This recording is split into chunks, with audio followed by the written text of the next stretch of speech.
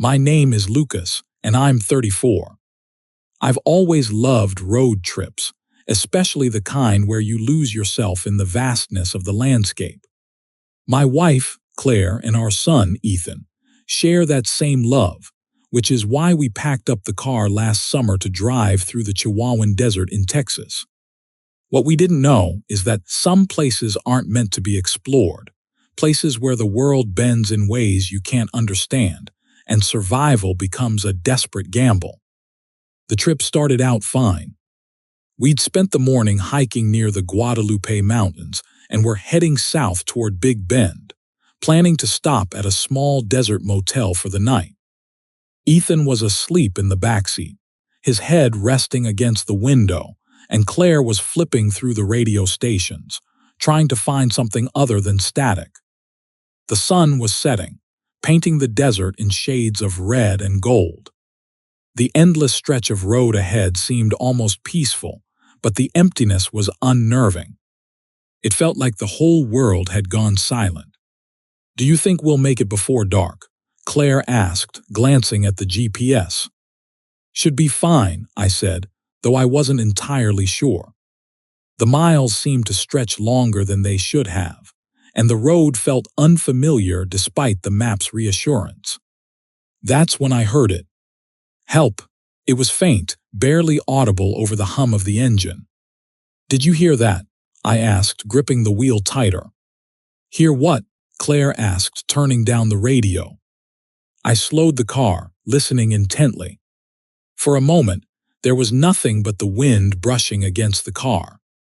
Then it came again. "Help me," it was a child's voice.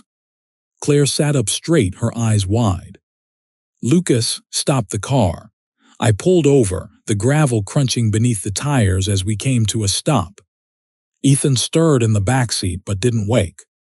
"Hello," Claire called out, rolling down her window. The voice came again, closer this time. "Help, please." Claire's hand went to her door handle, but I grabbed her arm. "Wait. Something doesn't feel right. It's a kid, Lucas," she said, her voice firm. "We can't just leave them out here." Against my better judgment, I got out of the car. The desert stretched out in every direction, the fading sunlight casting long shadows across the sand. "Hello," I called, my voice echoing in the emptiness. "Over here," the voice said, now louder and clearer. It was coming from the other side of the road, near a clump of scraggly desert shrubs. I hesitated. The voice sounded wrong. It was too steady, too calm, like it was mimicking the tone of a child but didn't quite understand the emotion behind it. "Do you see anything?" Claire asked, stepping out of the car. "No," I said, scanning the horizon. "Please help," the voice called again, and I felt a chill run down my spine. "Stay by the car," I said, my tone sharper than I intended. I crossed the road slowly, my boots crunching against the gravel. The voice came again, leading me toward the shrubs. "Help me," it said, the words slightly distorted, like an echo that had been stretched too thin. When I reached the shrubs, I stopped. There was no one there. Just sand, rocks, and the rustling of the dry desert plants in the wind. "Hello," I called again, my throat tightening. "Behind you," the voice whispered. I spun around, my heart hammering. There was nothing. "Lucas," Claire called from the car, her voice shaking. "I don't see anyone," I said, backing away from the shrubs. The wind picked up, carrying a faint sound like laughter, but it was low and guttural, barely human. Then I saw it. A figure crouched in the shadow of a nearby rock formation.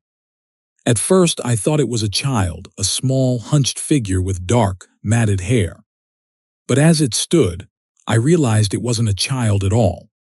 Its body was twisted, its limbs too long and its movements jerky, like a puppet being yanked on invisible strings. Its face was wrong, almost human but stretched and distorted, its eyes too large and its mouth too wide. "Help me," it said again, but this time the voice came from its mouth, hollow and mocking.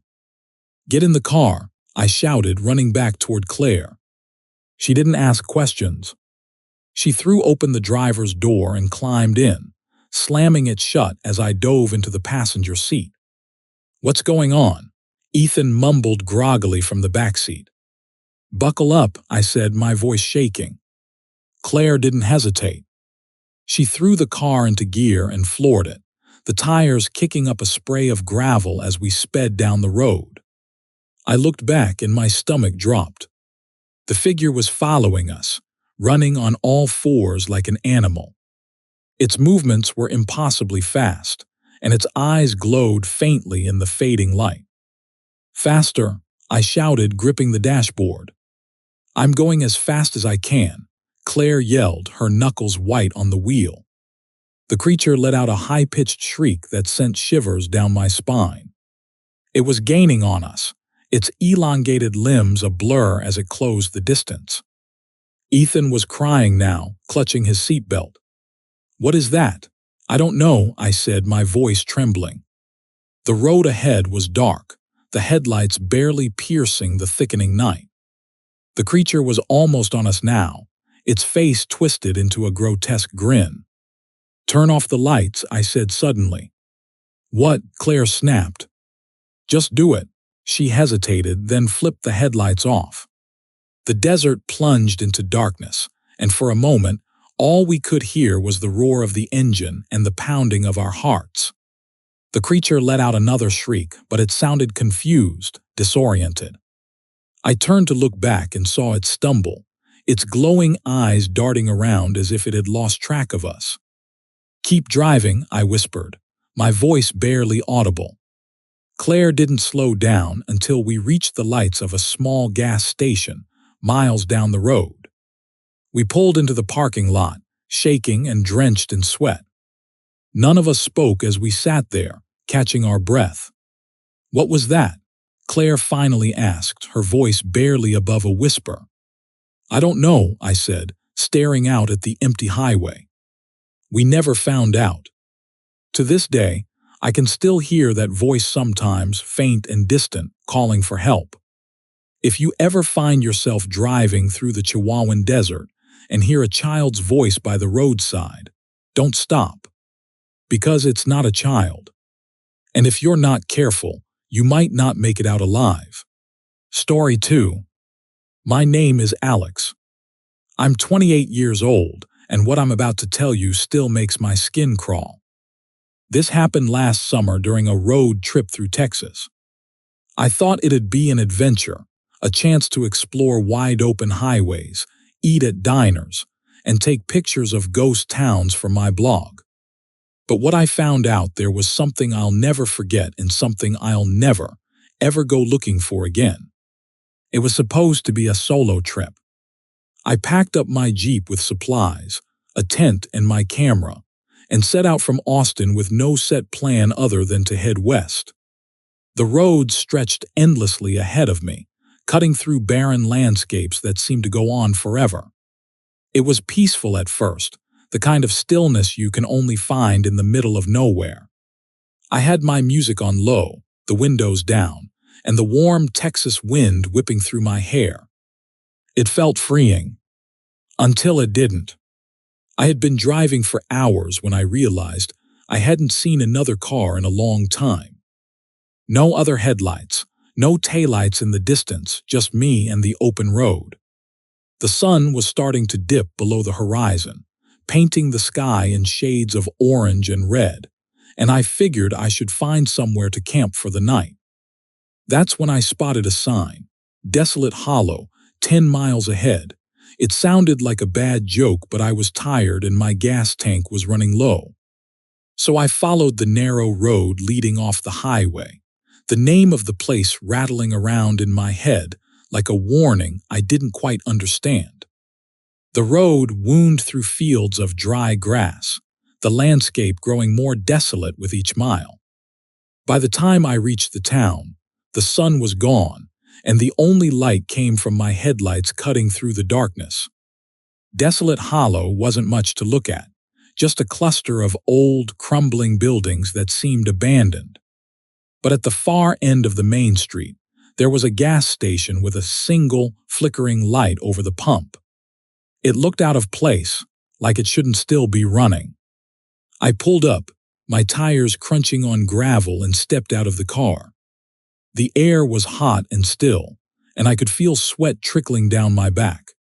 The gas pump looked ancient, the kind of thing you'd see in a museum, but when I lifted the nozzle, it worked. As the tank filled, I glanced around, taking in the eerie quiet. No wind, no crickets, no sound at all except the hum of the pump. That's when I saw him. An old man was sitting on a wooden bench near the station, his face hidden in shadow. He wore a cowboy hat pulled low, and his hands rested on a cane. I hadn't noticed him when I pulled up, and I couldn't shake the feeling that he'd been watching me the whole time. "You're not from around here," he said, his voice rough, like gravel scraping on metal. "No," I said, trying to keep my voice steady. "Just passing through," he nodded slowly. "Ain't no place to stay around here. Best you keep driving." I glanced back at my car. I was planning to camp nearby. His head tilted slightly, and for a moment he didn't say anything. Then, in a voice barely above a whisper, he said, "Don't camp in the fields." "Not tonight." Before I could ask what he meant, he got up and shuffled back into the shadows, disappearing like he'd never been there at all. I finished pumping gas, paid at the ancient register inside, and got back in my car, the man's words echoing in my head. "Don't camp in the fields." Not tonight. But where else was I supposed to go? I drove back the way I'd come, the road darker now than it had been before. A few miles outside of town, I spotted an open field with a flat patch of ground that looked perfect for setting up camp. Against my better judgment, I pulled over, killed the engine, and grabbed my gear. The moon was bright enough to see by, and the field stretched out in every direction, bordered by a distant line of trees. I set up my tent quickly, eager to get some rest, but the silence was deafening. No wind, no rustling leaves, no distant highway sounds, just the steady pounding of my heart in my ears. I crawled into my sleeping bag, telling myself I was being paranoid. And then I heard it. At first it was faint, like a whisper carried on the wind. I sat up, straining to listen, but it was gone. I lay back down, closing my eyes, but just as I started to drift off, it came again. Louder this time. A low, mournful sound, like a whistle or a wail, echoing through the night. I grabbed my flashlight and unzipped the tent, stepping out into the cool air. The field was empty, bathed in moonlight, and the sound was gone. "Hello," I called out, my voice sounding small in the vastness of the field. No answer. I stood there for a moment, every nerve in my body on edge, and then I saw them. Figures just at the edge of the trees. At first I thought they were shadows cast by the moonlight, but they moved slowly, deliberately, coming closer. I stumbled back toward the tent, my flashlight shaking in my hand, and that's when I realized they weren't human. Their bodies were tall and thin, their limbs unnaturally long, and their faces, if you could call them that, were hollow, like empty masks. I didn't think. I just ran. I sprinted back to my car, not daring to look back, the sound of their wailing growing louder with every step. By the time I reached the Jeep, my hands were shaking so badly I could barely get the keys into the ignition. The engine roared to life, and I slammed my foot on the gas, tearing out of the field and back onto the road. The drive back to the highway felt like an eternity. The wailing followed me, growing fainter as the miles passed, but it never truly faded. When I finally reached the highway, I didn't stop. I drove through the night, the memory of those figures etched into my mind. It wasn't until the next morning, when I pulled into a rest stop, that I noticed something hanging from my side mirror, a bundle of sticks, tied with string. My stomach dropped. I yanked it off and threw it on the ground, crushing it under my boot, but the damage was already done. That night, as I lay in a motel room miles away from Desolate Hollow, I heard the wailing again, faint, distant, but unmistakable. I don't know what those things were or why they let me go, but I've never taken another road trip since. If you ever find yourself driving through Texas and you see a sign for Desolate Hollow, do yourself a favor. Keep driving. Some places aren't meant to be found. Story 3. My name is Ryan. I'm 27, and this story isn't something I like talking about.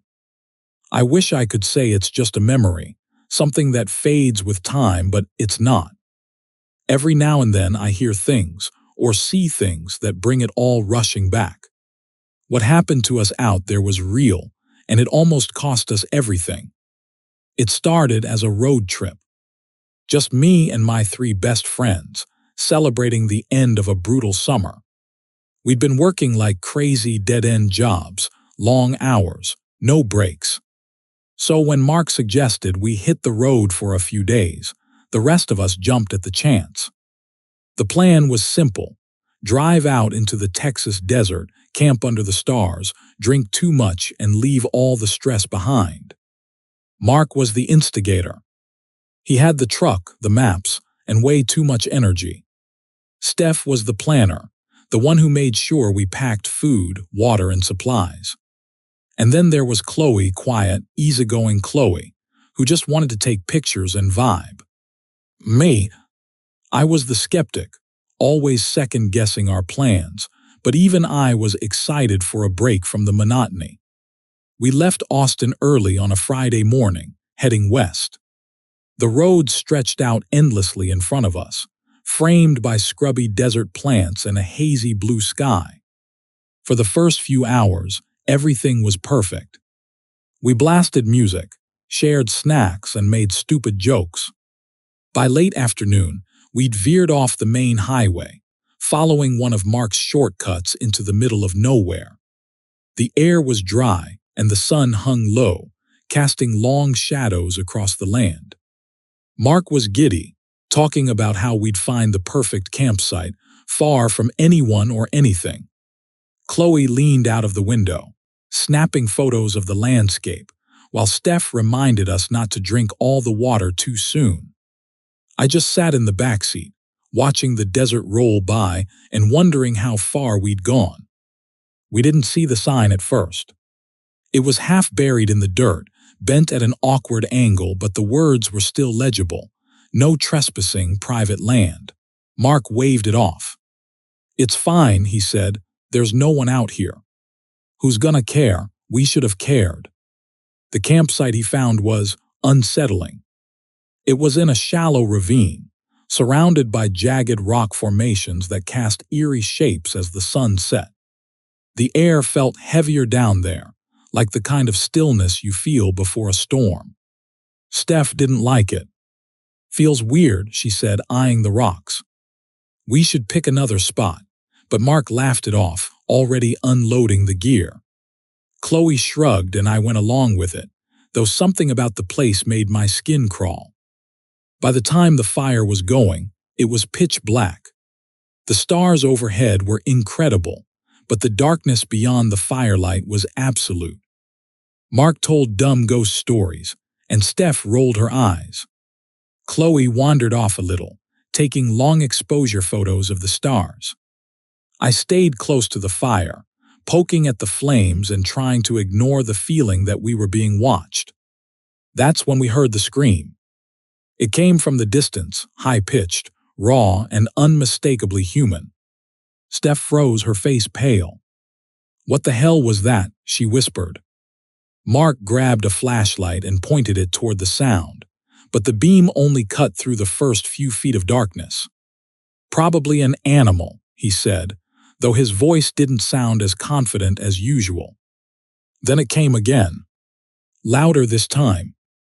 Closer. Chloe stumbled back into camp, her camera swinging wildly from its strap. "There's something out there," she said, her voice shaking. I don't know what I saw. Mark turned to her, trying to calm her down, but Steph was already packing up the gear. "We need to go," she said. Now, that's when we saw it. A figure emerged from the darkness, just at the edge of the firelight. It looked human at first, tall, thin, wearing tattered clothes, but something was wrong. Its movements were jerky, unnatural, like it didn't quite know how to use its limbs. And its face was blank. No eyes, no nose, just smooth, pale skin where a face should have been. We froze, too scared to move. The thing tilted its head, like it was studying us, and then it made a noise, a low, guttural growl that didn't belong in any human throat. "Get in the truck," Mark yelled, breaking the spell. We scrambled to grab our stuff, but the creature lunged forward, faster than anything I'd ever seen. Chloe screamed as it reached for her, its long fingers brushing her arm, but Mark shoved her toward the truck. "Go, go, go," he shouted. We piled in, Mark fumbling with the keys as the thing slammed into the side of the truck, its blank face pressed against the window. Steph screamed, and Mark finally got the engine to roar to life. The tires kicked up dirt as we sped out of the ravine, leaving the creature behind, or so we thought. As the truck barreled down the dirt road, Steph kept looking out the back window. "It's following us," she said, her voice trembling. I turned around and saw it know them. There were more of them now, running on all fours like animals, their blank faces reflecting the moonlight. Mark floored it, but the creatures didn't slow down. They were relentless, their twisted bodies darting through the desert like predators on a hunt. Chloe was crying, clutching her camera like it was some kind of talisman.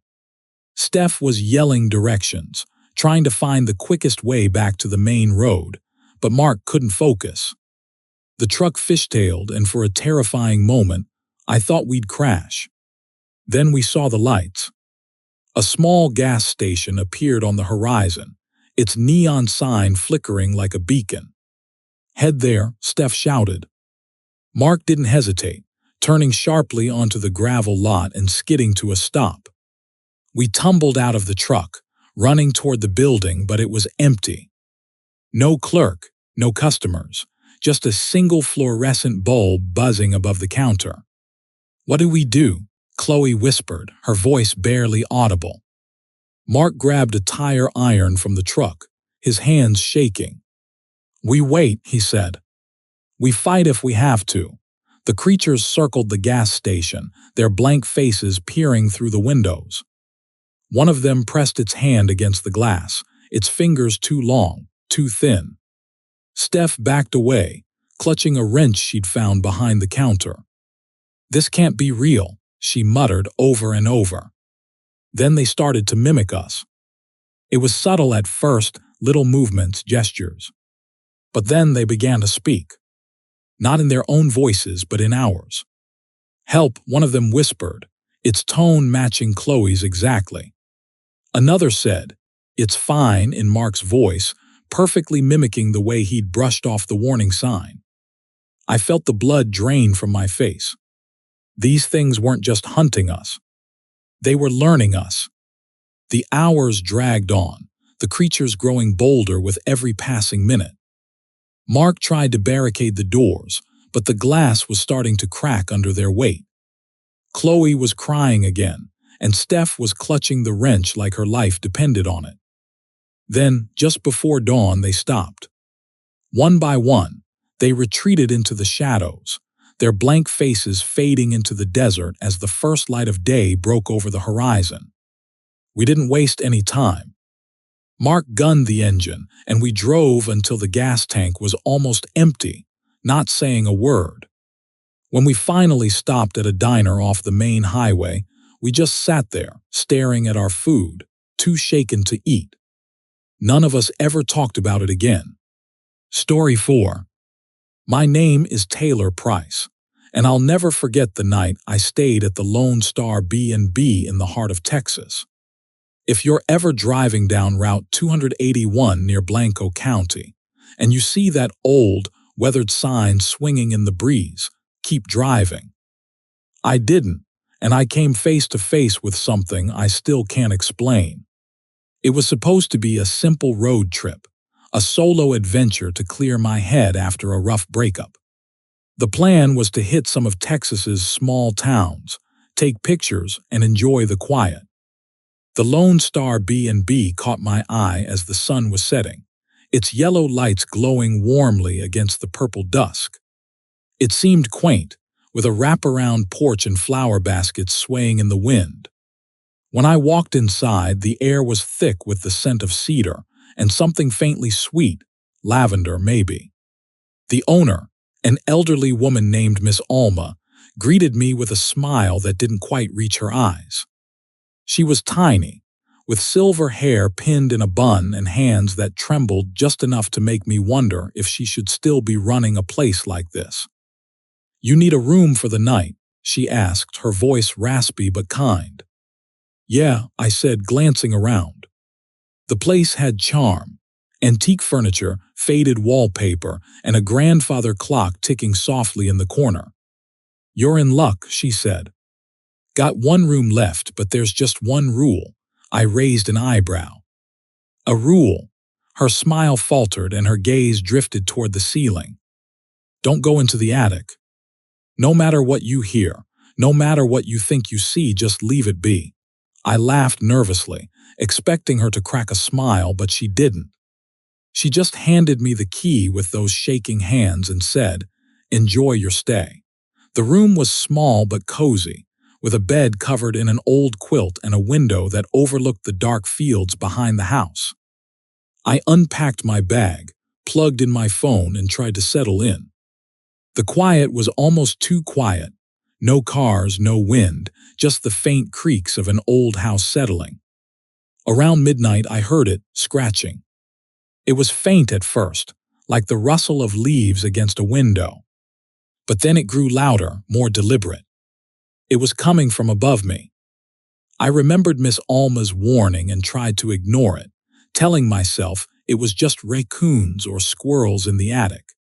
Then came the thud. A single, heavy thump, like something had dropped onto the floorboards above my head. My stomach tightened, and I stared at the ceiling, half expecting it to crack open.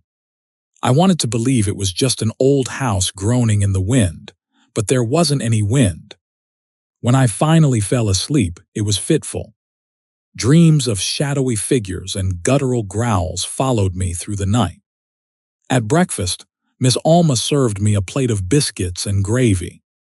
She didn't ask how I'd slept, and I didn't offer any details. I wanted to, but there was something in her demeanor that warned me against it. As I finished eating, I asked casually, "Do you have an animal in the attic?" "I heard some noises last night." Her hand froze midair, the teacup rattling against its saucer. "No animals," she said quietly. "Just remember the rule." Her eyes met mine, and for a moment they seemed almost pleading. I spent the day exploring the nearby town, trying to shake off the unease. But by the time I returned to the B&B, the sun was setting, and the house looked less charming and more ominous. That night, the noises started earlier: scratches, thuds, and what sounded like faint whispers. I told myself it was my imagination, but the whispers grew louder, like they were calling my name. I tried to drown it out with music, but the curiosity was unbearable. What if it was an animal trapped up there? Or worse, someone who needed help. Finally, I grabbed the flashlight from my bag and crept out into the hallway. The attic door was at the end, a small hatch in the ceiling with a pull cord dangling like a noose. I hesitated, my hand trembling as I reached for the cord. Miss Alma's words echoed in my head, "Don't go into the attic." But the scratching didn't stop. It was right above me now, insistent and frantic. I yanked the cord, and the hatch creaked open, a narrow ladder unfolding into the hallway. The air that spilled out was cold, musty, and carried a faint, coppery smell. I climbed slowly, the flashlight beam slicing through the darkness. The attic was cramped, filled with old trunks, cobwebs, and dust that clung to the air. At first, I didn't see anything unusual, just the usual forgotten relics of someone's life. But then I heard breathing. It was slow and shallow, coming from the far corner where the rafters dipped low. The flashlight's beam trembled as I aimed it toward the sound. That's when I saw it. At first it looked like a deer, its body hunched and twisted, legs bent at unnatural angles. But as it moved, the light caught its face, or what should have been its face. The skin was stretched tight, the features distorted like a mask poorly fitted over a skull. Its eyes glowed yellow, and its mouth stretched into a grin that was too wide, too human. It let out a low, guttural growl, and I realized with horror that it was mimicking me, my breathing, my shaky exhales. I stumbled back, nearly falling down the ladder, but the thing didn't chase me. It just crouched there, watching, its head tilting in a way that made my stomach churn. I slammed the attic hatch shut and ran back to my room, locking the door behind me. My heart was pounding, my mind racing. What the hell had I just seen? The scratching returned, this time at my door. It wasn't frantic anymore. It was deliberate teasing. Then came the voice. "Taylor," it whispered, mimicking Miss Alma's raspy tone. "Taylor, come back." I grabbed my phone and tried to call 911, but the screen was glitching, the signal dead. The scratching turned into pounding, and I knew I couldn't stay in that room. I shoved my things into my bag and waited until the noise moved to the other end of the hall. Then I bolted, my bare feet slapping against the wooden floor as I sprinted down the stairs. Miss Alma was waiting in the foyer, her face pale and drawn. "You saw it, didn't you?" she asked. "What the hell is up there?" I demanded. Her hands trembled as she held the door open for me. "It's been here for years," she said. "Feeds on curiosity. You're lucky it let you go." I didn't wait for more explanations. I ran to my car, threw it into gear, and didn't stop driving until I was miles away. Story 5.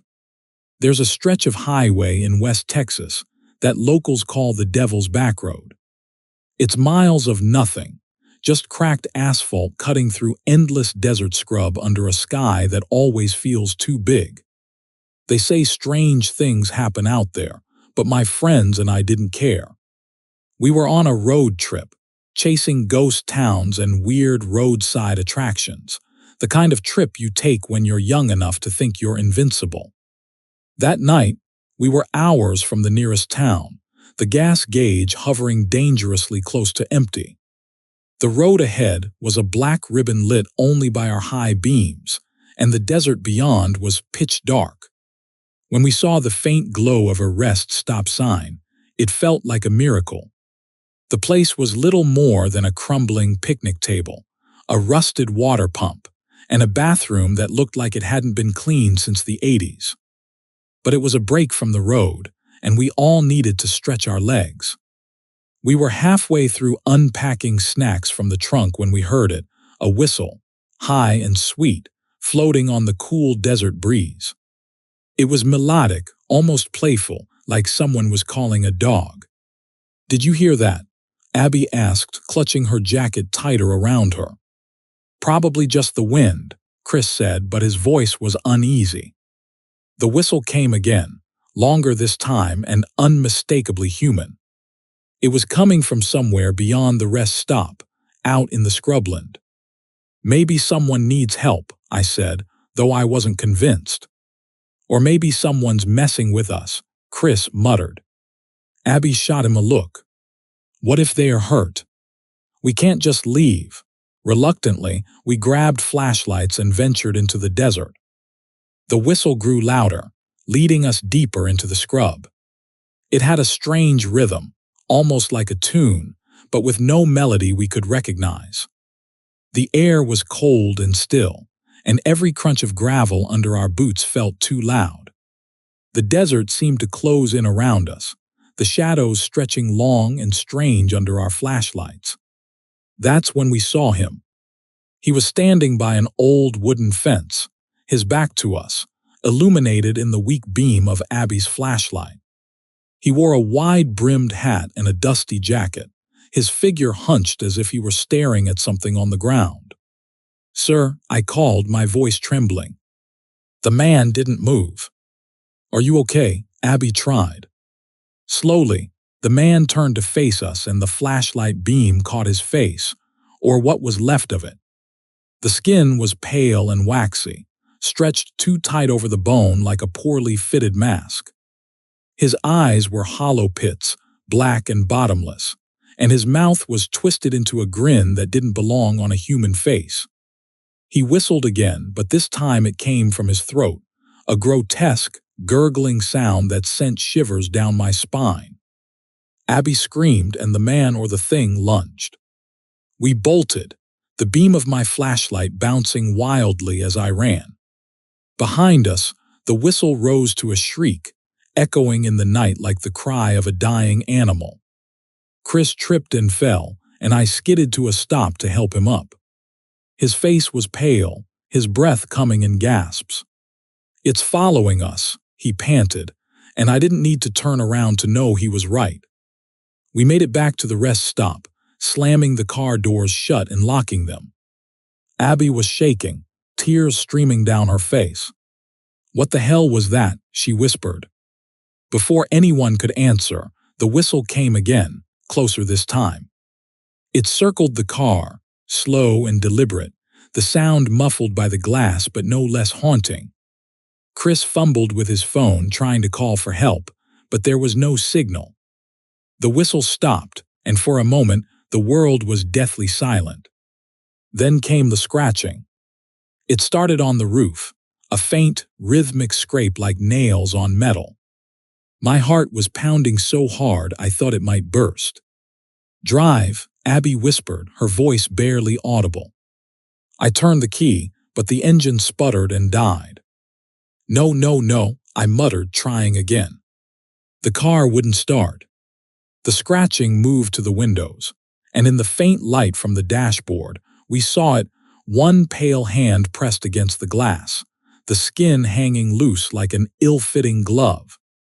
It leaned down, its face inches from the window, grinning that horrible, twisted grin.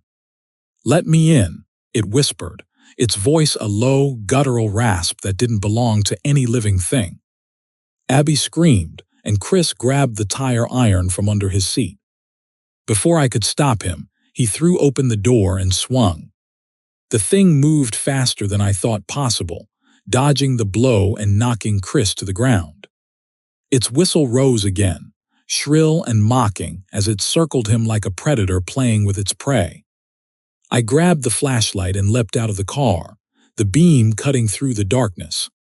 "Hey!" I shouted, shining it directly into the creature's face. It recoiled, hissing like an animal, and for a moment its form flickered, the human facade melting away to reveal something skeletal and monstrous. "Get back in the car," I yelled, helping Chris to his feet. We scrambled inside and locked the doors just as the thing lunged, its hands slamming against the window with inhuman strength. The engine roared to life on the third try, and I floored it, the tires kicking up gravel as we sped away. The whistle followed us, growing fainter as the rest stop disappeared in the rearview mirror. We didn't stop until we reached the lights of a gas station miles down the road. The attendant looked at us like we were crazy, but I didn't care. "What's out there?" I asked, my voice shaking. The man's face darkened. "You're lucky to be alive," he said. "People around here talk about a skinwalker, something that wears the faces of the dead. If you hear it whistle, it's already too late. We didn't say another word, just filled the tank and got back on the road. Even now, months later, I can still hear that whistle in my dreams. And every time I see an empty stretch of desert, I feel its eyes on me, waiting, watching. If you ever find yourself on the Devil's Back Road and you hear a whistle in the dark, do yourself a favor. Don't follow it. Don't stop. Just keep driving. Story 6. My name's Mia, and I haven't driven through Texas since the night we picked up that family. It was supposed to be just another stop on a road trip, one of those carefree adventures you take to escape the monotony of real life. But nothing about that night was normal, and I still don't know how we got out alive. It was me, my boyfriend Adam, and our friends Kate and Liam, crammed into Adam's old SUV. We'd been on the road for hours, heading west toward El Paso. It was one of those endless stretches of highway where the landscape bleeds into itself, desert, scrub, and nothing else. The kind of road that makes you feel like you're the only person left in the world. The sun had set hours ago, and the darkness outside was absolute, broken only by the faint beams of our headlights. We were all getting tired, and Adam was grumbling about needing gas when Kate pointed ahead and said, "Hey, what's that?" At first, it looked like just a shadow, something vague and unmoving at the side of the road. But as we got closer, the shape resolved into something more distinct: a station wagon, old and beat-up, with its hood popped open and steam curling up into the night air. And then we saw them, a family of 4 standing beside the car, illuminated in the headlights. They were perfectly still, their faces blank and unreadable, like mannequins left out in the desert. A man, a woman, and 2 kids, a boy and a girl. "We should stop," Kate said, already unbuckling her seatbelt. "Are you crazy?" Adam shot back.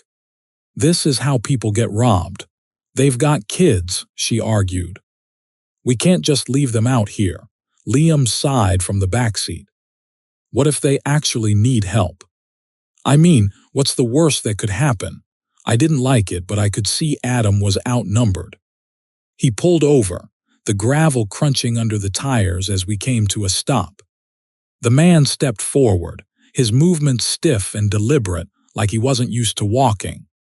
As he got closer, I noticed something strange. His clothes were clean, too clean for someone stranded out here, and his skin had this weird, waxy sheen under the headlights. "Evening," he said, his voice flat and toneless. "Car broke down. Could use a ride." The woman and kids stood motionless behind him, their heads tilted slightly, watching us. Adam leaned out the window. "Where are you headed?" The man smiled, but it didn't reach his eyes. "West," he said. "Same as you, I reckon." The woman and the kids spoke then, all at once, their voices eerily synchronized. "It won't take long. We won't be any trouble." Something about the way they spoke sent a shiver down my spine. I glanced at Kate, but she didn't seem to notice. "We can make room," she said. Before I could protest, Adam sighed and opened the door. "Fine, but only to the next gas station." The family climbed in, moving in unison, their limbs jerking unnaturally like marionettes. The kids sat in the back with Kate and Liam, their blank faces turned toward the window. The woman slid into the middle seat, her hands folded neatly in her lap. The man sat up front beside Adam, his stiff smile never faltering. The SUV felt cramped and suffocating now, the air thick with an unexplainable tension. "Thanks," the man said, still staring straight ahead. "Yeah," Adam muttered, shifting in his seat. For a while, no one spoke. The only sounds were the hum of the engine and the tires against the asphalt. I kept sneaking glances at the family. The way they sat so still, their heads barely moving, was wrong. People don't sit like that. Then the boy spoke, his voice high and hollow. "You're going the wrong way." Adam glanced at him in the rearview mirror. "What do you mean?" "There's only one road." The boy didn't answer, and when I turned to look, he was staring straight at me, his face blank. "The wrong way," the girl whispered, her voice identical to the boy's. Kate laughed nervously. "Kids say the creepiest things, huh?" But I could feel my chest tightening, a cold weight settling over me. Adam gripped the wheel tighter. "Where's the next gas station?" he asked. The man didn't answer. He just turned his head slowly to look at Adam, his smile growing wider. "Soon," he said. It wasn't just his words, it was the way he said it. Like he already knew something we didn't. The woman leaned forward then, her head tilting at an unnatural angle. "Do you know the song?" "What song?" Adam asked, his voice strained. She didn't answer. Instead, she started humming, low and discordant, a melody that seemed to crawl under my skin. The kids joined in, their voices blending in perfect harmony, their heads swaying slightly with the rhythm. "Okay, that's enough," Adam snapped, glancing at me like he wanted backup. But I was frozen. The humming was wrong, it wasn't just noise. It felt alive, filling the car like a heavy fog, wrapping itself around me until it was hard to breathe. "Stop," Adam said again, louder this time. The humming stopped. The silence that followed was worse. I don't know what made me look back, but when I did, the kids were staring at me again, their heads tilted at the exact same angle, their glassy eyes unblinking. "We're almost there," the boy said. "Almost there," the girl echoed. I grabbed Adam's arm. "Pull over." "What?" "Just do it." He slammed on the brakes, the car skidding to a stop. "Everybody out," he said, turning to face the family. The man tilted his head, his smile never faltering. "We're not done yet." The kids moved first, their limbs jerking as they lunged toward us. Liam shouted, shoving the boy back, but the kid's strength was impossible. He threw Liam against the window like he weighed nothing. Kate screamed, and the girl turned her head sharply, grabbing her wrist with those stiff, claw-like fingers. Adam and I scrambled out of the car, slamming the doors behind us. I turned back just in time to see the man's face change. His skin stretched and split, his features twisting into something hollow and grotesque. The woman followed, her head snapping back as her mouth opened wide, revealing rows of jagged, gleaming teeth. "Run," I shouted, grabbing Adam's hand. We sprinted into the darkness, the sounds of the family's jerky movements and that horrible humming chasing us. I don't know how long we ran, but the headlights of another car finally appeared in the distance. We waved our arms frantically, screaming for help. The car screeched to a stop, and an older man stepped out, his face confused but concerned. "They're coming," I yelled, but when I turned back, the road was empty. The SUV was gone. The man drove us to the nearest town, but when we explained what had happened, no one believed us. They said there's nothing on that stretch of road, no broken-down cars, no stranded families. But I know what we saw. I don't drive at night anymore. And if I ever see someone stranded on the roadside again, I'll keep going. Because some families don't need rescuing. Some families are hunting. Story 7. My name is Jamie. I'm 26 years old, and I never thought a late-night stop for food would turn into the most horrifying night of my life. What happened out there in Texas wasn't just strange. It was something straight out of a nightmare, the kind of thing you don't talk about unless you want people to call you crazy. But it happened, and I can't forget it. It started with a road trip, just me, my boyfriend Chris, and our friends Erica and Max. We'd been driving all day, heading to Big Bend for a weekend of hiking and stargazing. The drive had been fun at first, music blasting, snacks scattered across the backseat. But as the sun dipped below the horizon and the long stretches of empty road dragged on, the excitement started to fade. By 9 p.m., we were starving, running low on gas, and desperate to find somewhere to stop. That's when we saw the sign. Last Stop Diner and Gas, 5 miles ahead. It was exactly what we needed. Max joked about the cliché of stumbling on a random diner in the middle of nowhere, but we all agreed we didn't have much of a choice. Besides, Chris said, grinning, diners like this always have the best food. The place appeared just as we rounded a bend, a squat, retro-style building with a flickering neon sign that read, Last Stop. It looked like it hadn't been updated since the 1960s. The chrome trim on the windows dulled with age. The gas station next to it was old too, with a single pump standing lonely in the dim light of a buzzing flood lamp.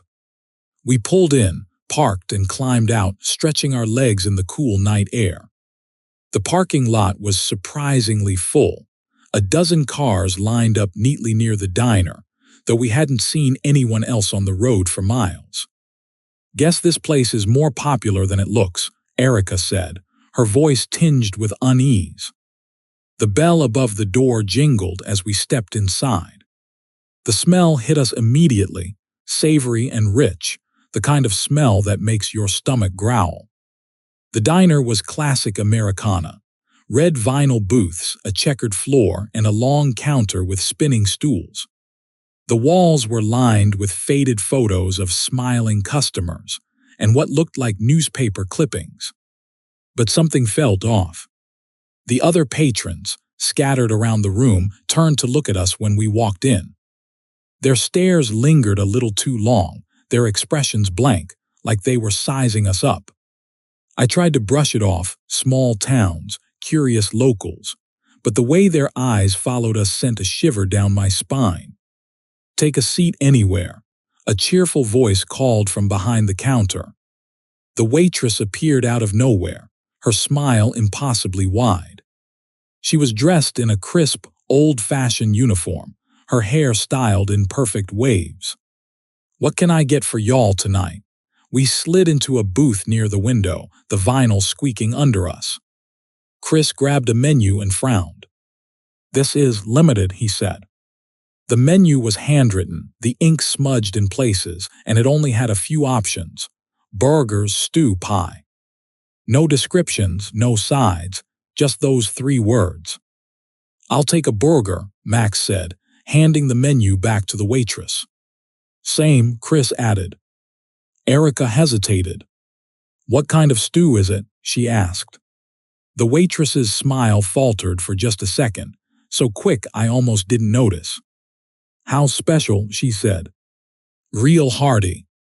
You'll love it, Erica nodded slowly. Okay. Stew, I guess. I wasn't hungry anymore. Something about the place, the stairs, the strange menu, the overly sweet smell hanging in the air, had killed my appetite. But I didn't want to make a scene, so I ordered a slice of pie and handed the menu back. The waitress disappeared into the kitchen, and we were left in an awkward silence. The other diners were still watching us, their conversations low and murmured, like they didn't want us to hear. I don't like this, Erica whispered, glancing around nervously. It's just a weird vibe, Chris said. They're probably not used to outsiders. Max laughed, but it was forced. Yeah, nothing says warm welcome like being stared at like zoo animals. When the food came, the smell hit us again, stronger this time, almost overwhelming. The stew was thick, dark, and oily, chunks of meat floating in a reddish broth. The burgers were massive, the patties glistening under the fluorescent lights. My pie looked normal enough, but the crust was too shiny, like it had been painted with something. Erica took a cautious bite of her stew, her expression unreadable. It's fine, she said, though her voice wavered. Chris and Max dug into their burgers, both of them commenting on how juicy they were. I picked at my pie, trying to ignore the feeling of unease that was growing by the second. Then Erica froze. She was staring into her bowl, her spoon trembling in her hand. Is this a finger? She whispered, her voice barely audible. We all leaned in to look, and my stomach dropped. There, half hidden in the broth, was something small and pale, too pale to be meat. It had a jagged nail at one end, the skin wrinkled and swollen. Holy, Chris started, but the words died in his throat. The waitress was back, standing at the edge of our booth, her smile still plastered on her face. "Everything all right?" she asked, her tone as sweet as honey. Erica shoved the bowl away, her face pale. What kind of meat is in this?" The waitress tilted her head, her smile stretching wider. "Locally sourced," she said. Chris pushed his burger away, his face twisting in disgust. "We're leaving," he said, throwing a few bills on the table and grabbing Erica's hand. But as we stood, the other diners rose too. Slowly, deliberately, they turned to face us, their blank expressions twisting into something unnatural. Their faces stretched, the skin rippling like water, and their features began to change, eyes sinking, jaws elongating, teeth growing sharp. "Oh my God," Max whispered. The waitress stepped closer, her body twitching and contorting. "You're not leaving," she said, her voice now low and guttural. Her once perfect smile split wider, revealing rows of jagged teeth. We bolted for the door, shoving past the tables and chairs as the patrons closed in. Max knocked over a chair, and Chris slammed into the door, fumbling with the handle. It wouldn't budge. "Help me," Chris yelled, throwing his shoulder against the door. Erica grabbed a salt shaker from the counter and hurled it at one of the creatures, the glass shattering on its face. It let out a screech, the sound high and unnatural, and recoiled just enough for us to slip through the door as Chris finally forced it open. We ran for the truck, the creatures pouring out of the diner behind us. Their bodies were shifting as they moved, their limbs too long, their eyes glowing faintly in the dark. Max jumped into the driver's seat, slamming the door shut as the rest of us piled in. The engine roared to life, and he floored it, the tires kicking up gravel as we sped out of the parking lot. The diner shrank in the rearview mirror, but the creatures didn't stop. They chased us down the empty road, their distorted shapes flickering under the moonlight. It wasn't until we hit the highway that they finally gave up, their figures fading into the darkness as we left them behind. None of us spoke for the rest of the drive. We didn't stop until we reached the next town, pulling into a brightly lit gas station and locking the doors. When we told the attendant what happened, he just stared at us, his face pale. "That diner's been closed for years," he said. "We never went back." Story 8. My name is Aaron, and I'm 29. I've always loved road trips. There's something magical about driving for hours on empty highways, surrounded by nothing but the vast Texas landscape. But after what happened last summer, I don't think I'll ever feel the same way about being out there in the middle of nowhere. It was late July, and I was driving back to Austin from a friend's wedding in El Paso. The trip was long and boring, just me and the open road, with nothing but country music and endless stretches of desert to keep me company. As the sun set, the sky turned a deep orange, and I started looking for a place to stop for the night. The map on my phone showed a small town about 30 miles ahead, so I decided to push through the growing darkness. But as I drove, the road seemed to stretch longer and longer, the miles crawling by at a pace that didn't make sense. That's when I saw her. A woman standing on the side of the road, draped in a long black veil. She was waving one hand, signaling for me to stop. At first I thought she might be in trouble. Her figure was small and hunched, her clothes worn and dusty like she'd been walking for miles. But as I got closer, something about her made my skin crawl. She didn't move like a person in distress. Her gestures were slow and deliberate, almost unnatural, and her face was completely hidden under the veil. I slowed down instinctively, rolling to a stop a few feet ahead of her. My heart was racing as I rolled down the passenger side window. "Are you okay?" I asked, my voice shaky. The woman stepped closer, her veil fluttering in the breeze. Her voice was soft, almost musical. "I need help," she said. "Can you take me to town?" There was something about her voice that sent chills down my spine. It sounded wrong.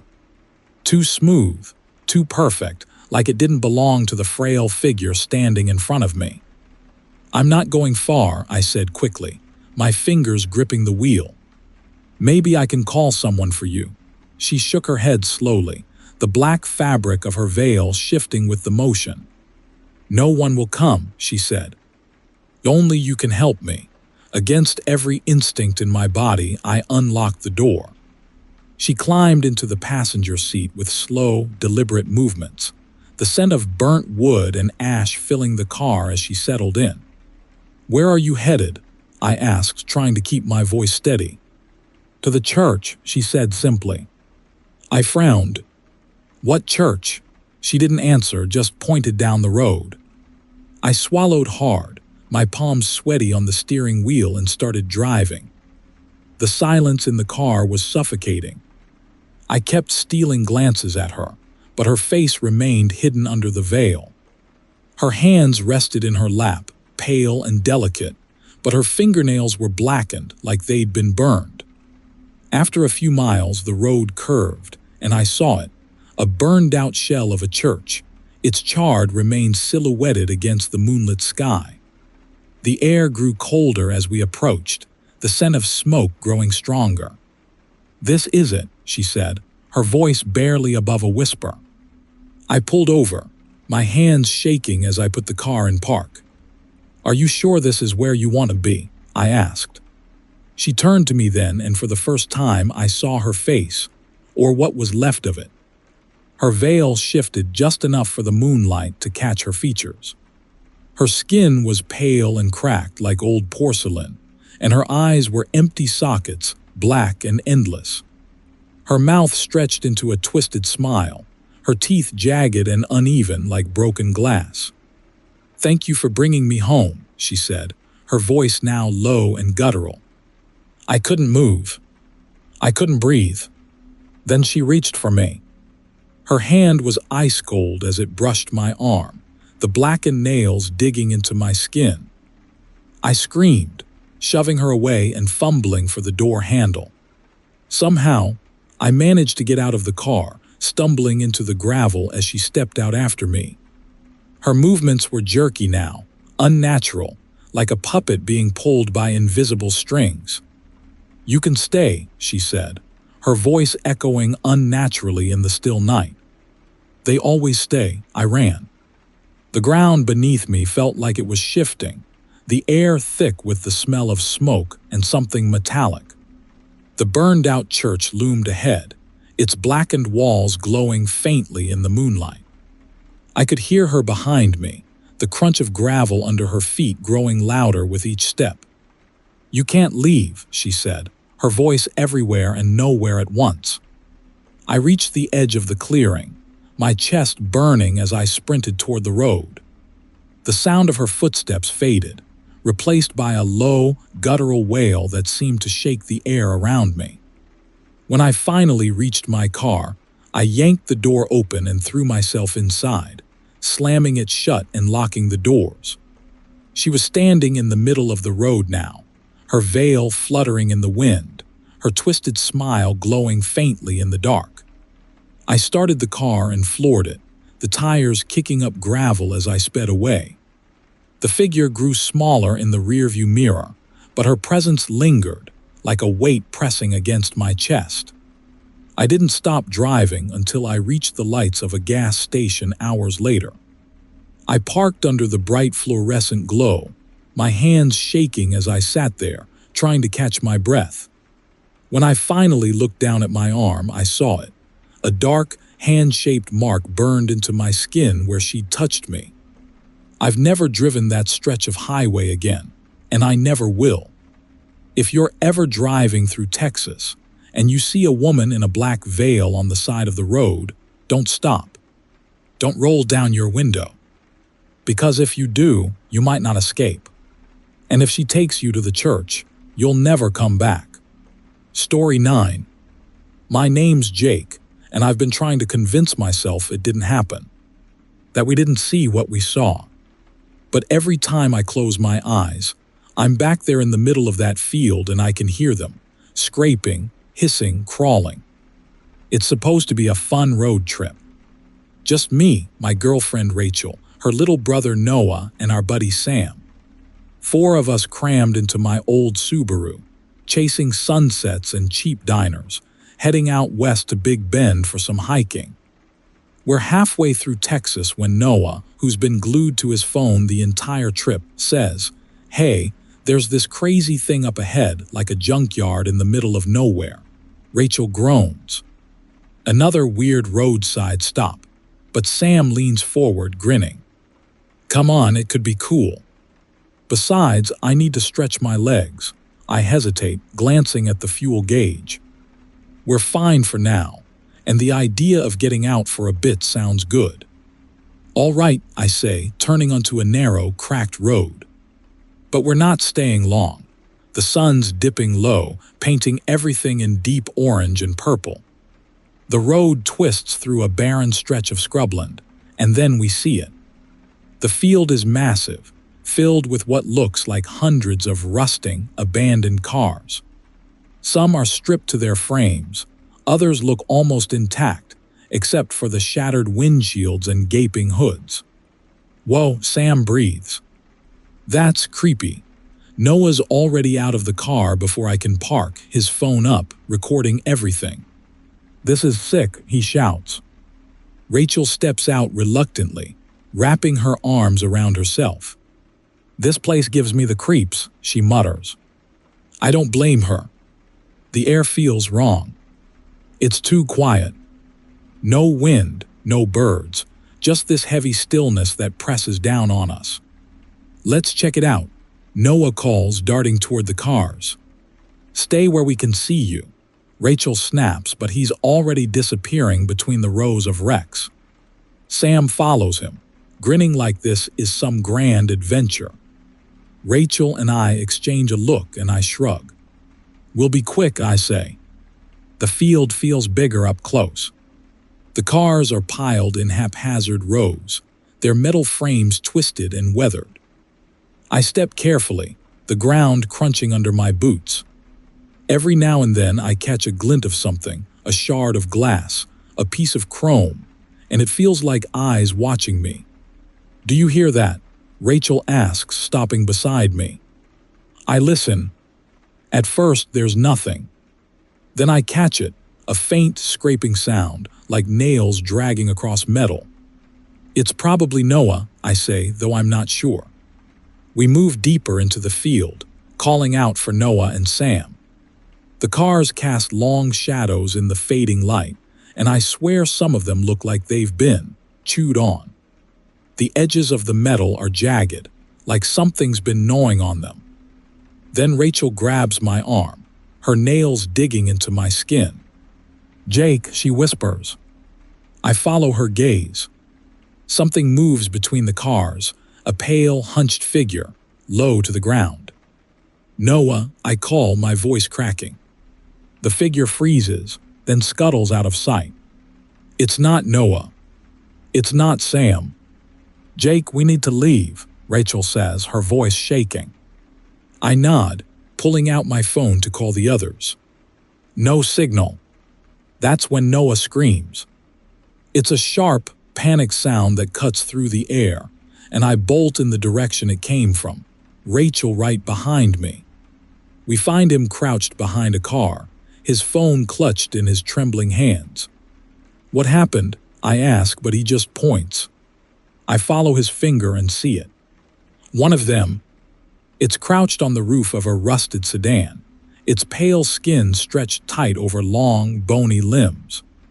Its head tilts unnaturally, and its empty eyes lock onto me. "Run," I whisper, and we do. Rachel grabs Noah, pulling him to his feet, and we sprint back the way we came. But the field is a maze, and the cars seem to close in around us. "Sam," Rachel shouts. "Where are you?" Then we hear him, a blood-curdling yell that's cut short like someone turned off the sound. "Jake, we have to go back," Rachel says, tears streaming down her face.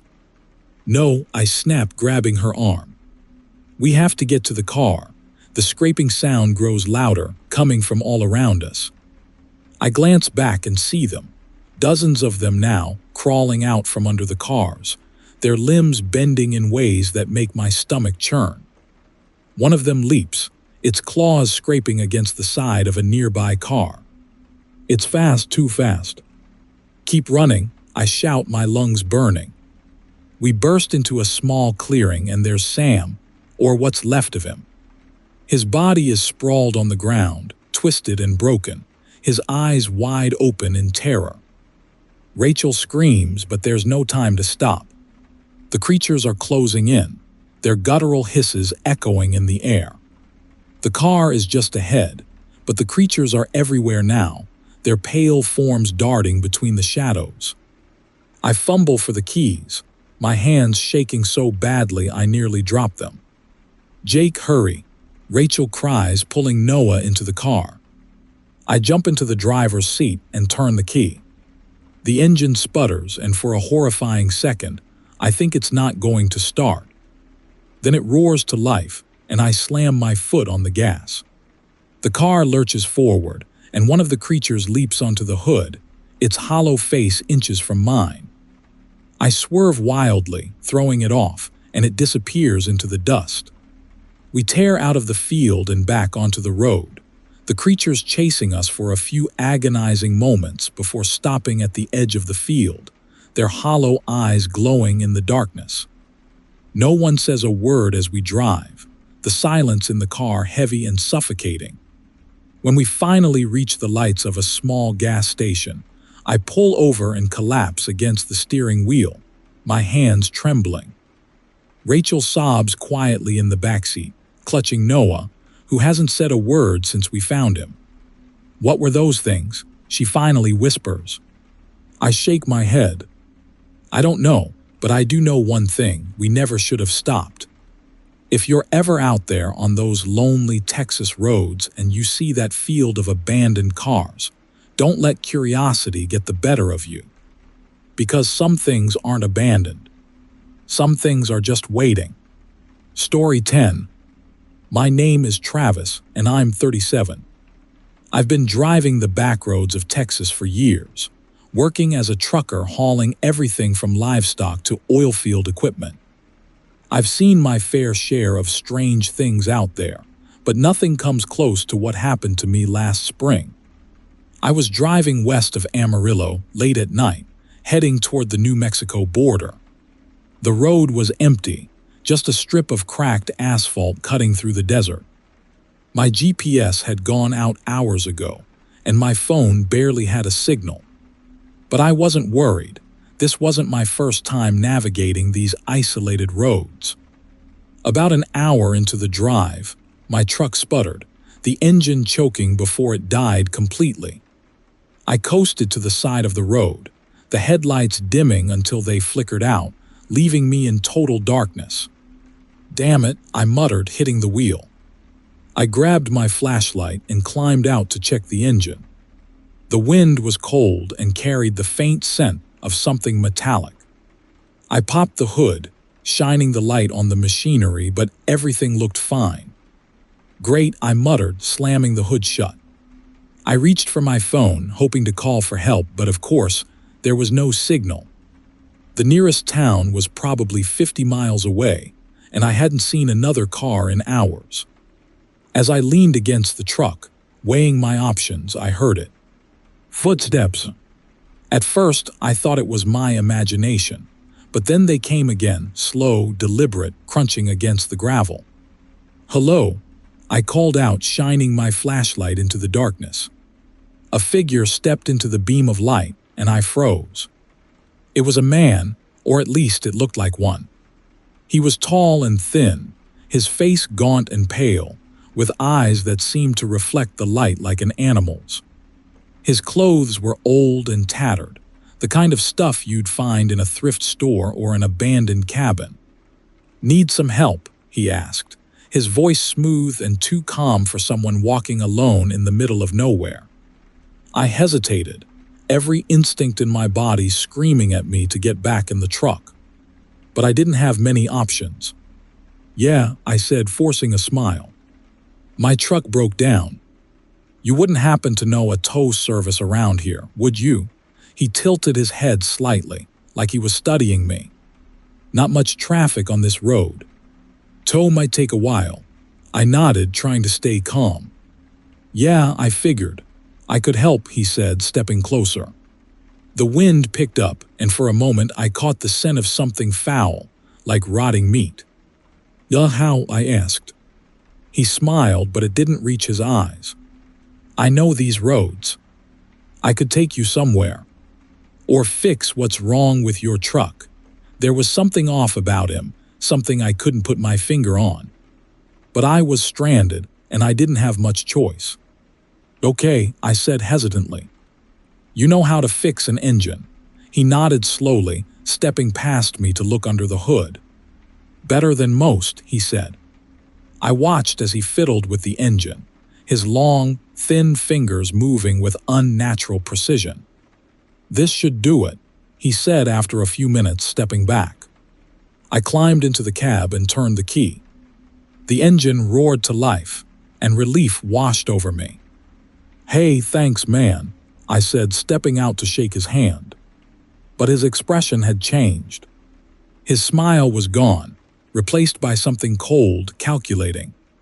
There's a price, he said. I froze. What do you mean? Nothing's free, he said, his voice lower now, almost a growl. I laughed nervously, thinking he was joking. Look, I don't have much cash on me, but I don't want your money, he interrupted, his voice sharp. The wind picked up again, and the metallic smell grew stronger. What do you want? I asked, my voice trembling. He stepped closer, his eyes gleaming in the dark. Your voice. Just a little of it. What? Your voice, he repeated. I'll take just enough. You'll barely notice. My heart was pounding now. You're out of your mind, I said, backing toward the truck. He tilted his head again, his movements jerky, inhuman. You've already made the deal, he said. I didn't wait to find out what he meant.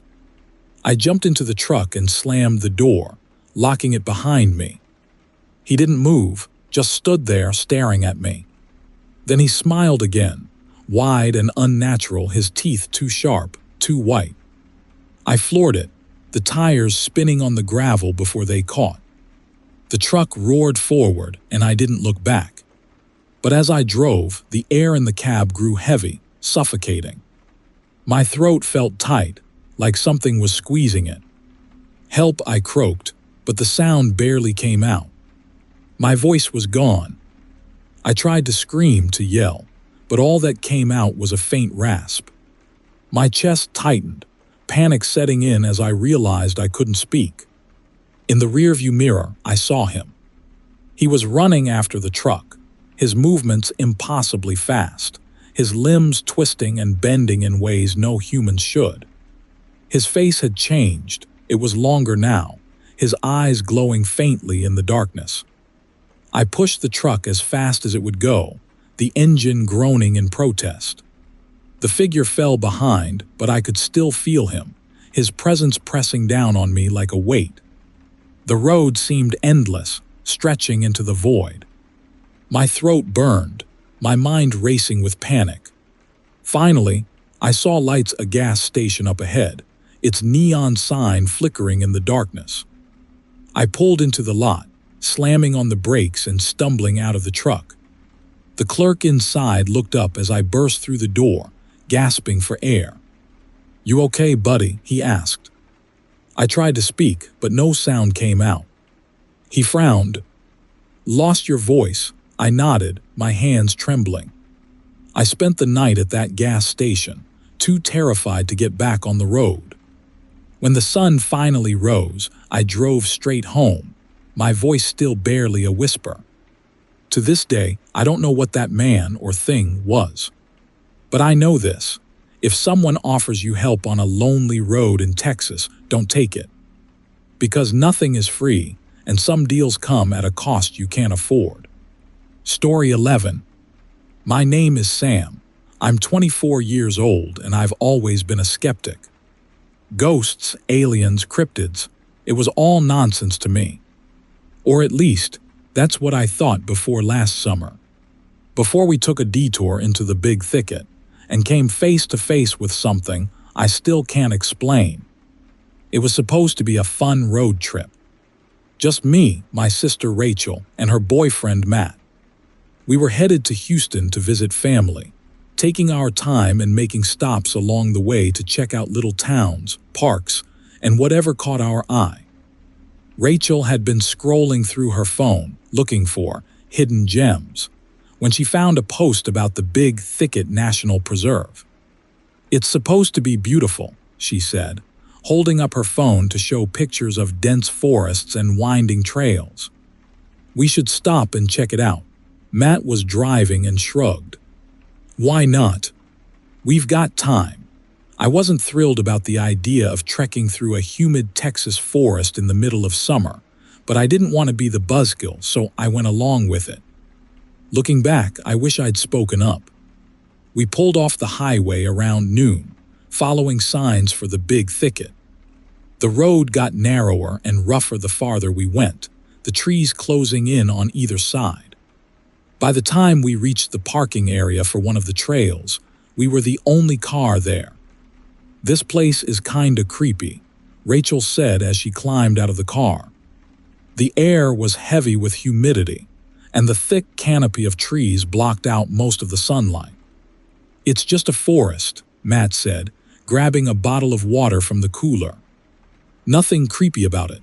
We grabbed our gear, backpacks, water, and Rachel's camera, and set off down the trail. At first, it was peaceful. Birds chirped in the distance, and the only sound was the crunch of leaves and twigs under our boots.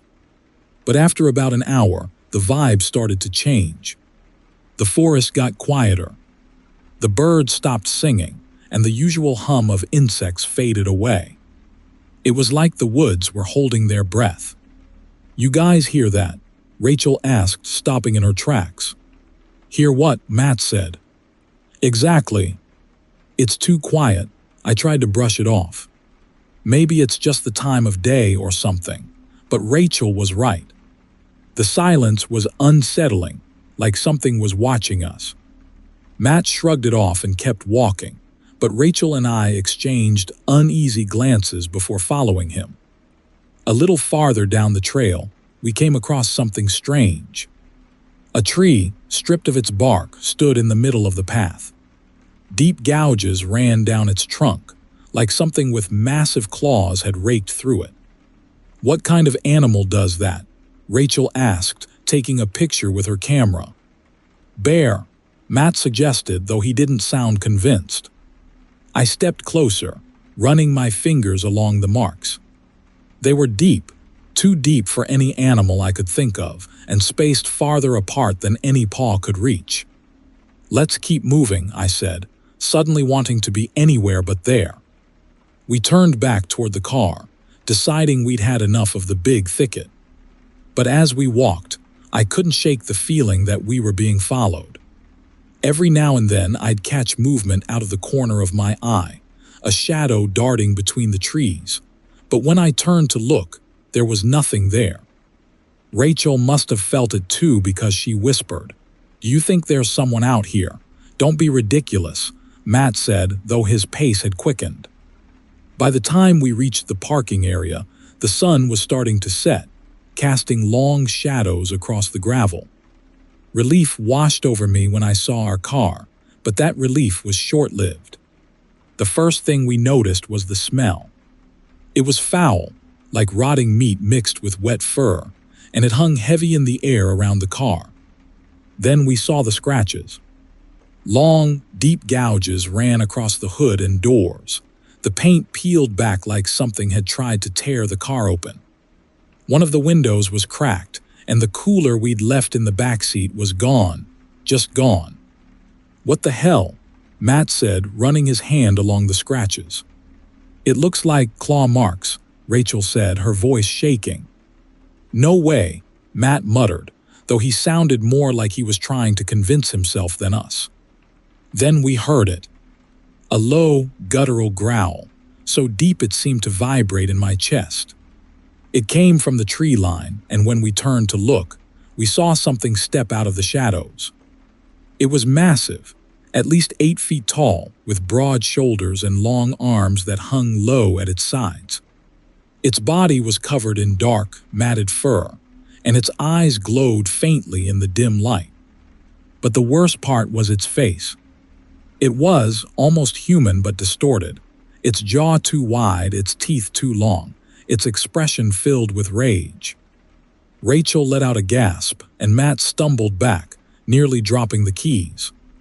"Get in the car," I yelled, grabbing Rachel's arm and pulling her toward the door.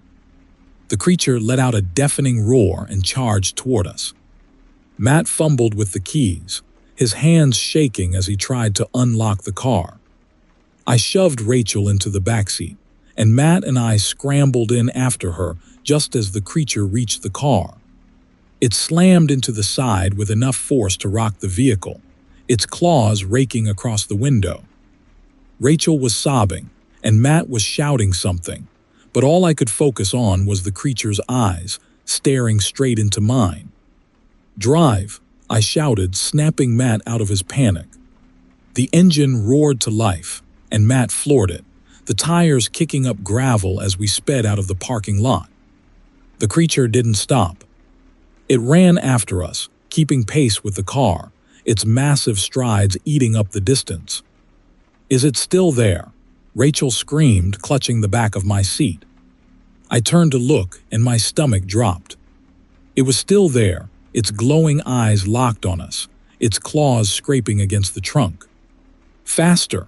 I yelled, though Matt was already going as fast as the car would allow on the uneven road. The chase felt like it lasted forever, the creature refusing to let up, but finally we hit the main highway. As the road smoothed out and we picked up speed, the creature fell behind, disappearing into the darkness. We didn't stop driving until we reached a gas station on the edge of town. We parked under the bright lights and sat there in silence, too shaken to move. The scratches on the car were deep and jagged, and the cracked window looked like it had been punched by something with inhuman strength. Rachel finally broke the silence. "What was that?" she whispered, her voice barely audible. None of us had an answer. We never reported it, never told anyone what happened. Who would believe us? But I know what we saw out there in the big thicket, and I know I'll never go back. If you're ever driving through Texas and you see a sign for the big thicket, think twice before you stop.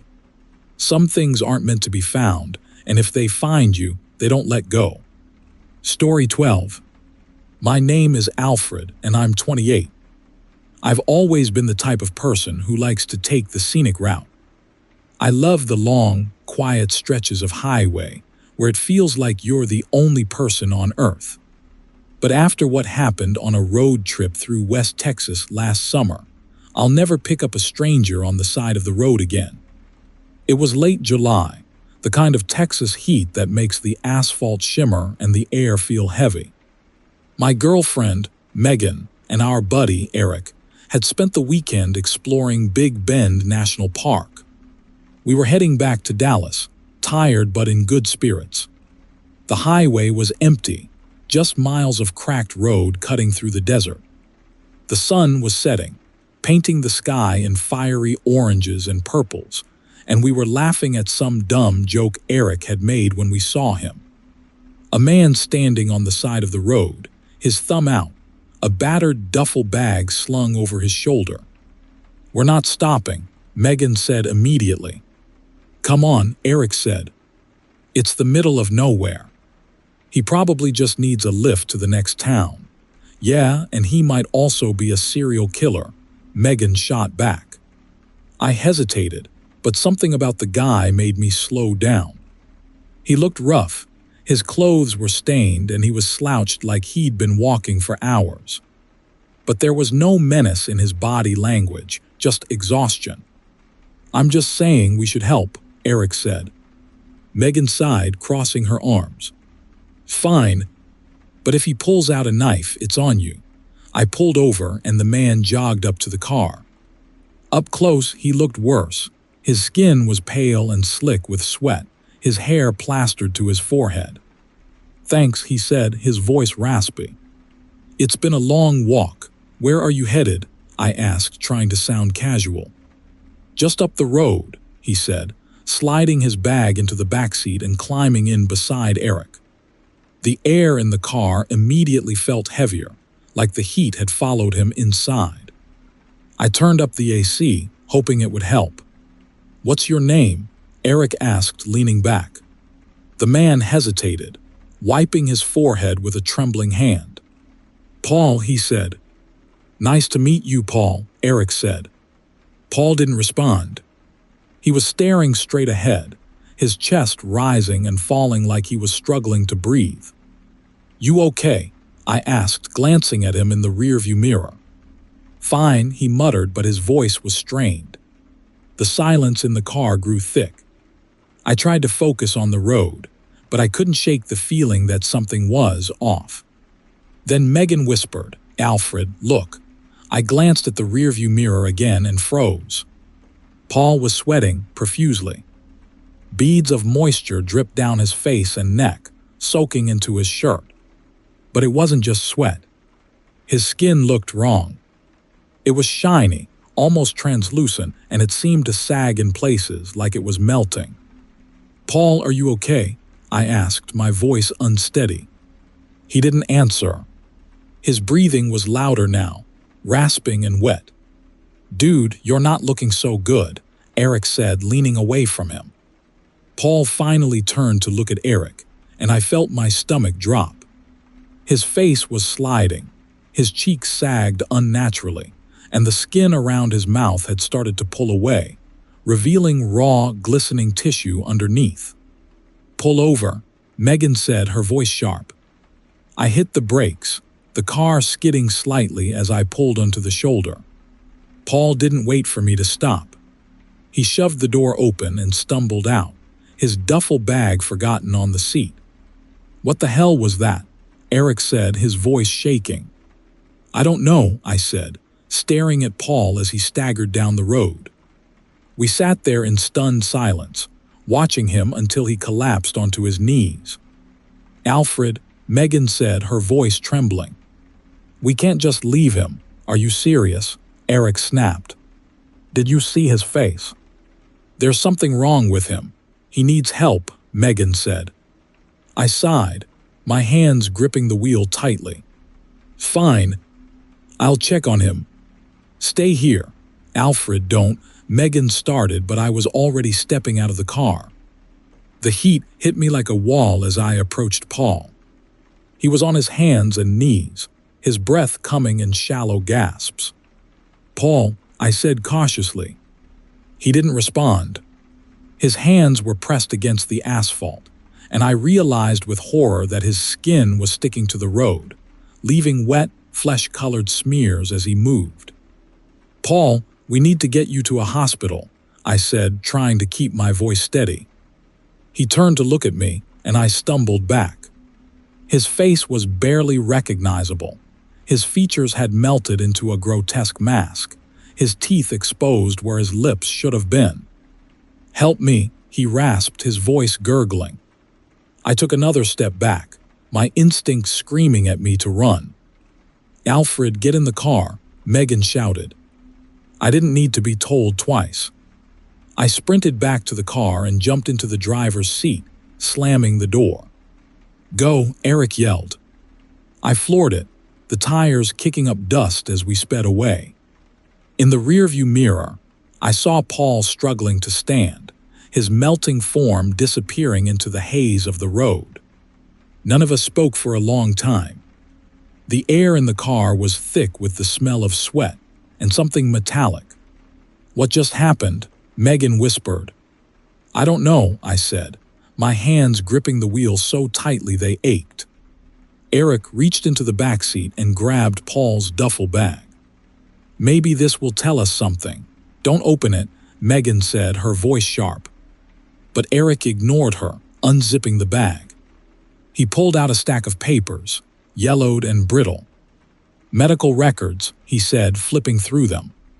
Paul Carter experimental treatment classified. Megan repeated. Eric held up a photo paperclip to the file. It was Paul, but he looked different, healthy, normal. The photo was dated 1993. That's impossible, I said. That was over 30 years ago. Eric stared at the photo, his face pale. What the hell was he? I didn't answer.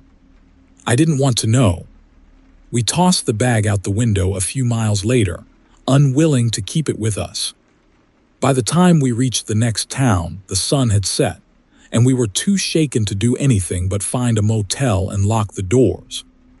I don't know what happened to Paul, and I don't want to know. All I know is that if you're ever driving through Texas and see a hitchhiker, don't stop.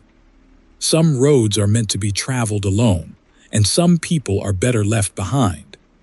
Story 13. My name is Tyler and I'm 30. I've been on my fair share of road trips, and until last summer I thought I'd seen it all: flat tires, sketchy motels, weird people at gas stations.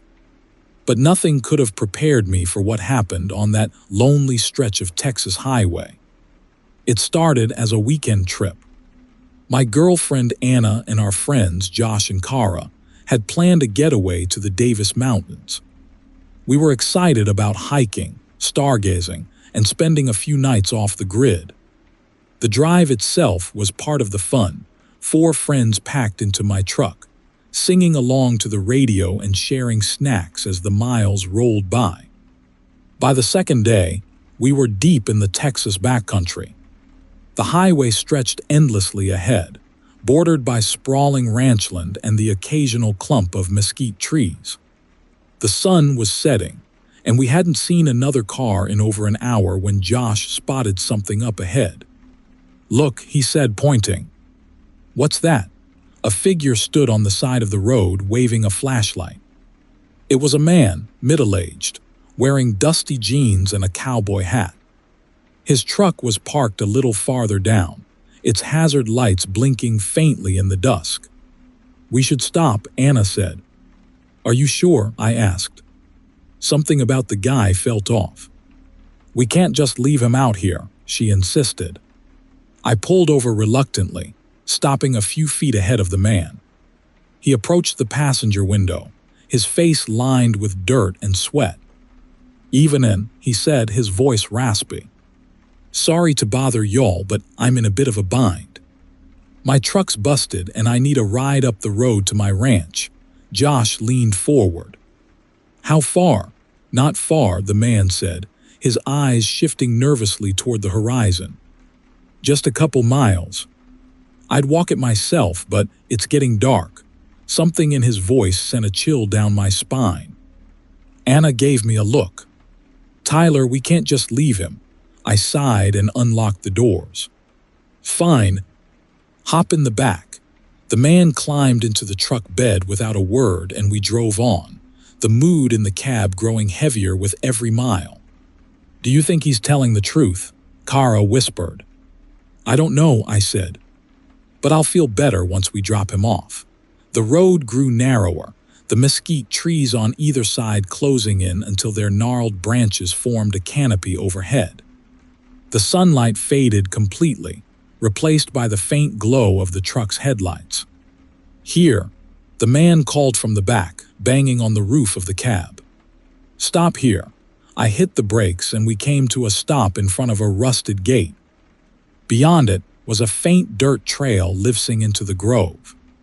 "This is it," he said, jumping down. "Thank y'all for the ride." Without another word, he slipped through the gate and disappeared into the trees. "Well, that was weird," Josh said, breaking the silence. "Let's get out of here," I said, putting the truck back in gear. But as we started down the road, Kara gasped. "Did you see that?" "See what?" Anna asked. Kara pointed toward the grove. "There's someone else in there." I glanced in the rearview mirror and saw movement. Several figures moving through the trees, their outlines barely visible in the darkness. "They're coming this way," Josh said, his voice rising. Suddenly, a loud thump echoed from the back of the truck. "They're throwing rocks," Anna shouted. I floored it, the tires spinning on the loose gravel before we shot forward. But the figures didn't stop. More shadows appeared along the road, stepping out of the grove to block our path. "Who are they?" Kara screamed. As we got closer, I saw them clearly for the first time. Men and women, their faces hidden behind crude masks made of bark and thorny vines. They carried long sticks and blades, their movements slow and deliberate, like they were daring us to come closer. "Hang on," I shouted, swerving hard to avoid them. The truck jolted as we veered off the road, plowing through a gap in the mesquite trees. Branches scraped against the windows, and the headlights barely lit the path ahead as I tried to navigate the uneven terrain. The sound of the cultists shouting and crashing through the underbrush grew fainter, but I knew they weren't far behind. "What the hell is going on?" Anna cried. "I don't know," I said, gripping the wheel tightly. The path ended abruptly at a clearing, and I slammed on the brakes. We piled out of the truck, my heart pounding as I scanned the darkness for any sign of movement. The clearing was strange, perfectly circular, with a massive mesquite tree at its center. The ground was bare and dry, except for a ring of dark stains surrounding the tree's twisted roots. "What is this place?" Josh whispered. Before anyone could answer, a low, guttural noise echoed through the grove. It was deep and inhuman, like the sound of a predator growling in the distance. "Did you hear that?" Kara asked, her voice shaking. We turned toward the sound, and that's when we saw it. A figure emerged from the shadows, towering and monstrous. Its body was covered in thorny vines that twisted and pulsed like they were alive, and its eyes glowed a sickly yellow in the darkness. Its face was hidden beneath a hood made of bark, but its presence was overwhelming, radiating a malevolence that made my knees weak. "The Thorned Mother," Josh whispered, his voice trembling. The cultists appeared behind it, their masks blending with the trees as they formed a circle around us. They chanted in low voices, their words unintelligible but full of reverence. "We have to go," I said, my voice barely audible. The creature stepped closer, its massive frame casting a shadow over us. The air grew thick, the scent of earth and decay filling my lungs as I backed away. One of the cultists raised their arms, their voice rising above the chant. "You trespass on sacred ground. The Thorned Mother demands a sacrifice." I grabbed Anna's hand, pulling her toward the truck. "Run!" The cultists closed in, their sticks and blades glinting in the faint light. I swung open the driver's door and shoved Anna inside, followed by Josh and Kara. The creature let out an ear-piercing screech, its vines snapping like whips as it lunged toward us. I jumped into the driver's seat and turned the key. The engine roared to life, and I slammed on the gas, the tires kicking up dirt as we tore out of the clearing. The creature's glowing eyes burned in the rearview mirror, its massive form crashing through the grove as it gave chase. The cultists followed, their chants growing louder, more desperate. Branches scraped against the windows as we sped through the trees, the path barely wide enough for the truck. The headlights flickered, and for a terrifying moment I thought the engine would die. But then we broke through the tree line, the road appearing ahead like a lifeline. I swerved back onto the highway, the tires screeching as we sped away. The grove disappeared behind us, the shadows swallowing the cultists and their monstrous god. We didn't stop driving until we reached a brightly lit gas station, miles down the road. None of us said a word as we sat in the truck, our faces pale and our hands trembling. To this day, I don't know what we saw in that grove. I don't want to know. If you're ever driving through Texas and you see a mesquite grove, stay far away. And if someone asks for a ride near one, don't stop. because some places are meant to stay hidden, and some gods demand blood. Story 14. My name's Ethan, and I haven't set foot in Texas since the night we stopped at that motel. I still dream about it sometimes, those shadowy figures pressed against the windows, the way the walls seem to breathe. If you're driving along Route 87, somewhere between San Angelo and nothing, and you see that place, don't stop. Just keep going. It was supposed to be a road trip for the ages. Me, my girlfriend Lisa, her best friend Tara, and my little brother Max, crammed into my beat-up sedan with a cooler of snacks and a Spotify playlist we'd argued over for weeks. We were heading west, chasing sunsets and cheap motels, trying to make it to the Grand Canyon before the weekend. Somewhere after midnight, the road stretched out like an endless ribbon of black. The headlights carved weak beams into the darkness, and the GPS signal had died hours ago. Lisa was asleep in the passenger seat, Max snoring in the back with his hoodie pulled up over his face. Only Tara was still awake, staring out the window like she could see something I couldn't. "Ethan, pull over," she said suddenly. I frowned, glancing at her. "Why?" "There's nothing out here." She pointed ahead, and that's when I saw it, a faint glow in the distance. As we got closer, the shape of a building emerged, a single-story motel with a flickering neon sign that simply read, "Motel." "I don't remember that being on the map," I muttered. "It's perfect," Tara said, already shaking Lisa awake. "We can crash for a few hours, then get back on the road." Lisa yawned, rubbing her eyes. "I don't know, it looks kind of weird," but I was too tired to argue. The thought of curling up on something softer than a car seat was enough to sway me. I pulled into the gravel lot, the tires crunching loudly in the still night. The motel was small, maybe 10 rooms in total, lined up like soldiers in the dim glow of the sign. But something was off. "There aren't any doors," Max said, stepping out of the car and staring at the building. He was right. The front of the motel was just blank walls and windows, every one of them dark and smeared with dirt. No main office, no lobby, no way to even check in. "Maybe the doors are around the back," Lisa said, though her voice was uncertain. We walked closer, our shoes crunching on the gravel. The air felt heavier the closer we got, like we were walking into something we shouldn't. "Hello," Tara called out, but there was no response. That's when we saw movement, a flicker of shadows inside the first room. A shape pressed against the window, too blurry to make out but definitely human. "Someone's in there," Max whispered. "Maybe it's automated," I said, trying to sound more confident than I felt. Like one of those self-check-in places. I led the way around the side of the building, hoping to find an office or a back entrance. The gravel gave way to cracked concrete, and the air grew colder, carrying the faint scent of mildew. The back of the motel was the same, blank walls and no doors. But the windows were different. They weren't smeared with dirt anymore. They were clear, and behind the glass we could see rooms. Or at least, what should have been rooms. The spaces were wrong. The walls seemed to shift and bulge, like they were breathing.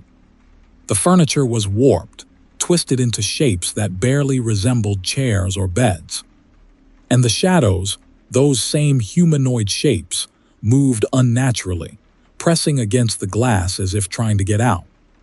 "Let's leave," Lisa said, her voice trembling. But before we could move, a light flickered on inside one of the rooms. Room 6. The shadow in the window turned its head toward us, and for the first time I saw its face, or what was supposed to be a face. It was smooth and featureless, with only faint impressions where eyes and a mouth should have been. Then it raised a hand and waved. "Get back to the car," I said, grabbing Lisa's arm. We turned to run, but the ground shifted beneath us. It felt like the earth was moving, the gravel shifting into patterns, pulling us back toward the motel. Max stumbled, and Tara screamed as something grabbed her ankle, a hand, pale and thin, reaching up from the ground itself. I yanked her free and we ran, the car seeming farther away with every step. Behind us, the motel came alive. More lights flickered on and the windows filled with those shapes, their faceless heads turning to watch us. One of them pressed against the glass, and it didn't stop. The figure pushed harder, the window warping and stretching until it burst, the sound like a gunshot in the night. It crawled out, its movements jerky and wrong, its limbs bending in ways that made my stomach churn. "Get in the car," I shouted, shoving Max ahead of me. We piled in, slamming the doors just as the first figure reached us. It pressed its face against the driver's side window, that smooth, featureless surface so close I could see the faint impressions of what might have been eyes.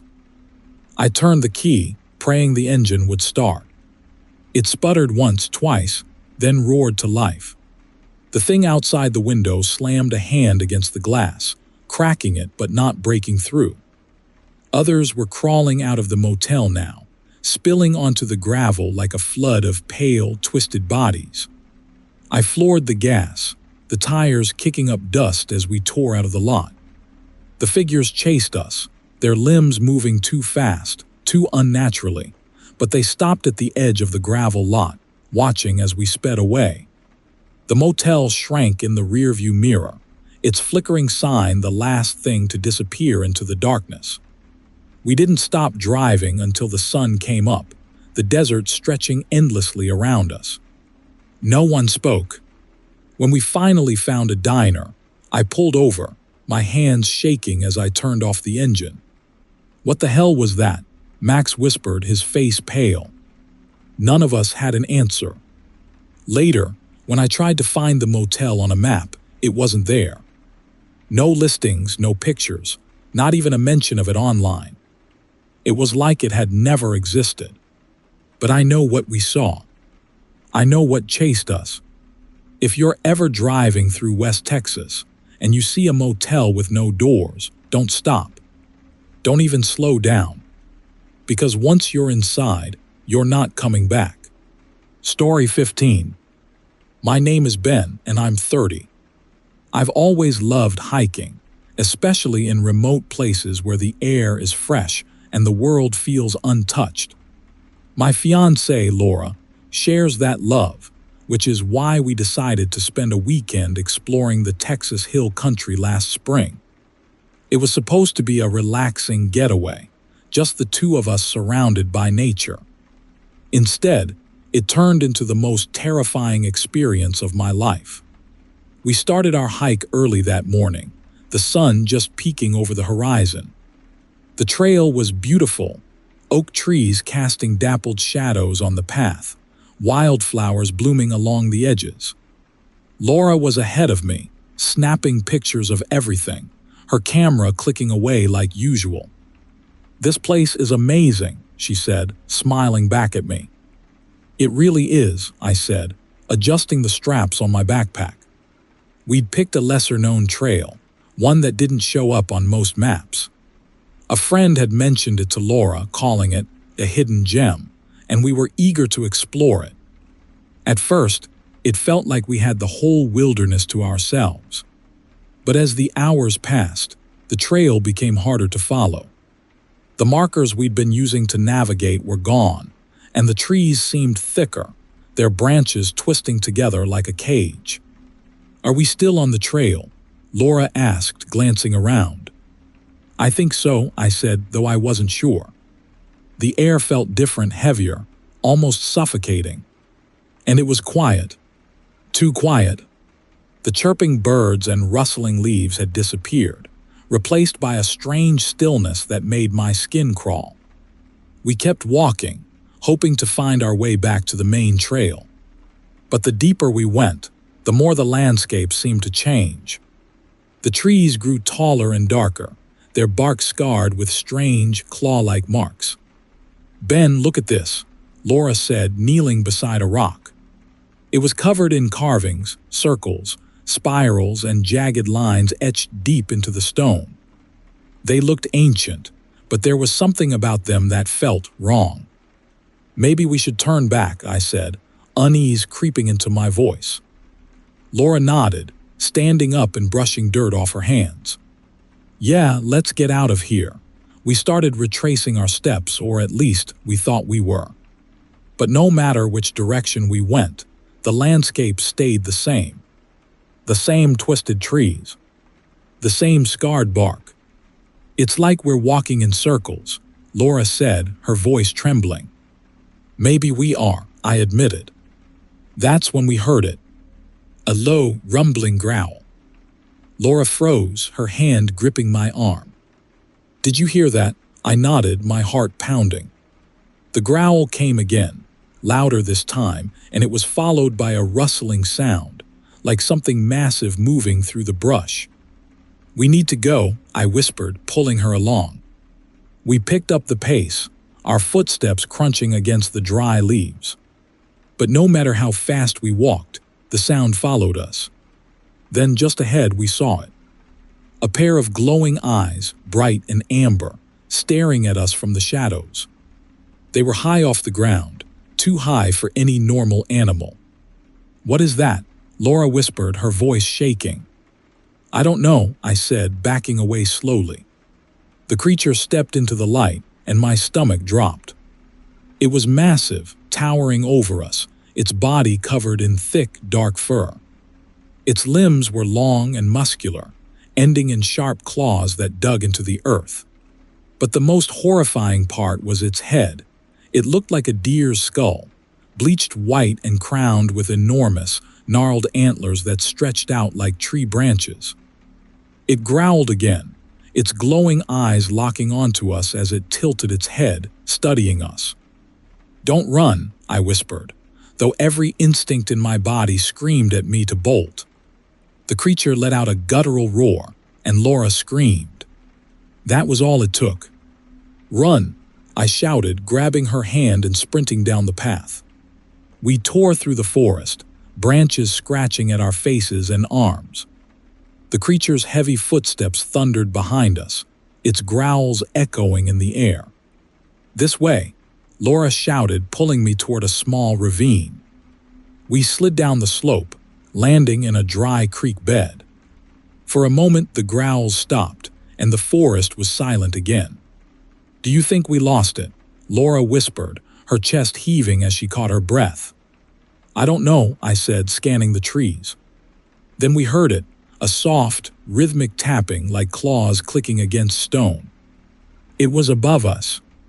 I looked up and saw the creature standing on the edge of the ravine, its antlers silhouetted against the sky. It let out a low growl, its glowing eyes fixed on us. "Move!" I shouted, grabbing Laura's hand and pulling her along the creek bed. We ran until my legs burned, but no matter how far we went, the creature seemed to be everywhere. Its glowing eyes appeared in the shadows, its growls echoing around us. "We're trapped," Laura said, her voice breaking. "No, we're not," I said, though I didn't believe it. We came to a small cave, its entrance hidden by overgrown vines. "In here," I said, pulling her inside. The cave was dark and narrow, the air damp and stale. We crouched low, trying to stay as quiet as possible. The creature's growls grew louder, its footsteps shaking the ground outside.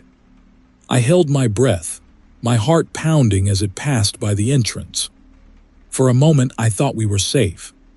Then the growling stopped, and the antlers appeared.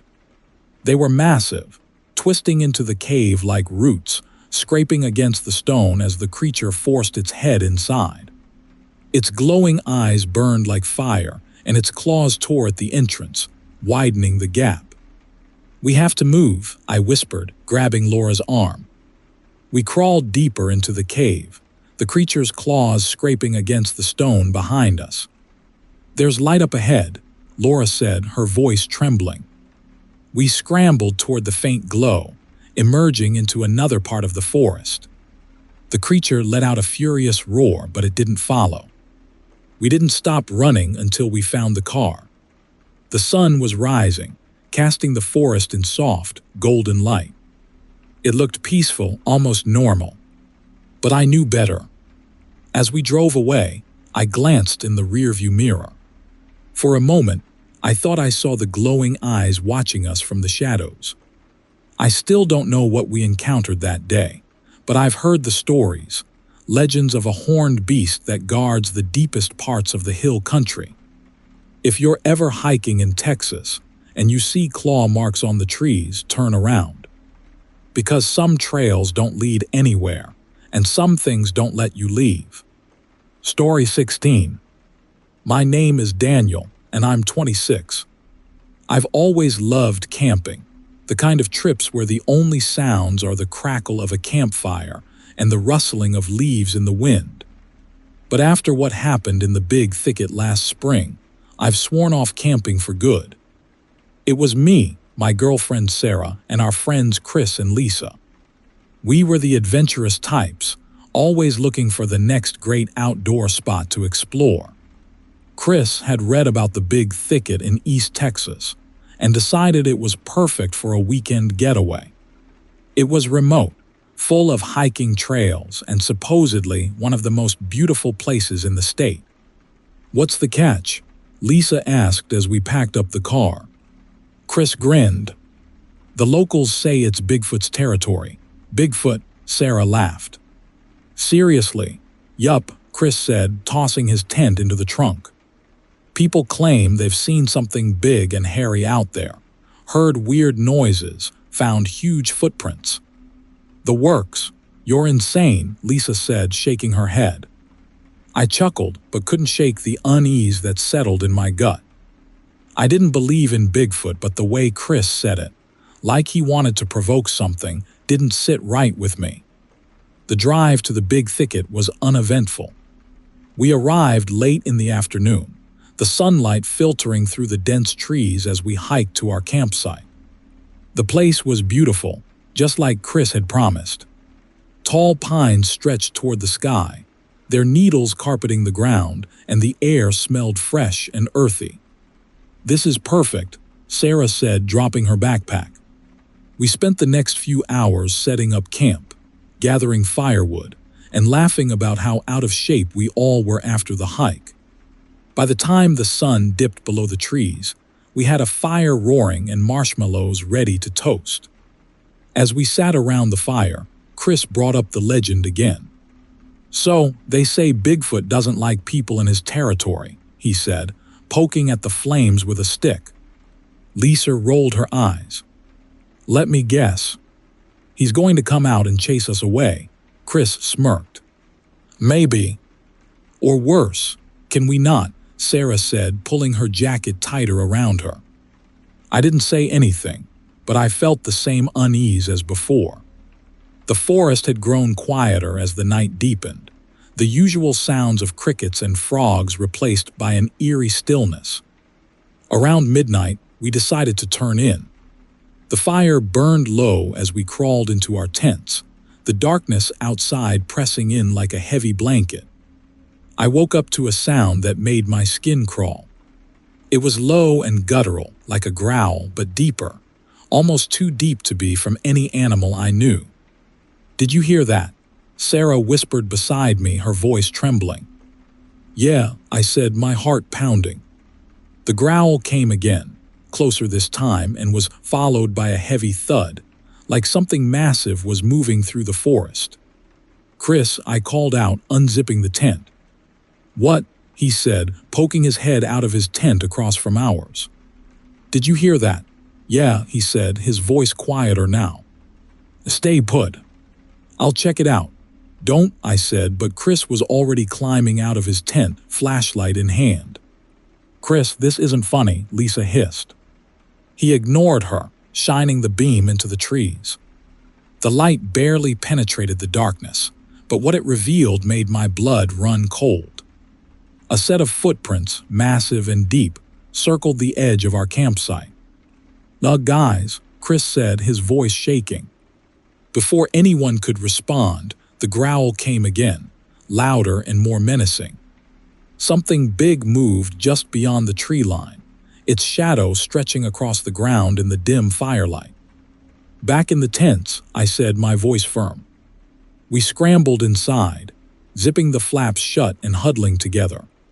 The growls continued, closer now, accompanied by the heavy thud of footsteps circling the camp. "What is that?" Sarah whispered, clutching my arm. "I don't know," I said, trying to keep my voice steady. The footsteps stopped, and for a moment, everything was silent. Then, something slammed against Chris's tent. "Holy!" Chris shouted, scrambling out of the way as the fabric collapsed inward, the shape of a massive hand pressing against it. "Get out of there!" I yelled. Chris burst from the tent, his flashlight swinging wildly as he ran toward the fire. Lisa and Sarah followed, and I grabbed the hatchet we'd used to chop firewood before running after them. The firelight flickered as we huddled together, our backs to the flames. The creature stepped into the clearing. It was enormous, easily 8 feet tall, its body covered in matted, dark fur. Its arms were long and muscular, ending in clawed hands that looked strong enough to tear through anything. But its face was what terrified me the most. It was almost human, with deep-set eyes that glowed faintly in the firelight. Its jaw hung open, revealing sharp, yellowed teeth, and its breath came out in heavy, guttural snorts. "Stay still," I whispered, gripping the hatchet tightly.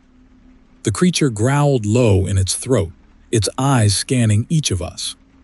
It stepped closer, its massive feet crunching against the ground. "Do something," Lisa whispered, her voice barely audible. I didn't know what to do. Running felt useless. There was no way we could outrun it. Fighting seemed just as hopeless. The creature let out a deafening roar, its arms raising as if it were about to strike. Without thinking, I grabbed a burning log from the fire and swung it toward the beast. The flames licked the air, and the creature recoiled, snarling. "Go!" I shouted, throwing the log onto the ground between us and the monster. We ran. The forest was a blur as we tore through it, the creature's roars echoing behind us. Branches whipped at my face, my lungs burned, and my legs felt like they were going to give out, but I didn't stop. "Over here," Chris shouted, pointing to a small ravine. We slid down the slope, landing hard on the rocky ground below.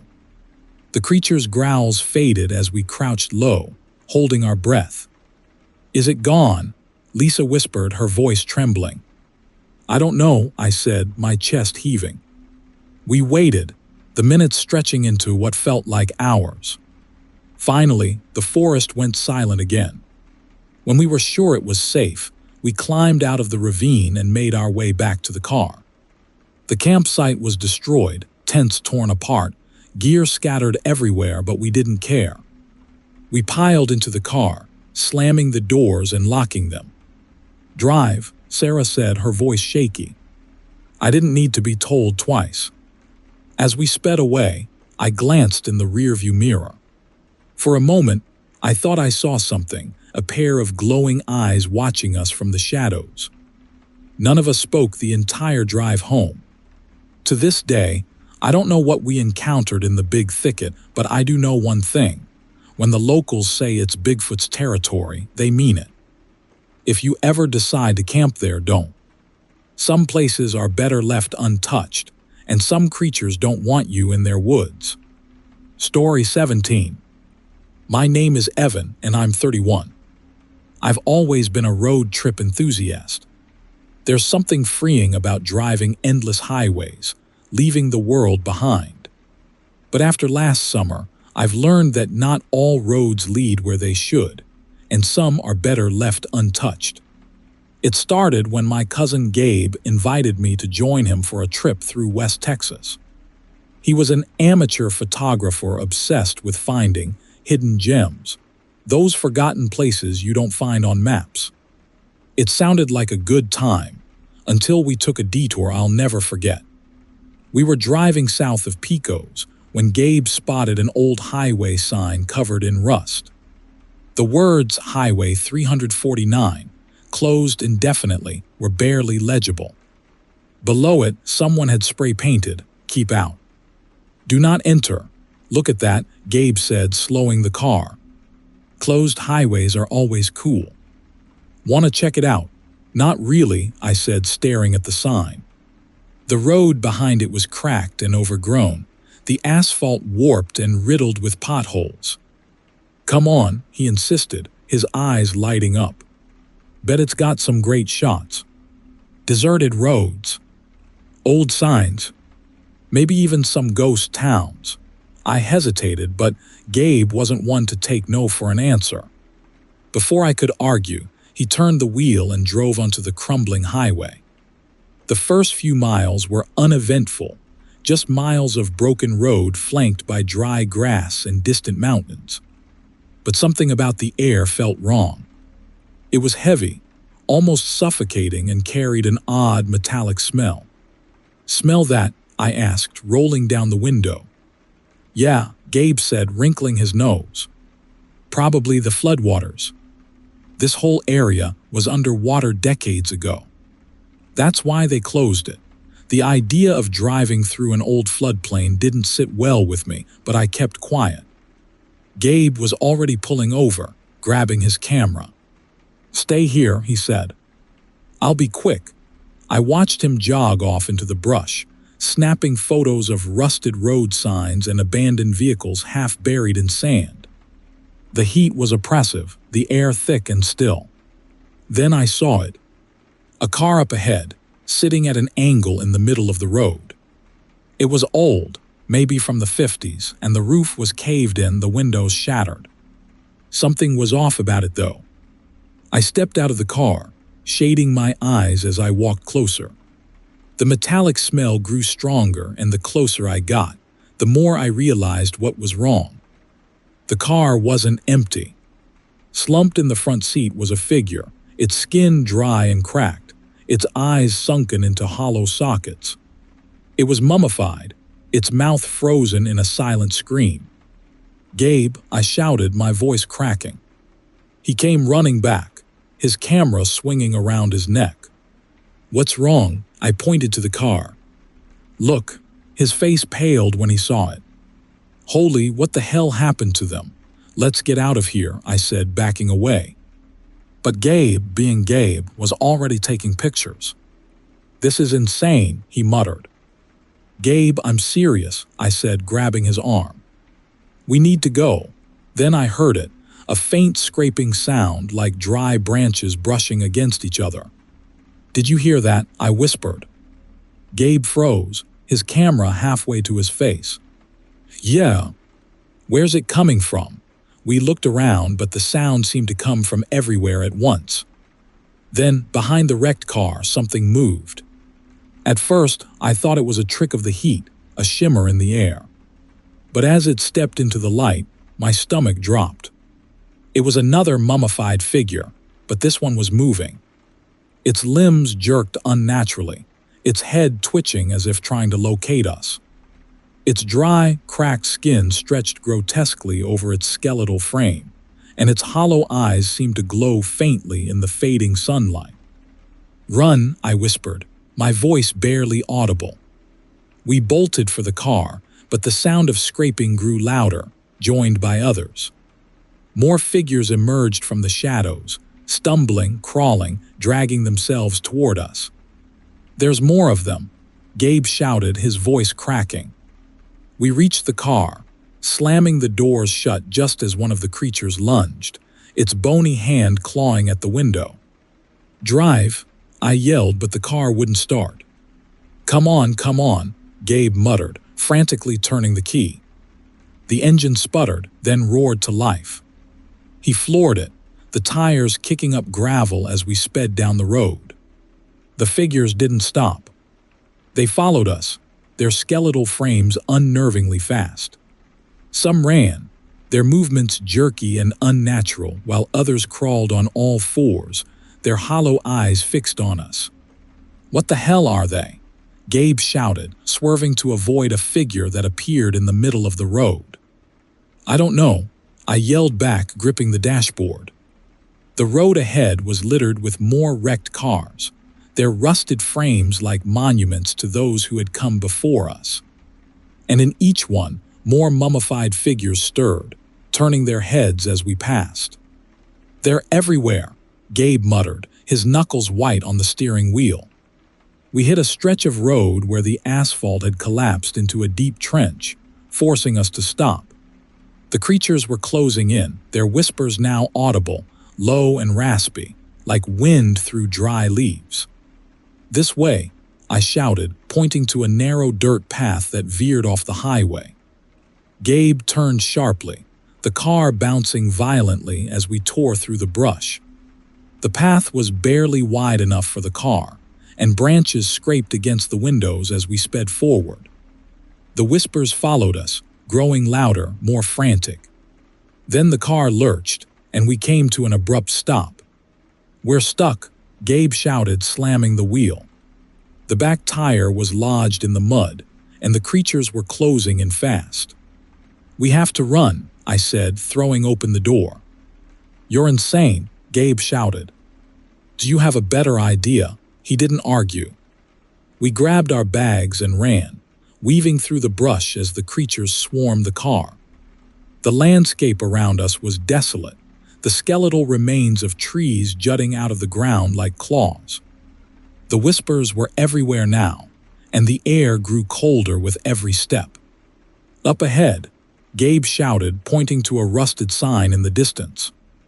It was another section of the highway, elevated and seemingly intact. We scrambled up the embankment, my legs burning as I pushed myself forward.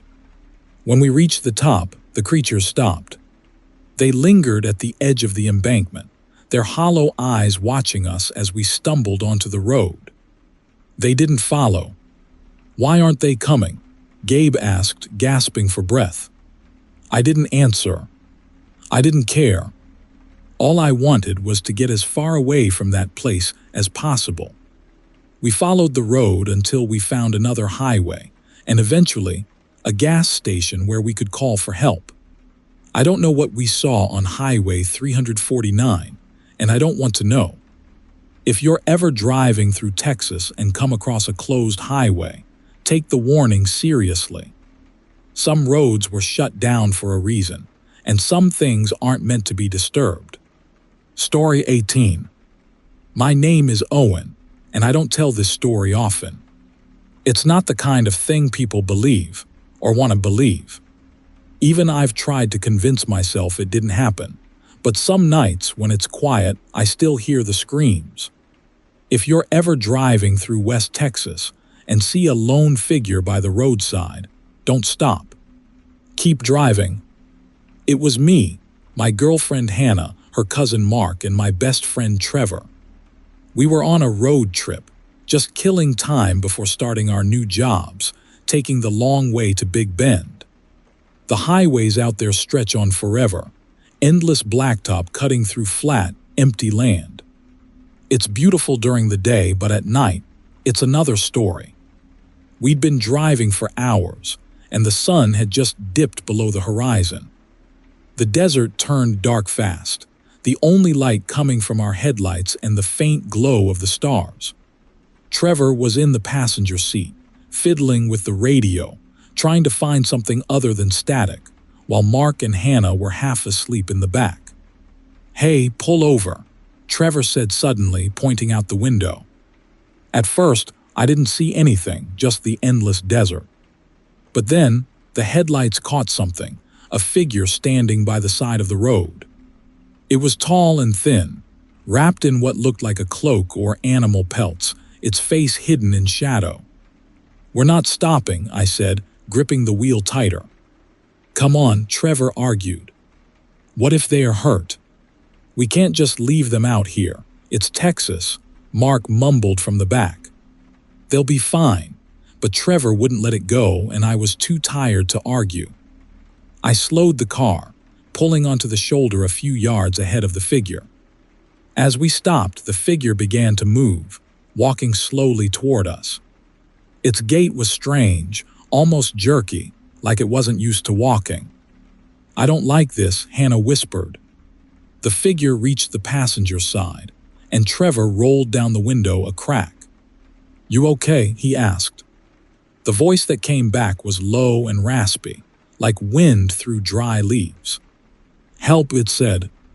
"Need help? Where are you going?" Trevor asked. The figure raised a hand, long and thin, pointing to the horizon. "Cave," it rasped. "Just there." I looked past it but didn't see anything, just more darkness. "We can give you a ride," Trevor offered. "No," Hannah snapped, sitting up straight. "We're not letting them in the car. It's fine," the figure said as if it had heard her. "Close. Just follow." It turned and began to walk, its movements awkward and unnatural.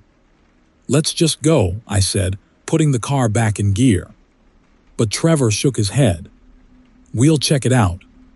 Just a quick look, okay?"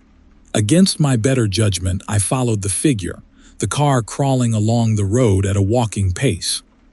After about a mile, it turned off into the desert, disappearing into the shadows. "This is stupid," I muttered, pulling over and cutting the engine. 5 minutes, Trevor said, grabbing a flashlight from the glove box. "Then we're out of here." Hannah stayed in the car, her arms crossed tightly over her chest, while Mark and I followed Trevor into the darkness. The figure was up ahead, a pale silhouette against the black, leading us toward a small rise. As we got closer, I saw the opening of a cave, a jagged maw in the side of the hill, like the earth itself had been torn open. The figure stopped at the entrance and gestured for us to follow. "Let's go back," I said, my voice shaking. Trevor ignored me, stepping inside, his flashlight cutting through the gloom.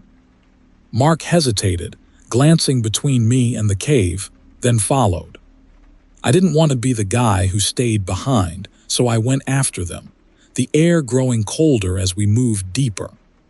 The walls were covered in scratches, strange patterns that might have been symbols, and the ground was littered with bones, animal bones, I told myself, though some of them looked too long, too human. The flashlight beam caught something hanging from the ceiling, pelts strung up like trophies, their fur matted and dark. The smell was overpowering, a mix of rot and damp earth.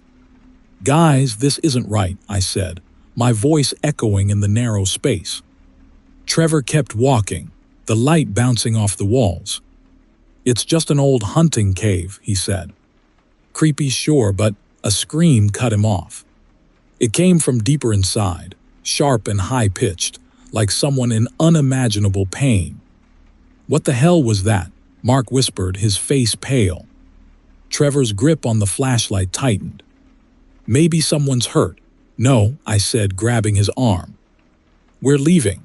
The scream came again, echoing around us, and this time it wasn't alone. More screams joined it, men, women, children, all overlapping, a horrifying chorus of agony. And then I realized they were all the same. The same pitch, the same rhythm, like a recording being played on a loop.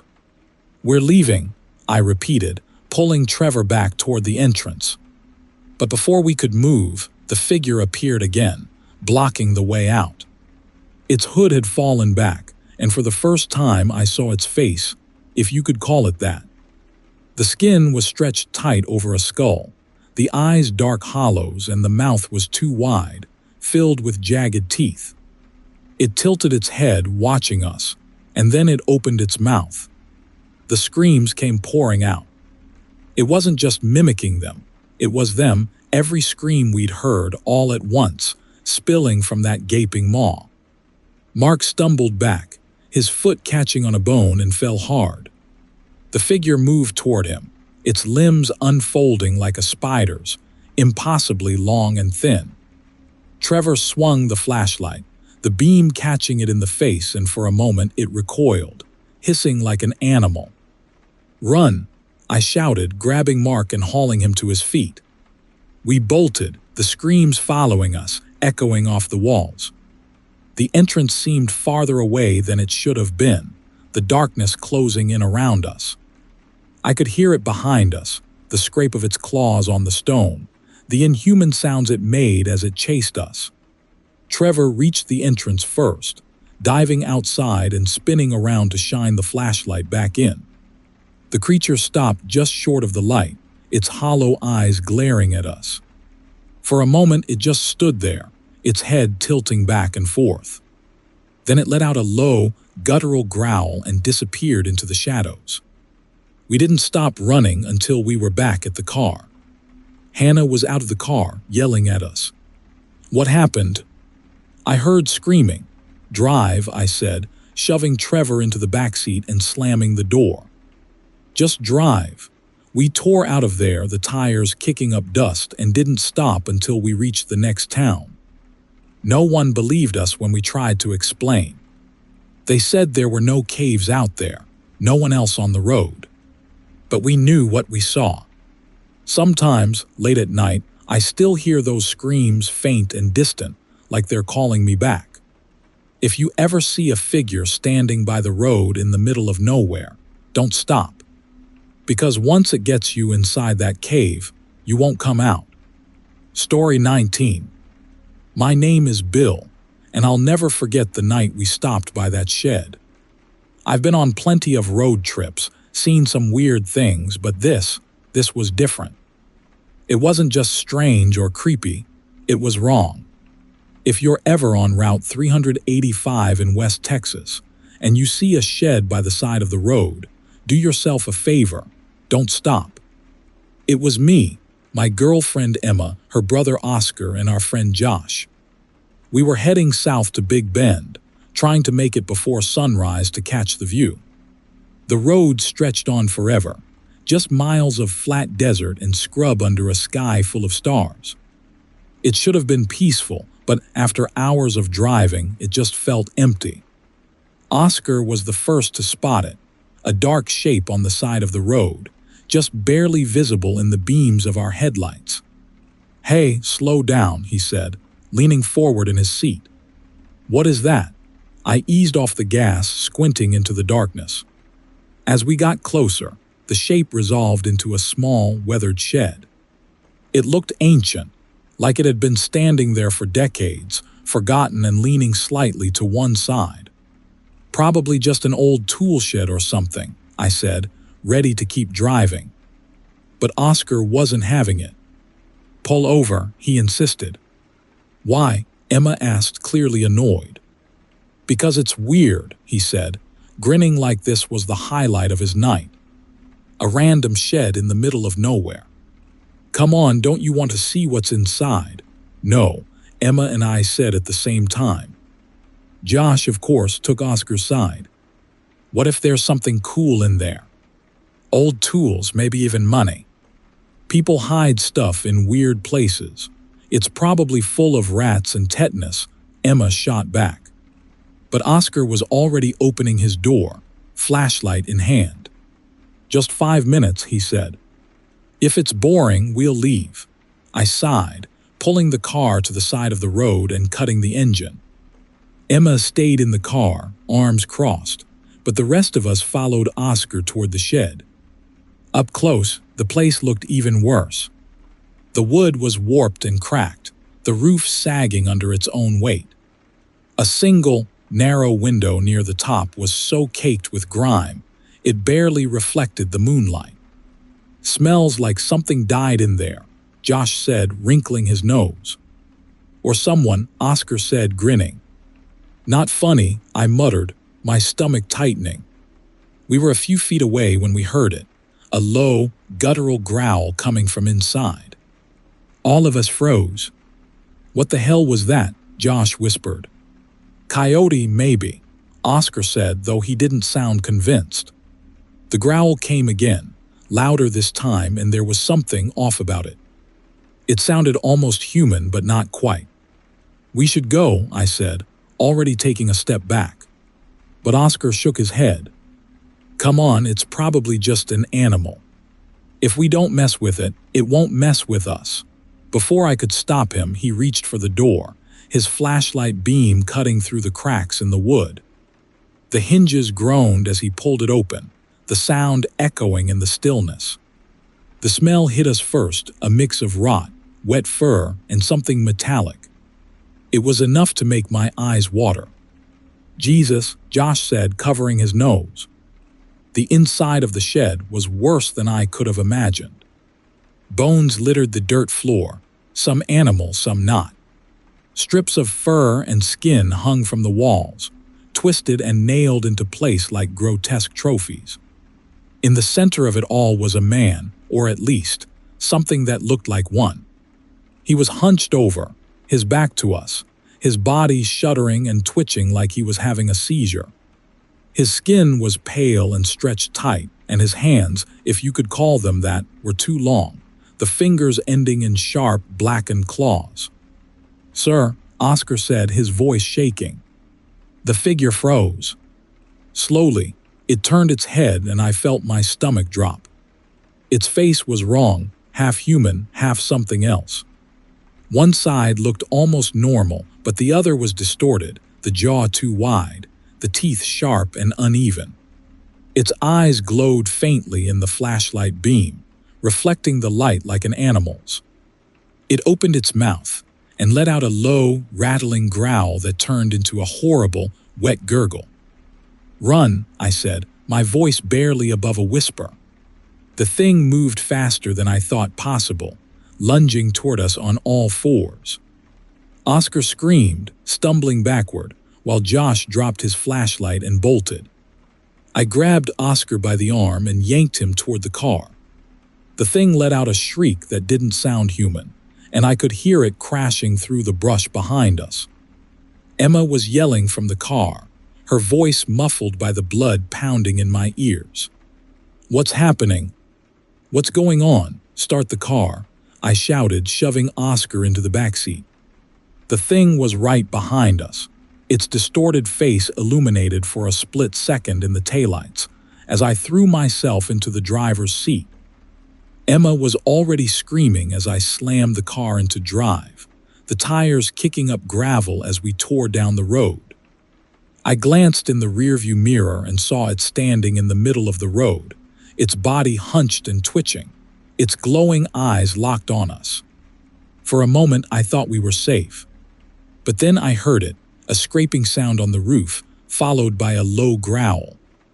"It's on the car," Emma screamed. Josh was yelling, Oscar was cursing, and I was gripping the wheel so tight my knuckles turned white. I swerved hard to the left, trying to throw it off, but the weight shifted, and I heard its claws scrape against the window. "Do something," Emma shouted, tears streaming down her face. I slammed on the brakes. The thing flew off the roof, hitting the road with a sickening thud. Before it could get up, I floored the gas, the car jerking forward and running over it with a bone-crunching sound. We didn't stop. Not until we were miles away, the shed nothing more than a memory in the darkness. When we finally pulled into a gas station, none of us could speak. Josh's flashlight was still in the shed. Oscar's arm was bleeding from where the thing had scratched him, and Emma wouldn't stop shaking. We told the clerk what had happened, but he just looked at us like we were crazy. "Ain't no shed out there," he said. "But we know what we saw. And we know what almost killed us. If you're ever on Route 385 and you see a shed by the side of the road, keep driving. Because some things aren't meant to be found. And if you hear growling, it's already too late." Story 20. My name is Tyler and I'm 28. I've spent most of my life chasing adventure, hiking, camping, anything that gets me out into nature. But after a trip to a remote canyon in West Texas, I've realized there are places no one should go, no matter how tempting the view. It started as a spur-of-the-moment idea. My friends, Ben and Rachel, had been bugging me about doing a real camping trip. No established campsites, no phone service, just us and the wilderness. I knew of a canyon off the beaten path, a place I'd heard about from a coworker. It wasn't on any official map, but he said it was beautiful, with stunning rock formations and a clear, star-filled sky at night. "There's just one thing," he'd said, lowering his voice. Locals call it the Howling Canyon. They say something big lives out there, something you don't want to meet. I'd laughed it off at the time, thinking it was just another campfire story. But standing at the edge of the canyon that evening, staring into its shadowed depths, I couldn't shake his words. The three of us set up camp on a flat ridge overlooking the canyon floor. The sun was setting, casting long shadows across the jagged rocks. It was eerily quiet, the kind of silence that presses against your ears. "This place is incredible," Rachel said, snapping pictures of the red cliffs. "Yeah, but it's creepy too," Ben said, tossing his sleeping bag into the tent. "Feels like we're being watched." "Don't start," I said, trying to keep things light. "It's just a canyon. What could possibly be out here?" By the time night fell, we had a fire going and were roasting marshmallows. The stars were as bright as promised, and for a while, I forgot about the unsettling feeling that had crept over me earlier. But then, just as we were settling in, we heard it. A low, guttural howl that echoed through the canyon. "What was that?" Rachel whispered, her marshmallow dropping into the fire. "Probably a coyote," I said, though I didn't believe it. The howl came again, louder this time, and was followed by a strange, rhythmic thudding. "Okay, that's not a coyote," Ben said, his eyes wide. We all froze, straining to listen. The thudding grew louder, like heavy footsteps pounding against the rocky ground. "It's probably just an animal," I said, trying to convince myself as much as them. "An animal that big?" Rachel asked, her voice shaking. The footsteps stopped, and for a moment, everything was silent again. Then, from somewhere deep in the canyon, came a sound that made my blood run cold, a guttural roar, so loud it seemed to vibrate in my chest. "We should go," Rachel said, standing up. "It's fine," I said, though I wasn't so sure anymore. "It's probably far away," but even as I said it, I noticed something. The shadows at the edge of the firelight weren't right. They were moving. "Do you see that?" Ben whispered, pointing toward the trees. I turned and saw it, a massive shape, just barely visible in the flickering light. It was tall, easily 8 feet, with broad shoulders and long arms that swung low to the ground. "Oh my God," Rachel whispered, backing away. The creature stepped closer, and I got a better look. Its body was covered in matted fur, and its face was a twisted mix of man and beast, its eyes glowing faintly in the dark. "Get in the tent," I said, my voice low and urgent. We scrambled inside, zipping the flap shut. The fire outside flickered, casting shadows on the thin fabric as the creature circled our camp. "What do we do?" Rachel whispered, her voice trembling. "Stay quiet," I said, gripping the knife I'd brought with me. The creature let out another roar, so loud it felt like the ground was shaking. Then we heard it, tearing, crashing, the sound of our campsite being destroyed. "It's ripping through our stuff," Ben whispered. "Just stay still," I said, though I wasn't sure how long we could. The creature's heavy footsteps circled the tent, pausing just outside. Its shadow loomed over us, and we could hear its deep, labored breathing. "Don't move," I mouthed to Rachel, who was clutching Ben's arm. The creature pressed its massive hand against the tent, the fabric bowing inward. I held my breath, my heart pounding so loudly I was sure it could hear it. Then, just as suddenly as it had come, it was gone. The forest went silent again, the only sound the crackling of the dying fire. "Is it gone?" Ben whispered. "I don't know," I said. We waited for what felt like hours, huddled together in the cramped space of the tent. Finally, I unzipped the flap just enough to peek outside. Our campsite was destroyed. The tent poles were snapped, the fire pit overturned, and our gear scattered across the ground. But there was no sign of the creature.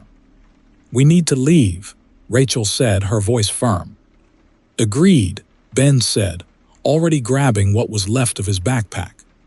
We packed up what we could and started down the trail, the first light of dawn just beginning to break over the canyon. But as we reached the narrow path that led out, we stopped cold. The creature was there, blocking the way. It stood in the middle of the trail, its massive frame hunched over, its glowing eyes locked onto us. It let out a low growl, the sound rumbling like distant thunder. "What do we do?" Rachel whispered, her voice barely audible. I didn't have an answer. The creature took a step forward, its claws digging into the dirt. Then I saw it, a narrow path off to the side, hidden by brush. It wasn't the main trail, but it was our only chance. "Follow me," I said, grabbing Rachel's hand. We bolted for the path, crashing through the undergrowth as the creature roared behind us. The trail was steep and rocky, and more than once I nearly lost my footing, but we didn't stop. The creature's footsteps thundered behind us, getting closer with every step. "Keep going," I shouted, my legs burning as I pushed myself forward. Finally, we burst out onto a dirt road, the creature's roars fading into the distance. A truck was parked nearby, and the driver, a grizzled old man, stared at us like we'd risen from the dead. "Y'all okay?" he asked, his eyes narrowing. "Something in the canyon," I gasped, struggling to catch my breath. The man nodded slowly, his expression grim. "I told them to close this place off years ago," he muttered. "But nobody listens. We didn't ask questions." We climbed into the truck, and the man drove us back to town without saying another word. I don't know what we saw that night, but I do know one thing. The Howling Canyon lives up to its name. If you ever find yourself hiking in West Texas and hear a roar echoing through the rocks, turn around. Some places are wild for a reason, and some creatures don't share their territory. Story 21. My name is Logan, and I'm 26. I've never been one to believe in ghost stories or urban legends. To me, they were just entertainment, something to laugh about around a campfire. But after what happened last summer on a back road in Texas, I've realized some stories aren't just fiction. It was supposed to be a fun weekend trip. My girlfriend, Jess, and our friends, Nate and Emily, decided to drive out to West Texas to explore some hiking trails we'd heard about. We packed snacks, a tent, and enough caffeine to keep us going for the long drive. The plan was simple: drive all day, camp out near the trailhead, and hike the next morning. Everything was going fine until the sun started to set. We were miles from the nearest town, driving along a narrow, cracked road that didn't look like it had been used in years. The GPS was glitchy, and the only thing guiding us was a hand-drawn map Nate had printed off a sketchy website. "I think we're lost," Jess said, staring out at the endless stretch of road ahead. "We're not lost," Nate insisted, holding the map up to the fading light. "We just need to take a left at the next intersection. There hasn't been an intersection for 20 miles, Emily muttered. Before anyone could argue, the truck jolted violently, the steering wheel jerking out of my hands. I slammed on the brakes, and we skidded to a stop on the shoulder. "What the hell was that?" I said, climbing out to check. The rear tire was completely shredded, torn apart like it had been slashed. "You've got to be kidding me," I muttered, running a hand through my hair. Jess climbed out, shining her phone's flashlight on the damage. "Did we hit something?" "I didn't see anything," I said. Nate and Emily joined us, their faces pale as they looked at the tire. "Great," Emily said. "Now what?" "We have a spare," I said, trying to sound more confident than I felt. As I opened the tailgate to grab the jack, Jess pointed at something in the distance. "What's that?" We all turned to look. Across the field, just visible in the dim light, was a massive, crumbling building. Its windows were shattered, its roof sagging, and ivy crawled up its stone walls. "That's unsettling," Nate said. It's an old asylum, Jess said, her voice barely above a whisper. I froze. How do you know that? She shrugged, keeping her eyes on the building. I read about it online. It's called the Holloway Institute. They shut it down decades ago after incidents. What kind of incidents? Emily asked. Jess hesitated. Patients went missing. People said some of the staff were experimenting on them. Eventually, the state shut it down, but they never found all the patients. Some people think they escaped and just stayed out here. Okay, that's creepy, Nate said, glancing nervously at the asylum. Let's just focus on fixing the tire, I said, trying to keep everyone calm. I started working, but I couldn't shake the feeling that we were being watched. The wind rustled through the tall grass, carrying faint sounds that could have been whispers, or maybe it was just my imagination. Then Emily gasped. Did you see that? See what? Jess asked. Emily pointed toward the asylum. I saw someone. In the window. We all stared at the building, but it was too dark to see anything clearly. It's just your imagination, Nate said, though his voice wavered. I know what I saw, Emily insisted. I worked as fast as I could, my hands shaking as I tightened the lug nuts on the spare tire. And then we heard it. A faint, high-pitched laugh echoing across the field. Jess grabbed my arm. Logan, hurry. I'm going as fast as I can, I said, my voice tight. The laughter grew louder, closer, until it was clear it wasn't just the wind. Get in the truck, I said, standing up and slamming the tailgate shut.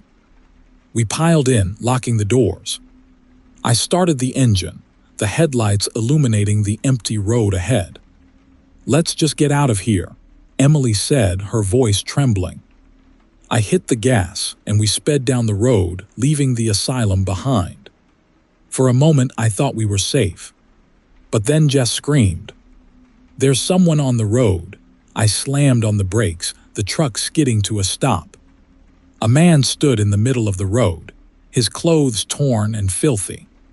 His face was pale, his eyes wide and vacant, and his mouth hung open in a strange, unsettling grin. What the hell? Nate whispered. The man took a step forward, his movements jerky, unnatural. Go around him, Jess said, her voice shaking. I tried to steer around, but as soon as I moved, he lunged at the truck, slamming his hands against the hood. Drive, Emily screamed. I floored it, and the man rolled off the side as we sped away. But he wasn't alone. Figures emerged from the tall grass on either side of the road, their faces pale and twisted, their eyes glowing faintly in the darkness. They moved toward the truck, their hands reaching out, their laughter echoing all around us. They are everywhere, Nate shouted. I swerved to avoid them, the truck jolting as we hit potholes and debris. The figures kept coming, chasing us down the road, their faces pressed against the windows, their hands clawing at the doors. Faster, Jess yelled. The truck roared as I pushed it to its limit, the figures falling behind one by one. But just when I thought we were in the clear, the road ended. We skidded to a stop, the headlights illuminating a dead end, nothing but a collapsed bridge and a steep drop into a dry riverbed.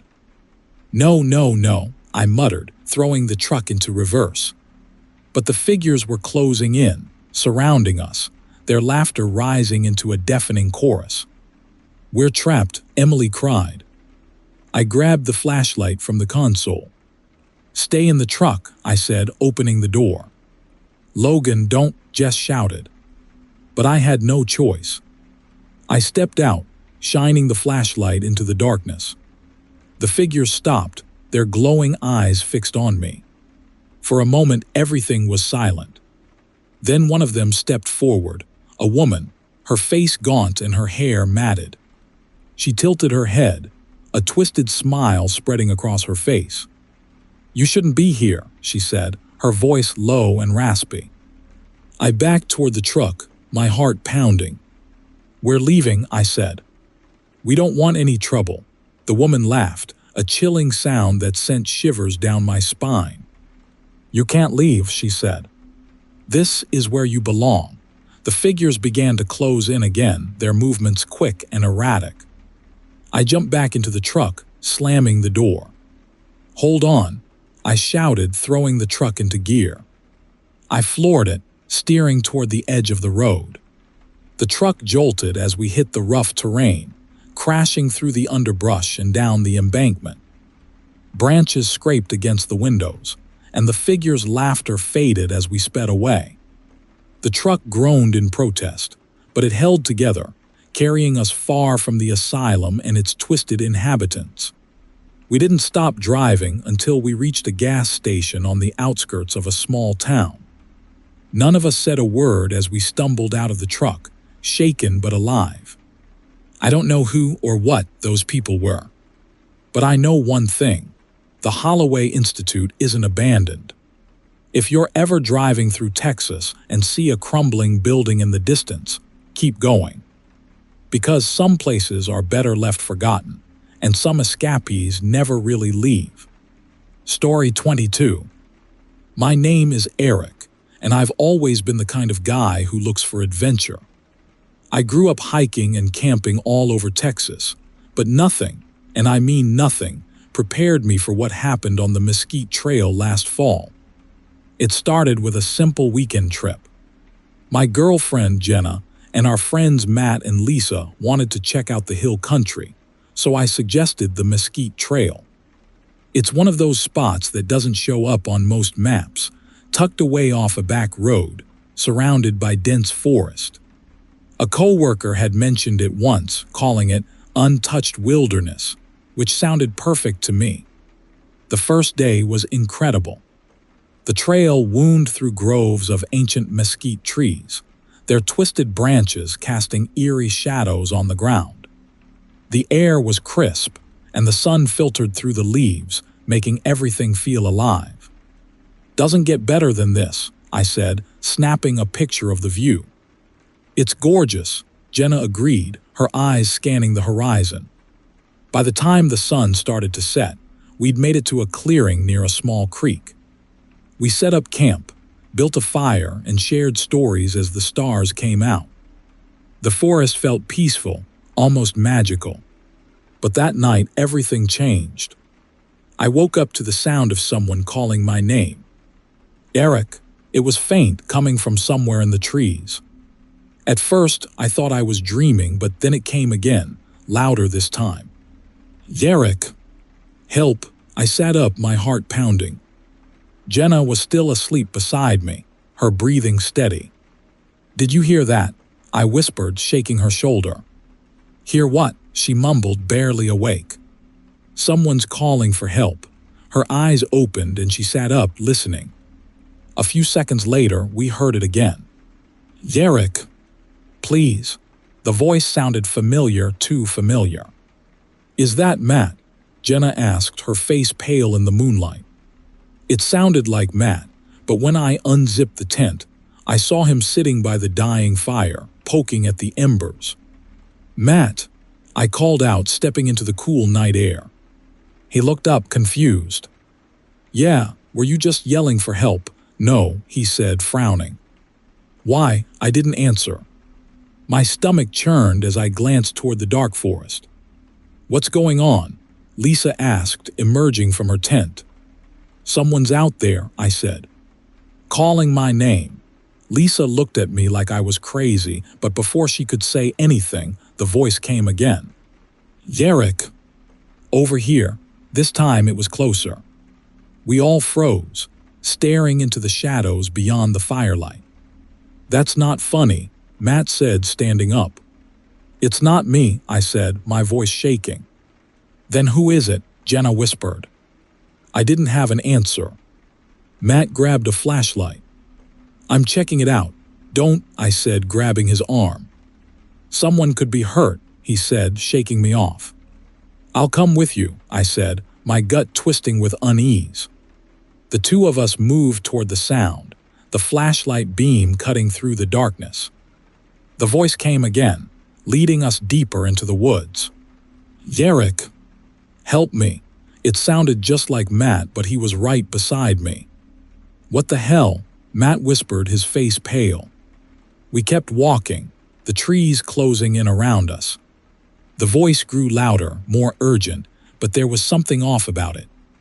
It was too perfect, too clear, like it was being played through a speaker. "Derek." "This way." I stopped, my chest tightening. "We need to go back." Matt nodded, his grip on the flashlight shaking. But when we turned around, the trail was gone. "What the?" Matt said, spinning in circles. The path we'd followed was completely gone, swallowed by the trees. "Eric," the voice called again, but this time it wasn't distant. It was right behind us. We turned, and for a moment, I thought I saw someone standing there. The figure was tall and thin, its features hidden in the shadows, but its voice was clear as day. "Eric, help me. Who are you?" I shouted, stepping back. The figure tilted its head, and when it stepped forward, the moonlight hit its face. It wasn't human. Its skin was stretched tight over its bones, its eyes too big and too dark, like twin voids. Its mouth opened, but instead of lips and teeth, it was just a jagged line that split its face in half. "Eric," it said again, but now the voice sounded hollow, distorted. "Run," I shouted, grabbing Matt's arm. We bolted through the trees, the flashlight bouncing wildly. The voice followed us, calling my name over and over, each time sounding more twisted, more wrong. "Eric! Eric! Eric!" It was everywhere, echoing through the woods, coming from all directions. "We're going in circles," Matt yelled, his breath ragged. I didn't answer. I just kept running, branches tearing at my arms and legs. Finally, we burst into the clearing, the fire still smoldering in the center. "Jenna!" "Lisa!" I shouted, my voice cracking. They stumbled out of the tent, their faces pale. "What's happening?" Jenna asked, panic in her voice. "It's out there," I said, grabbing her hand. "We need to go. Now." We threw everything into our packs, not caring what we left behind. The voice was still out there, calling my name, but now it sounded angry, almost mocking. "Derek! Don't leave." We didn't stop until we reached the car, our breaths coming in gasps.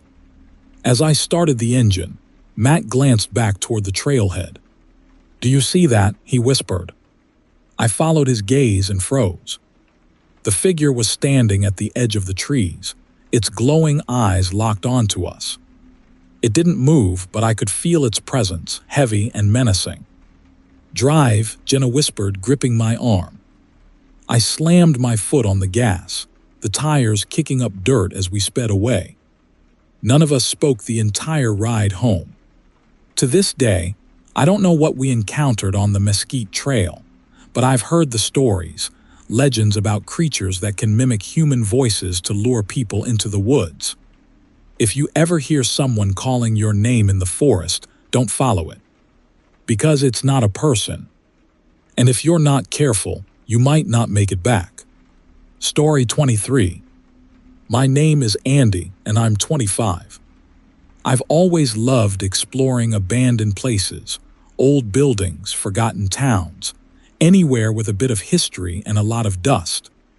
So when my friends Casey, Megan, and Jared suggested a road trip through Texas to check out ghost towns, I was all in. The trip had been going smoothly. We'd spent 2 days exploring crumbling buildings and faded storefronts in the middle of nowhere, snapping pictures and joking about what life must have been like back in the day. On the 3rd day, we found it, a trading post tucked away down a dirt road that wasn't even on the map. The building was a wreck, its roof sagging and windows shattered, but it had a certain charm, like it was holding on to the last threads of its story. "This is perfect," Casey said, pulling out her camera. "It's creepy," Megan muttered, staying close to Jared. "Creepy's the point," Jared said with a grin. The air was heavy as we stepped inside, the smell of damp wood and rot hitting us immediately.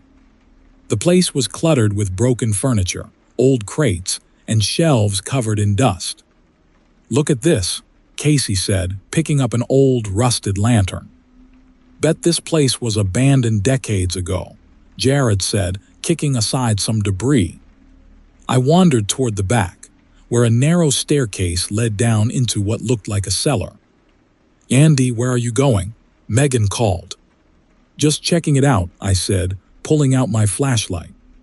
The cellar was cold and dark, the air thick with the smell of mildew.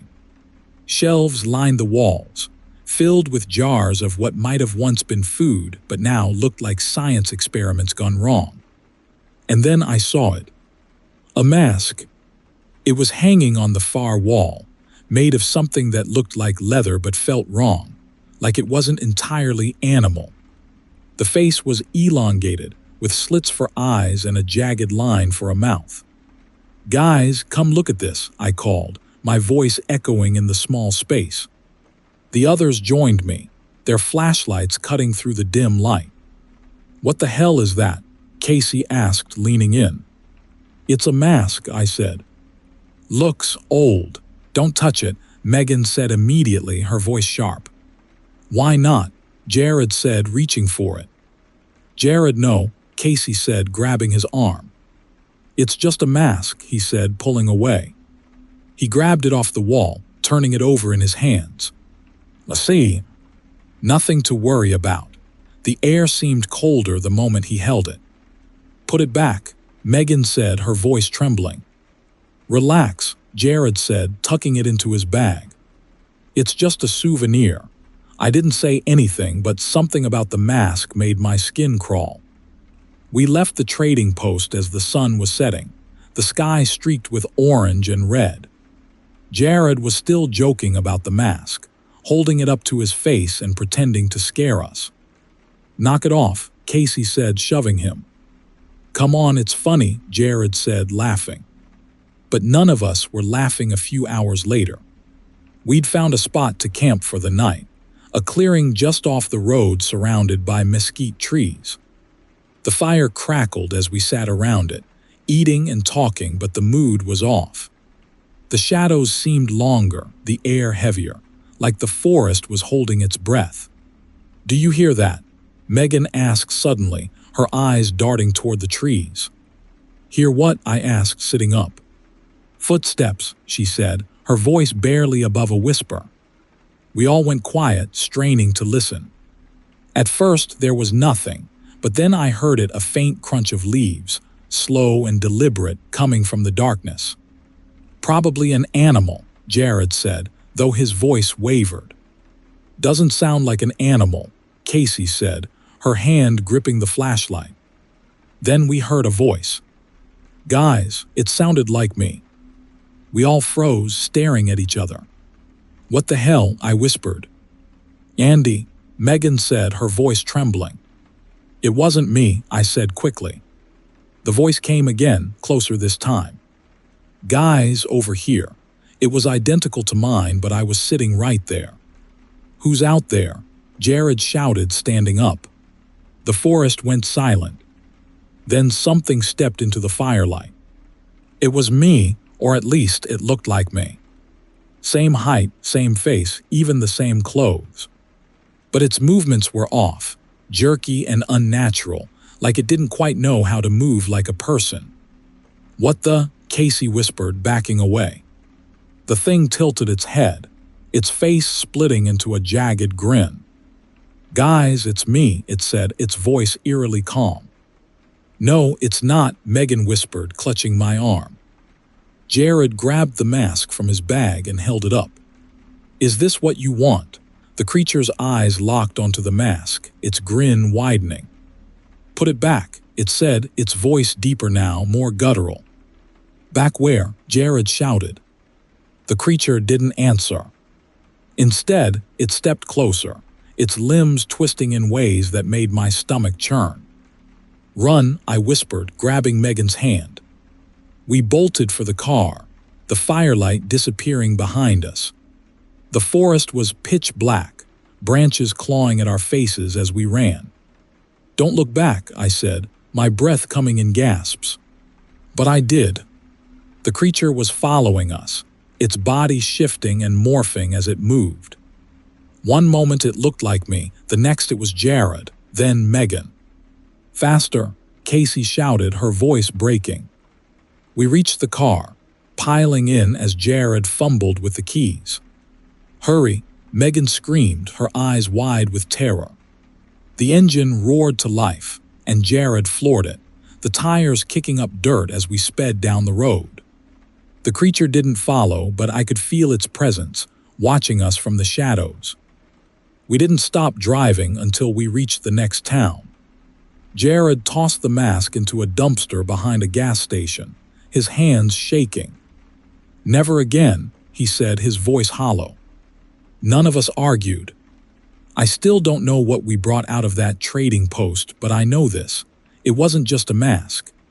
If you ever find something strange in an abandoned place, leave it there. Because some things don't want to be taken, and some things will follow you until you put them back. Story 24. My name is Claire and I'm 24. I've always loved road trips. There's nothing like the freedom of driving down an open highway with the windows down and music blasting. But after what happened last summer, I'll never look at the road the same way again. There are places out there you're not meant to find, places you can't escape once you enter. It was supposed to be a quick trip from Houston to Lubbock with my boyfriend, Zach, and our friend, Joy. Zach had just bought a used truck, and we figured a road trip would be the perfect excuse to test it out. We planned to take the scenic route, avoiding interstates and sticking to back roads. The first half of the trip was uneventful. We laughed, sang along to terrible playlists, and stopped at every roadside diner we could find. By the time the sun set, we were deep in the Texas countryside, with nothing but endless fields and the occasional farmhouse for miles. That's when Zach's GPS started acting weird. "Weird," he muttered, tapping the screen. "What's wrong?" Joy asked from the backseat. "The route just changed," Zach said. "It's saying there's a faster way. Shaves off 2 hours." I leaned over to look at the screen. The GPS showed a new road, Route 666, cutting straight through the middle of nowhere. "That's not on the map," I said, pulling up my phone to check. "Maybe it's a back road or something," Zach said. "Worth a shot, right? Are you seriously considering taking a road called Route 666? Joy asked, raising an eyebrow. Zach laughed. "Come on, it's just a number. Besides, 2 hours saved sounds pretty good to me." I wasn't thrilled about it, but I didn't want to argue. So we turned onto the new route, leaving the main road behind. At first it seemed fine. The road was narrow and old, the asphalt cracked in places, but it was nothing we couldn't handle. The truck's headlights cut through the darkness, illuminating a seemingly endless stretch of road ahead. But then things started to feel off. The first thing I noticed was the silence. The further we drove, the quieter everything became. The hum of insects and the rustling of leaves disappeared, leaving only the sound of the truck's engine. "Is it just me, or is this road way too quiet?" I asked. "It's the middle of nowhere," Zach said, shrugging. "What you expect?" But Joy was fidgeting in the back seat, her eyes darting to the window. "I don't like this," she said. "It feels wrong." The scenery outside the truck started to change, too. The fields gave way to dense, twisted trees that seemed to close in on the road, their gnarled branches reaching out like claws.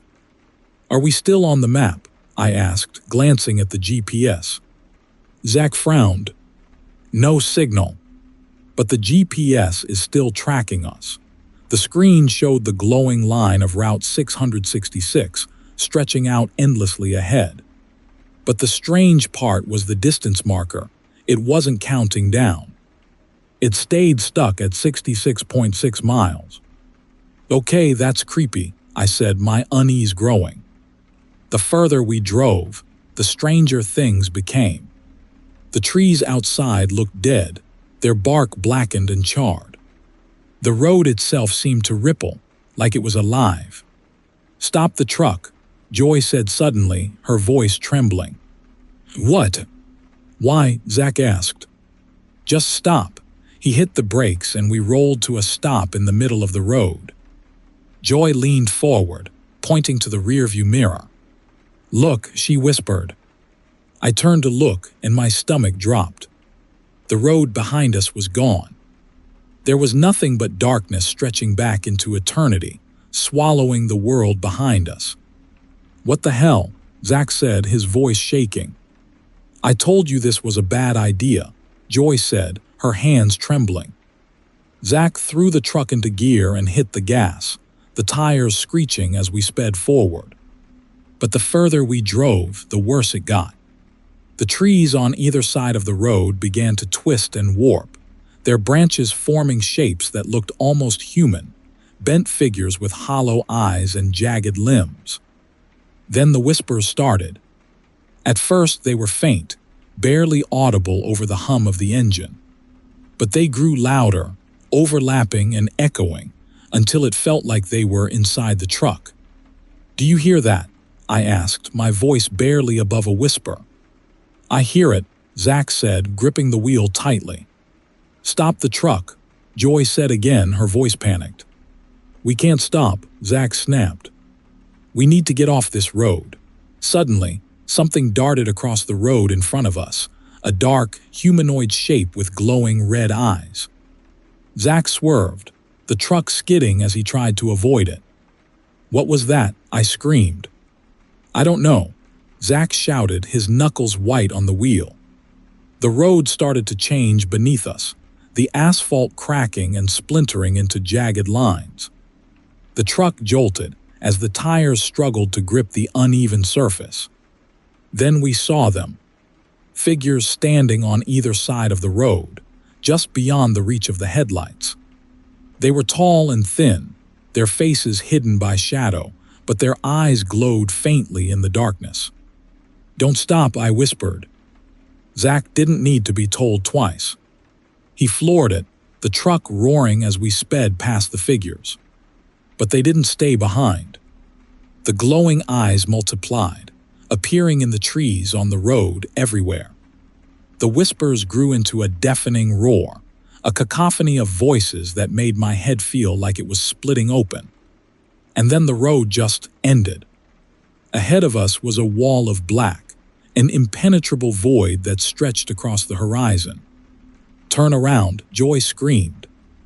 Zach slammed on the brakes, the truck skidding to a stop just inches from the edge. The void was like nothing I'd ever seen, pitch black, with faint, writhing shapes moving inside it. Before we could react, the figures stepped out of the trees, surrounding the truck. Their glowing eyes burned into us as they reached out with long, clawed hands, dragging their nails across the windows. "We're not getting out of here," Zach whispered, his voice trembling. "Yes, we are," I said, grabbing his arm. "Back up." Zach threw the truck into reverse, the tires screeching as we sped backward. The figures didn't chase us. They just stood there, watching, their glowing eyes burning into the darkness. As we reversed, the scenery began to shift. The trees faded, replaced by open fields, and the whispers grew quieter until they finally stopped. When we finally reached the main road, we didn't stop. We didn't even speak. We drove straight through the night, not slowing down until we reached the lights of a gas station hours later. We checked the GPS again, but there was no sign of Route 666. It was as if the road had never existed. To this day, I don't know what we found out there, and I don't want to know. If you're ever driving through Texas and your GPS suggests a shortcut, don't take it. Some roads aren't meant to be traveled, and some destinations don't have a way back. Story 25. My name is Jake, and I'm 33. I've always loved Texas history.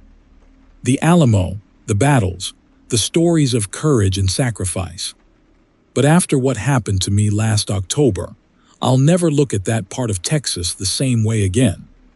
Some places hold onto their past in ways that are hard to explain, and if you get too close, you might not walk away. It started as a late-night drive. My girlfriend, Callie, and I were heading back to Austin after visiting her parents in San Antonio. We'd taken a longer route through the city to avoid the interstate traffic. Callie fell asleep in the passenger seat not long after we left, and I had the road to myself. The streets were quiet, almost unnaturally so. The city lights faded behind us, and the two-lane highway stretched out ahead, bordered by dark fields and scattered trees. I was tired, but I figured we'd be home in a couple of hours. That's when I noticed the fog. It rolled in out of nowhere, thick and white, swallowing the road ahead. I slowed down, squinting through the windshield as the headlights barely pierced the haze. The air felt heavy, the way it does before a storm, but the sky was clear. Callie stirred, her voice groggy. "Why'd you slow down?" "Fog," I said, nodding toward the windshield. "Came out of nowhere." She sat up, rubbing her eyes. "That's weird. It wasn't foggy a minute ago." I didn't respond. I was too focused on the road, or what little of it I could see. The radio crackled with static, cutting off the song that had been playing. I reached out to adjust the dial, but no station came through. "Do you hear that?" Callie asked, her voice low. "Hear what?" I asked, glancing at her. She was staring out the window, her face pale. "It sounds like drums." I rolled down my window slightly, and sure enough, there it was, a faint, rhythmic pounding, like someone beating a distant drum. "Maybe it's a construction crew," I said, though I didn't believe it. "Out here," Callie said, shaking her head. The fog thickened, and the drum beats grew louder. Then, out of the corner of my eye, I saw something. A figure. It was on the side of the road, just barely visible through the fog. I slowed down, my pulse quickening. "What is that?" Callie whispered. The figure stepped into the beam of the headlights, and my breath caught in my throat. It was a man, or at least it looked like one. He was dressed in tattered, old-fashioned clothing, his chest marked with what looked like bloodstains. His face was gaunt, his eyes hollow, but they glowed faintly red. I swerved instinctively, the car veering to avoid him. Callie screamed as we skidded onto the shoulder. "Did you see that?" I said, my voice shaking. She nodded, her hands gripping the dashboard. "What the hell was that?" I didn't answer. I was too busy looking in the rearview mirror, but the figure was gone. The fog seemed to close in tighter, and the drum beats were louder now, echoing around us. "We need to get out of here," Callie said, her voice trembling. I hit the gas, the tires spinning slightly on the loose gravel before catching. The car sped forward, but the road didn't feel right. The asphalt looked cracked and uneven, like it hadn't been maintained in years. Then we saw them. Figures emerging from the fog, one after another. They were dressed in old military uniforms, some Mexican soldiers, some Texian rebels, but their bodies were decayed, their faces pale and sunken. Their eyes glowed red, and their mouths twisted into unnatural snarls. "Oh my God," Callie whispered, her hand covering her mouth. They were walking across the road, dozens of them, their movements slow but deliberate. The drum beats were deafening now, pounding in sync with the steps of the soldiers. "Jake, don't stop," Callie said, her voice panicked. "I'm not," I said, gripping the wheel tightly.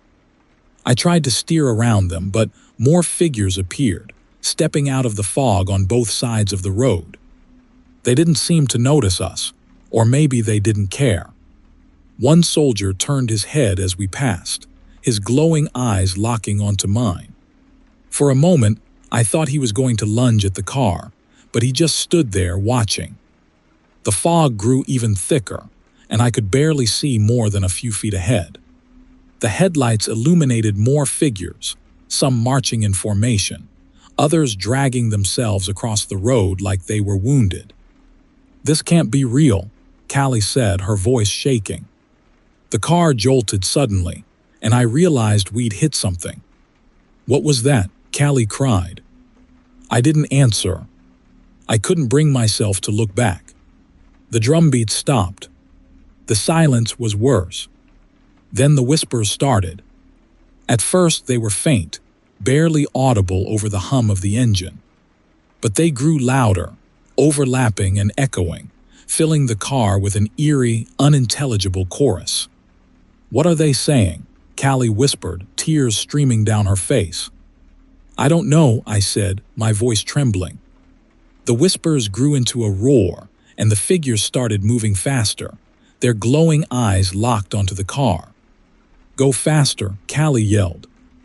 "I'm trying," I shouted, the engine roaring as I pushed the car to its limit. The road twisted and turned, and I could barely see where I was going. The figures were everywhere now, closing in on all sides. One of them slammed a hand against the window, leaving a bloody smear as it clawed at the glass.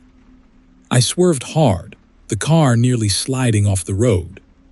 "Jake, look out," Callie screamed. I turned just in time to see a massive figure standing in the middle of the road. It was taller than the others, its uniform more elaborate, its glowing eyes burning brighter than the rest. I didn't have time to stop. The car plowed through the figure, and it dissolved into the fog like smoke. And then, just like that, the fog was gone. The road ahead was clear, the desert stretching out under the pale light of the moon. The whispers stopped, and the drumbeats faded into silence. I pulled over, my hands shaking as I turned off the engine. Callie was crying quietly, her face pale. "What just happened?" she whispered. "I don't know," I said, my voice hoarse. We sat there for a while, staring at the empty road. Finally, I started the car again, and we drove in silence until we reached Austin. I still don't know what we saw that night. Maybe it was the ghosts of soldiers who died at the Alamo, trapped in some endless march through time. Or maybe it was something worse, something beyond explanation. All I know is that if you're ever driving near San Antonio and the fog starts to roll in, don't stop. Because some roads carry more than just history, and some spirits aren't ready to rest. Story 26. My name is Jake, and I'm 29. If you told me a year ago that I'd come face to face with something that defies all logic, I'd have laughed. But what happened to me and my buddy along the Devil's River in Texas still keeps me up at night. It wasn't a prank. It wasn't a wild animal. It was something else, something I wouldn't believe if I hadn't seen it myself. It started as a simple hiking trip. My best friend Danny and I had been talking for years about exploring the Devil's River.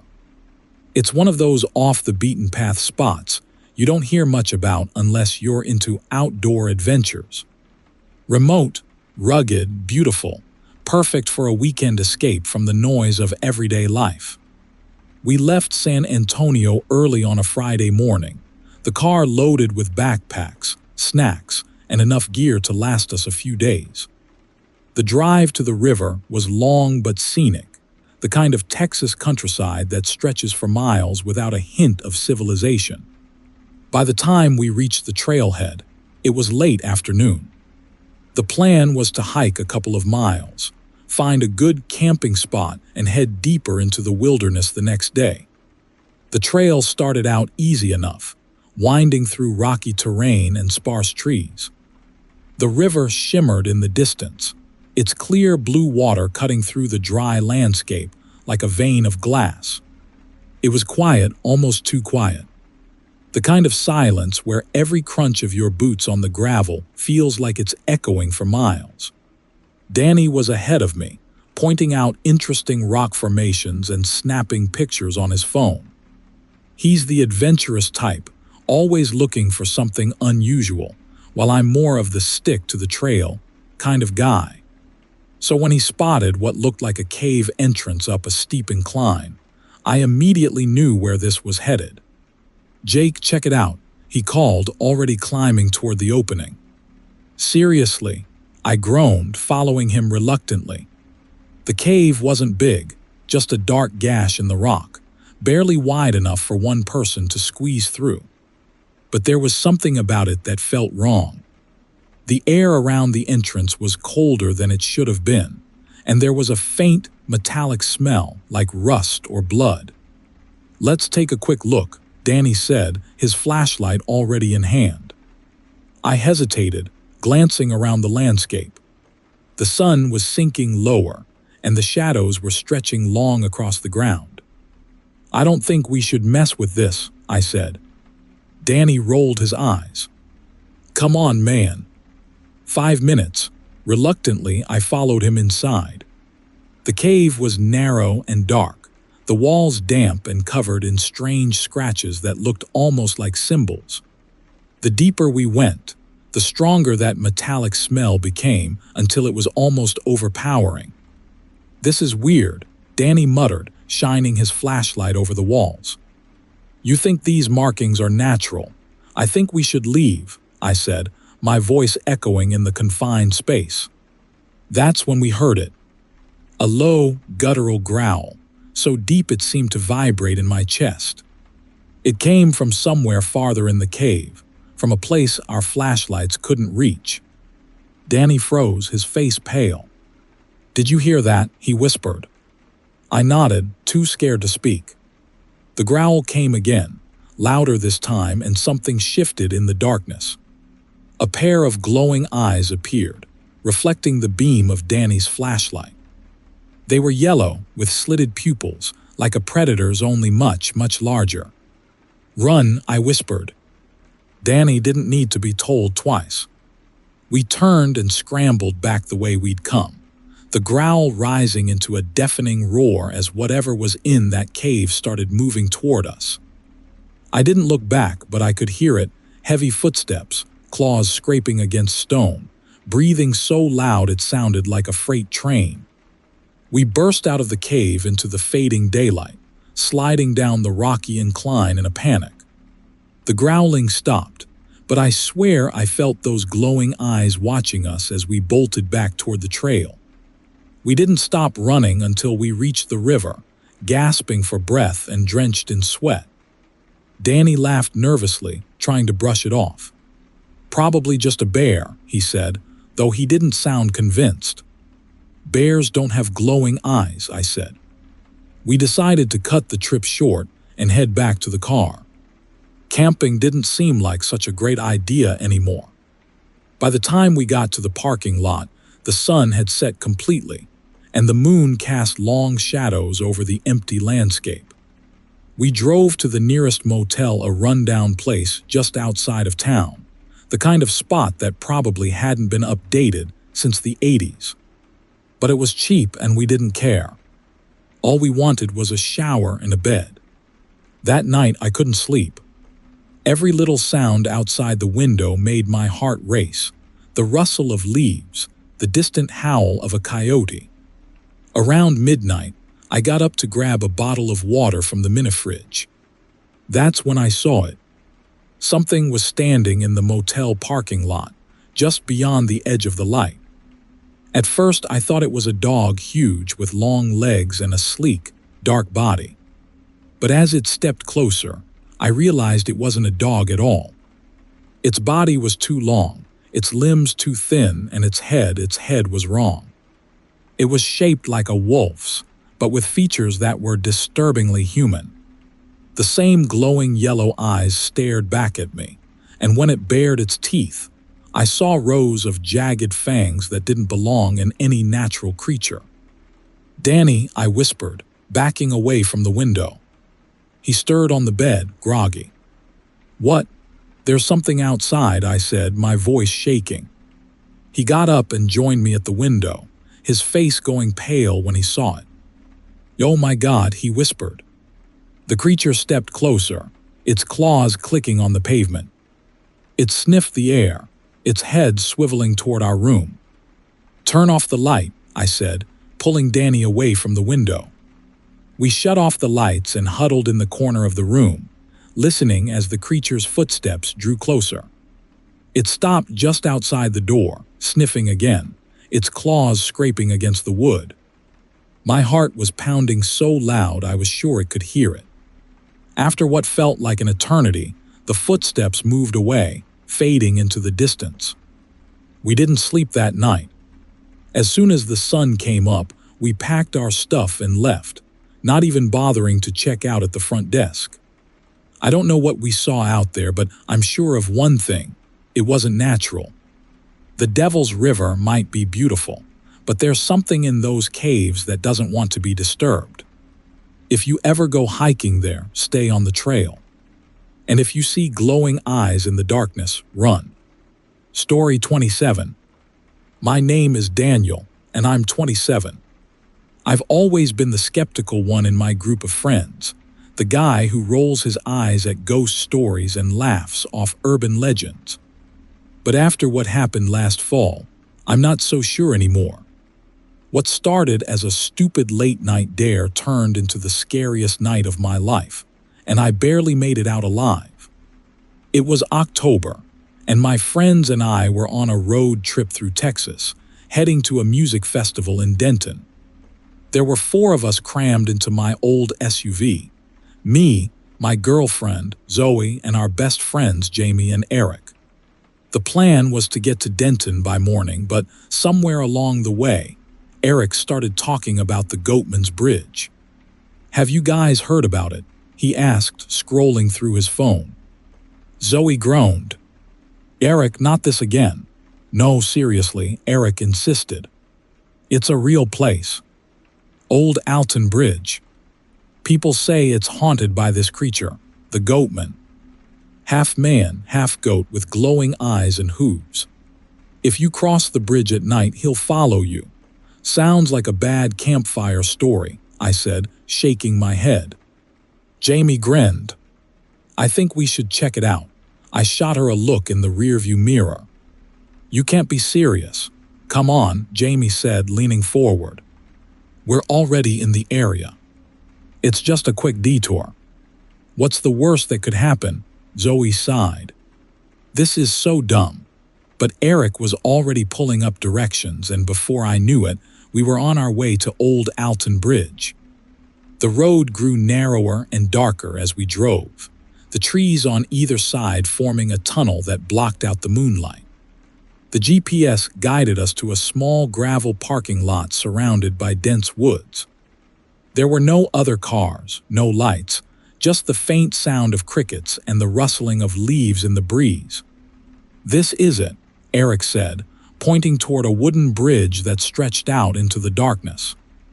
I parked the car and we climbed out, the air cool and damp around us.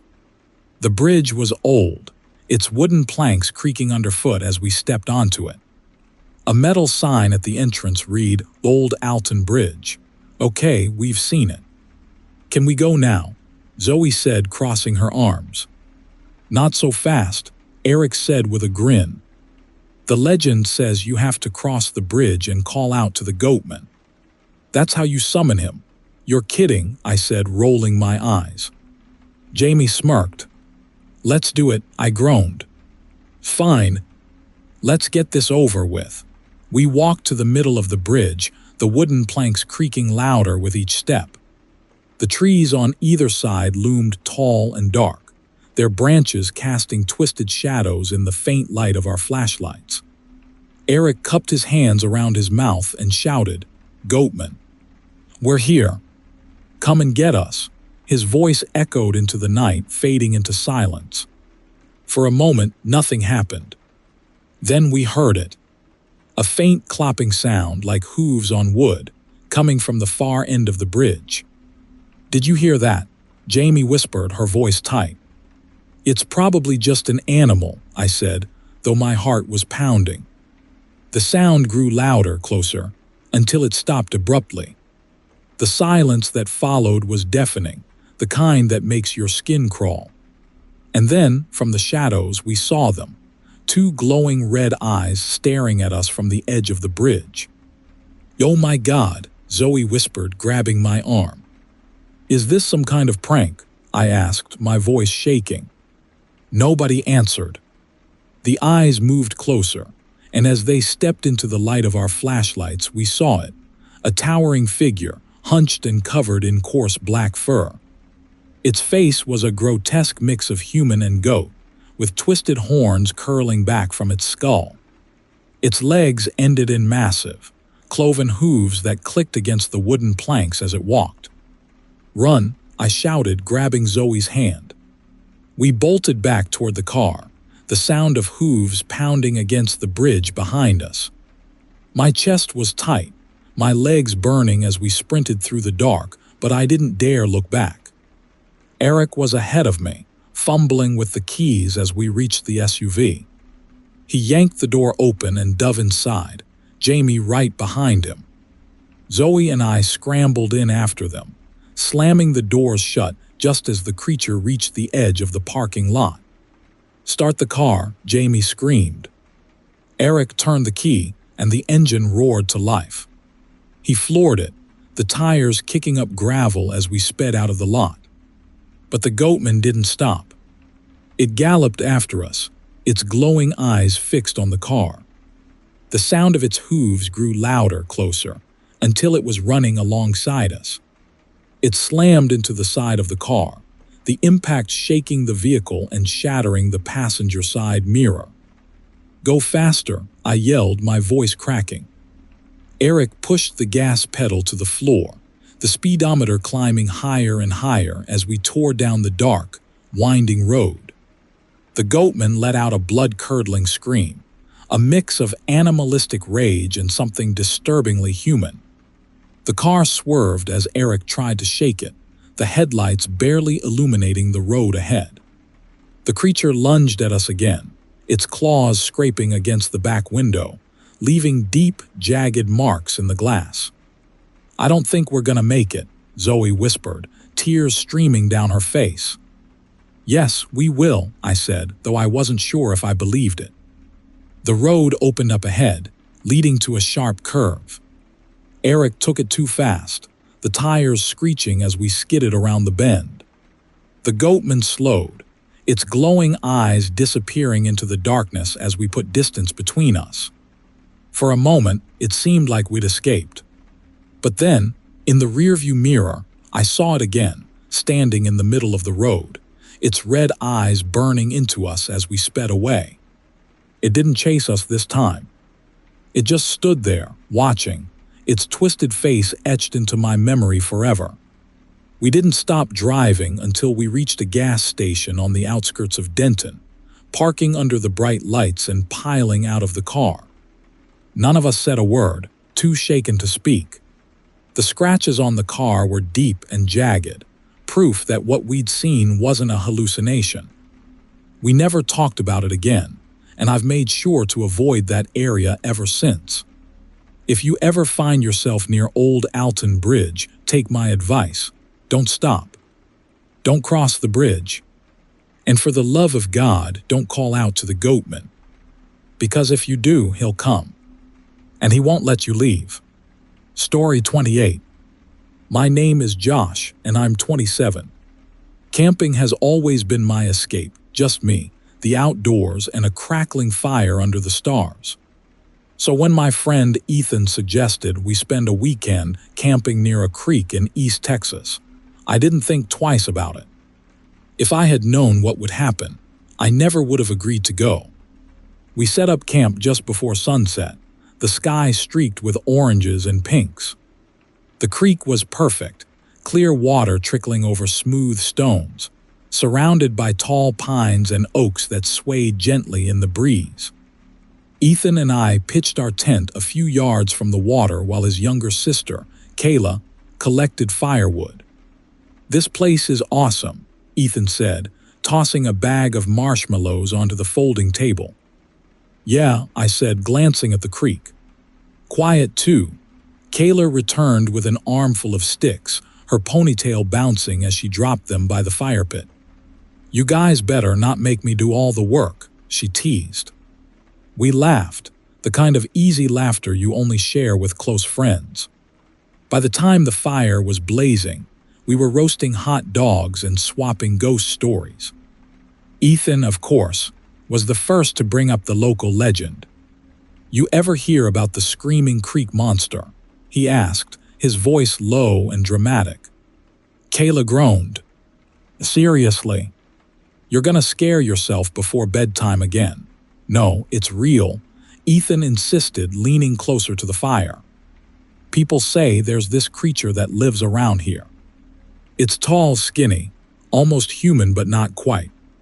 And at night it screams, loud enough to make your ears bleed. Sounds like you after too much beer," I joked, trying to lighten the mood. Ethan ignored me, his eyes glinting in the firelight. "They say if you hear the screams, it means the monster's hunting you. And if you see it, it's already too late." Kayla rolled her eyes. "You're such a dork." We laughed again, but the story stuck with me. There was something about the way Ethan had said it, like he believed it more than he wanted to admit. The fire burned low as the night deepened, and the three of us crawled into the tent. The sounds of the creek and the rustling leaves outside were soothing, and before long, I drifted off to sleep. I woke up to a scream. It was sharp, piercing, and unlike anything I'd ever heard. My heart raced as I sat up, fumbling for the flashlight beside my sleeping bag. "What was that?" Kayla whispered, her voice trembling. "I don't know," I said, clicking the flashlight on. Ethan was already awake, his face pale in the dim light. "You heard it too?" he asked. "Yeah," I said. "What the hell was that?" We sat in silence, listening. At first, there was nothing but the sound of the creek. Then it came again, a high-pitched, blood-curdling scream that seemed to echo through the trees. "Maybe it's an animal," Kayla said, though she didn't sound convinced. "That's not an animal," Ethan whispered. The scream came again, closer this time. It was so loud it made my ears ring, and I felt a chill run down my spine. "We need to check it out," Ethan said, grabbing a flashlight. "Are you insane?" Kayla hissed. "She's right," I said, my voice shaking. "We don't know what that is," but Ethan was already unzipping the tent. "Stay here," he said. "I'll be right back." "Ethan, don't," Kayla pleaded, but he was gone. The two of us sat in tense silence, the flashlight beam trembling in my hand. The scream stopped, replaced by an eerie stillness that was somehow worse. "What's taking him so long?" Kayla whispered. I didn't answer. My gut told me something was wrong. "Stay here," I said, grabbing the other flashlight. "Wait, what?" Kayla said, panic rising in her voice. "I'll find him. Just stay in the tent." I stepped outside, the cold night air biting at my skin. The fire had burned out, and the darkness pressed in from all sides. "Ethan," I called, my voice barely more than a whisper. The flashlight beam cut through the trees, but there was no sign of him. Then I saw something. A shadow moved at the edge of the creek, tall and thin. At first, I thought it was Ethan, but as I stepped closer, I realized it wasn't. The figure was too tall, its limbs too long, its movements jerky and unnatural. It was hunched over, its bony shoulders rising and falling as it drank from the creek. I froze, my breath caught in my throat. The creature turned its head, and my stomach dropped.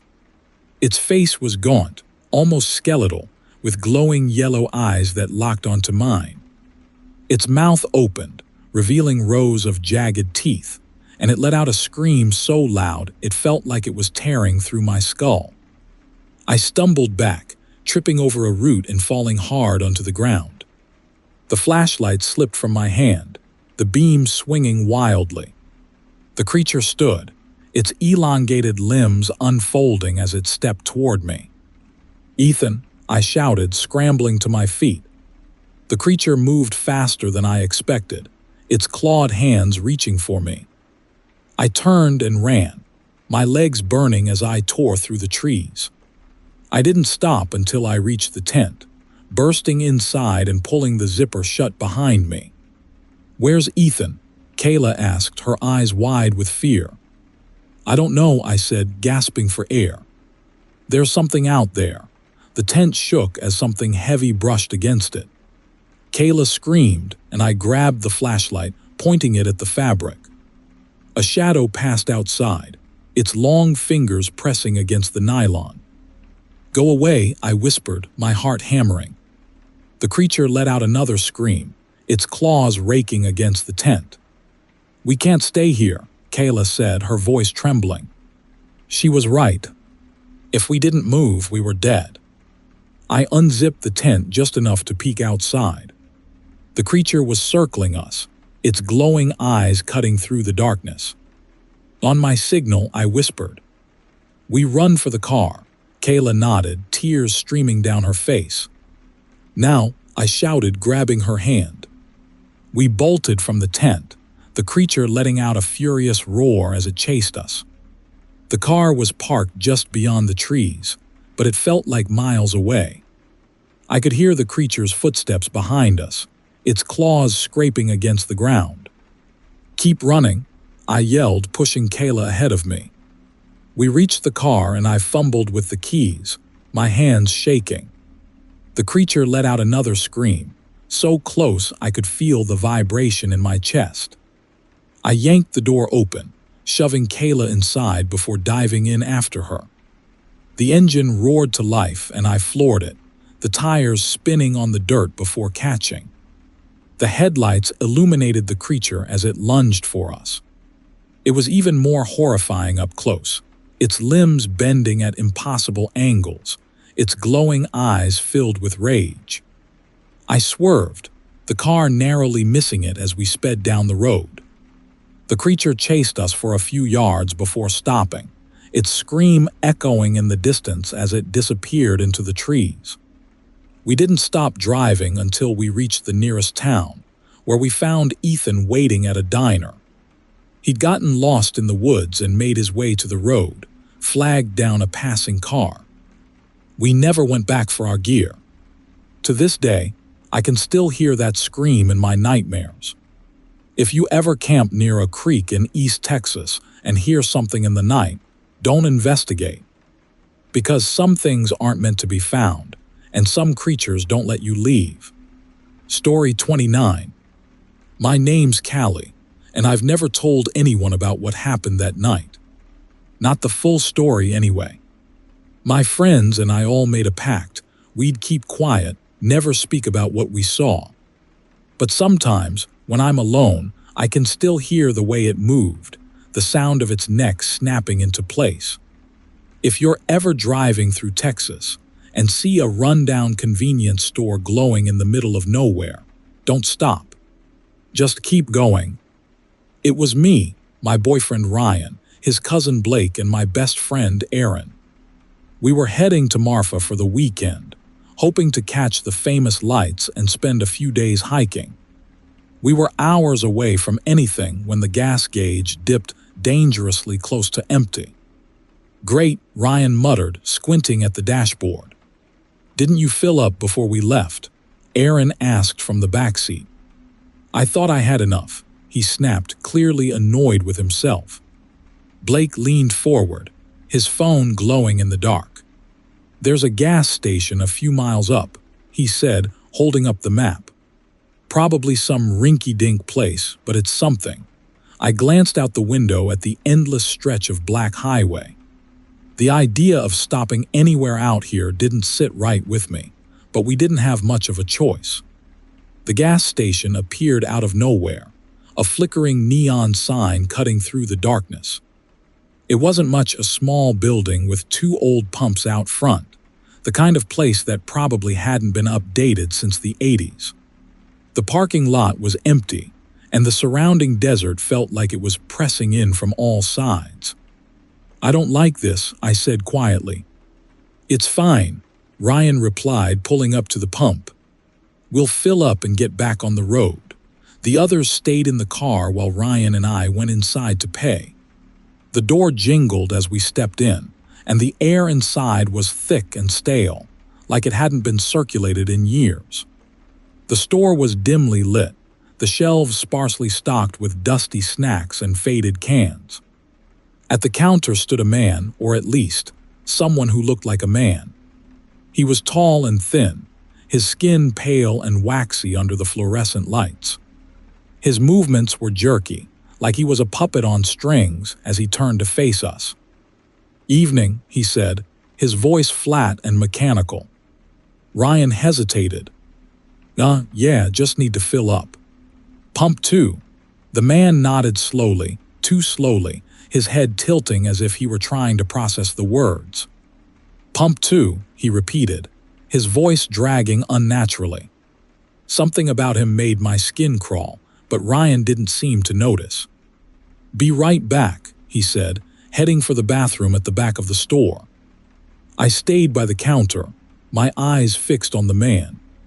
He was staring straight ahead, not at me, not at anything, just staring. His head twitched every few seconds, a sharp, unnatural movement that made my stomach twist. "Are you from around here?" I asked, trying to break the silence. He didn't answer right away. When he finally spoke, it was like the words were being dragged out of him. "Been here a long time." I didn't know what to say to that. Ryan came back a minute later, and I was more than ready to leave. But as we turned to go, Blake and Aaron burst through the door, laughing about something. "Hey," Blake said, his voice loud in the quiet store. "You know this place is creepy, right?" Like serious Skinwalker vibes. The second the word left his mouth, the man froze. His head twitched violently, snapping to one side, then the other, before his entire body went still. The air felt heavier, like something had shifted in the room. "What did you say?" he asked, his voice lower now, almost a growl. Blake glanced at us, confused. "Yeah, Skinwalker. You know, those things from." The man's neck twisted suddenly, jerking around until his head was facing completely backward. His eyes locked onto Blake, wide and unblinking, his lips stretching into a grin that was too wide, too wrong. "Don't," he hissed, his voice echoing unnaturally. "Say that word." I grabbed Ryan's arm, my heart pounding. "We need to go," I whispered. Blake, still not getting it, laughed nervously. "Okay, sorry, dude." "Didn't mean to." The man moved. It was so fast I barely registered it. 1 second he was behind the counter, and the next he was standing right in front of Blake, his body jerking and twisting like a broken marionette. Blake stumbled back, crashing into a display of chips as the man leaned closer. "You don't belong here," he said, his grin stretching wider, the corners of his mouth splitting open. Ryan grabbed my hand, yanking me toward the door. "Run!" We bolted, Blake and Aaron close behind us. I could hear the man's footsteps behind us, heavy and uneven, like he was dragging himself forward. The second we were outside, I fumbled with the car door, throwing myself into the passenger seat. Ryan jumped in the driver's side, slamming the door and jamming the key into the ignition. "Hurry!" I screamed, my eyes fixed on the store. The man was standing in the doorway now, his head tilted at an unnatural angle, his body silhouetted against the dim light. His arms stretched out, too long, his fingers twitching. The engine roared to life, and Ryan floored it, the tires squealing as we sped out of the parking lot. For a moment, I thought we were safe. But then Aaron screamed, and I turned to see the man running after us, his movements inhumanly fast, his limbs flailing as he closed the distance. "Go faster," Blake shouted, panic in his voice. Ryan pushed the car to its limit, the speedometer climbing as the man's figure grew smaller and smaller in the rearview mirror.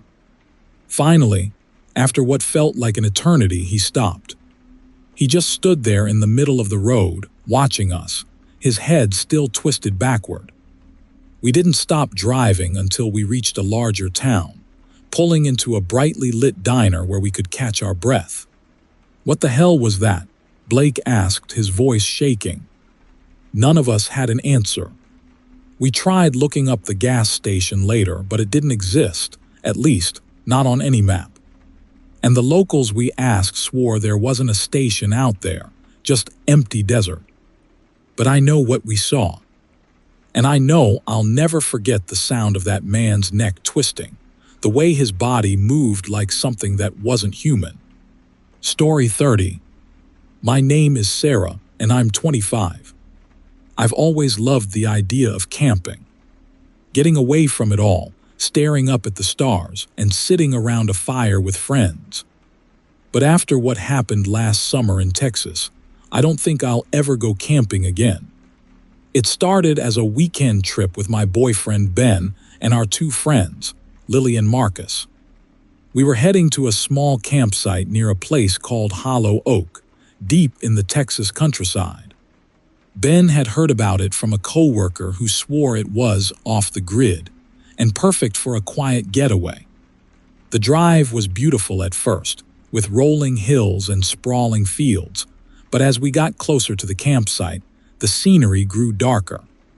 The trees were old and gnarled, their branches twisting together to block out the sunlight. By the time we arrived, it felt like we were in a different world entirely. We set up our tents in a small clearing near an enormous oak tree. Its trunk was massive, its roots like veins crawling through the earth. The branches stretched high into the sky, but the tree's most noticeable feature was the scars on its limbs, long, deep grooves, as if something heavy had hung there over and over again. "This tree is creepy," Lily said, stepping back to take it all in. "It's just a tree," Ben said, brushing her off. "Come on, let's get the fire going." As the sun set, we sat around the fire, roasting marshmallows and telling stories. Marcus brought up the local legend about the tree, which made the hair on the back of my neck stand up. "They say this oak was used for hangings," Marcus said, poking at the fire with a stick.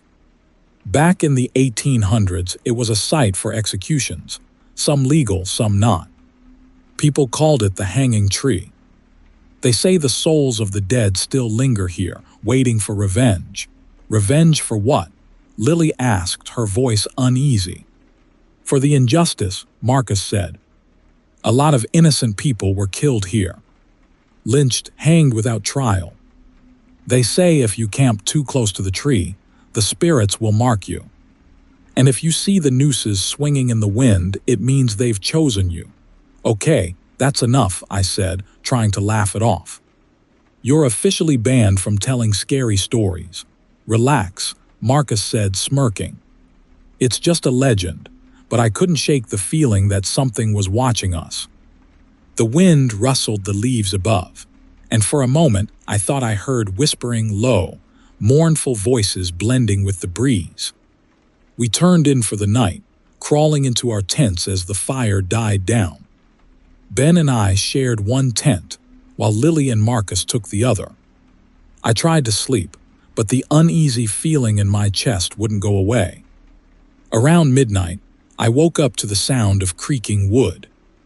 At first, I thought it was just the wind moving through the trees, but as I listened closer, I realized it wasn't random. It was rhythmic, like the sound of a rope swinging back and forth. "Ben," I whispered, shaking his shoulder. "Do you hear that?" He groaned, half asleep. "It's just the wind." Go back to sleep, but I couldn't. I unzipped the tent and stepped outside, shivering as the cool night air hit my skin. The clearing was bathed in moonlight, the fire reduced to glowing embers. And then I saw them. Nooses. Dozens of them, hanging from the branches of the oak tree, swaying gently in the breeze. I froze, my breath catching in my throat. The ropes weren't there earlier, I was sure of it. And yet now they hung from every branch, their ends frayed and worn as if they'd been there for years. "Ben," I whispered, my voice trembling. He stumbled out of the tent, rubbing his eyes. "What is it?" I pointed to the tree, my hands shaking. "The ropes." "Look." His face went pale as he followed my gaze. "What the hell?" A scream erupted from the other tent and Lily burst out, her face pale and streaked with tears. "They're coming," she cried, pointing toward the woods. Marcus stumbled out after her, looking just as terrified. "I saw them," he said, his voice shaking. "Figures hanging from the tree." They were staring at me. Before I could process what he'd said, the air grew heavy.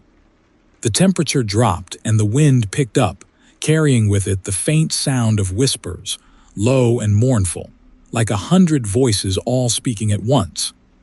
The nooses started swinging faster, as if an invisible force was yanking them back and forth. "We need to get out of here," I said, grabbing Ben's arm. The four of us ran to the truck, but as we got closer, we realized the tires were flat, every single one of them slashed. "No, no, no," Ben muttered, yanking open the driver's door and trying to start the engine. It roared to life, but without the tires we weren't going anywhere. "We have to run," Lily said, her voice rising in panic. "Run where?" Marcus asked, looking around wildly. A figure appeared at the edge of the clearing. Then another, and another. Shadowy forms, their heads tilted at unnatural angles, their necks twisted and broken. Their eyes glowed faintly in the moonlight, and they moved slowly, deliberately, stepping closer with every second. "The spirits," Marcus whispered, his voice barely audible. One of the figures raised a hand, pointing directly at us. The whispers grew louder, almost deafening, and I felt a pressure in my chest like I couldn't breathe. "We have to go," I shouted, grabbing Ben's hand and pulling him toward the woods. We ran, crashing through the underbrush, the shadows following close behind. The whispers surrounded us, filling my head with words I couldn't understand. My lungs burned as I pushed forward, branches scraping my arms and face. Finally, we stumbled into another clearing, far from the oak tree. The shadows didn't follow. The whispers faded, replaced by the sound of our ragged breathing. "Is everyone okay?" Ben asked, looking around. Lily was crying, clutching Marcus's arm, but they both nodded. "What the hell was that?" Marcus asked, his voice shaking. "I don't know," I said, my heart still racing. We stayed there until dawn, too scared to move. When the sun finally rose, we made our way back to the campsite, half expecting to see the spirits waiting for us. But the clearing was empty. The nooses were gone, and the oak tree stood silent, its branches swaying gently in the morning breeze. We packed up as quickly as we could and left, abandoning the truck and walking to the nearest road to call for help. I don't know what we saw that night, and I don't want to know. But I'll never forget the sight of those nooses, or the feeling of those whispers crawling into my mind. If you ever find yourself near an old oak tree in Texas, think twice before you camp there. Some trees remember their history, and some spirits never let go. Story 31. My name is Jenna. I'm 25 years old, and I used to think the Marfa lights were just a fun Texas roadside attraction. You know, one of those quirky things you stop to see while on a road trip, snap a few pictures, and tell your friends about later. But after what happened to me and my friends last spring, I'll never think of them the same way again. The lights aren't harmless. They are something much worse. It started as a weekend trip to West Texas. Just me, my boyfriend Will, and our friends Nate and Brianna. We'd been planning it for months, a chance to get away from work, clear our heads, and experience the vast, open skies of the desert. Nate was the one who suggested we stop in Marfa to see the famous lights. "They're supposed to be amazing," he said, scrolling through an article on his phone. "People have been seeing them for over a century. Some think they're ghosts, Others say it's UFO. Either way, we have to check it out. I wasn't entirely sold on the idea, but Will and Brianna were into it, so I went along with it. We reached Marfa late in the afternoon, the sun sinking low over the desert. The small town had an eerie charm, quiet streets, old buildings, and a strange sense of stillness that hung in the air. We grabbed dinner at a local diner, and the waitress, a middle-aged woman with sun-weathered skin, asked if we were there to see the lights. Yeah, Nate said enthusiastically. Any tips on where to go? She hesitated, her smile faltering for a second. Most folks go to the viewing area off Highway 90, she said. But don't go wandering into the desert. People have gotten lost out there. Why do they get lost? I asked, curious. She shrugged, but her expression was serious. It's easy to lose your bearings in the dark. And some folks say the lights, they have a way of drawing you in. We laughed it off, chalking it up to local superstition, but her words stuck with me as we drove out to the viewing area later that evening. The sky was dark by the time we arrived. The stars spread out like a glittering blanket overhead. There were a few other people at the viewing area, families, couples, a group of photographers with tripods set up along the fence. The air was cool and the desert stretched out in every direction, vast and empty. We stood by the railing, staring into the distance, waiting for the lights to appear. At first, there was nothing but darkness. Then, out of nowhere, a soft, glowing orb appeared on the horizon. There, Nate said, pointing. We all saw it, a bright, white light that hovered just above the ground. It flickered, then moved, drifting slowly across the desert like it had a mind of its own.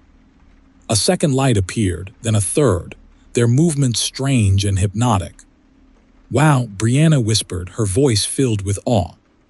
The lights were mesmerizing, shifting colors from white to blue to red, like they were alive.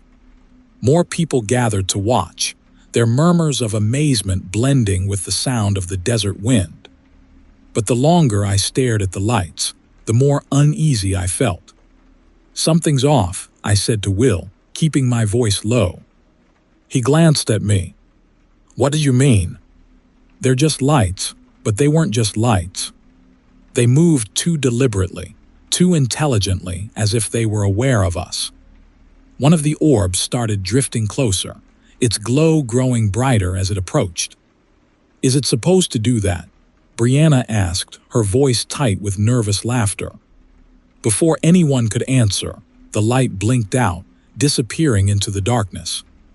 The other lights began to do the same, winking out one by one, until there was nothing but an eerie silence.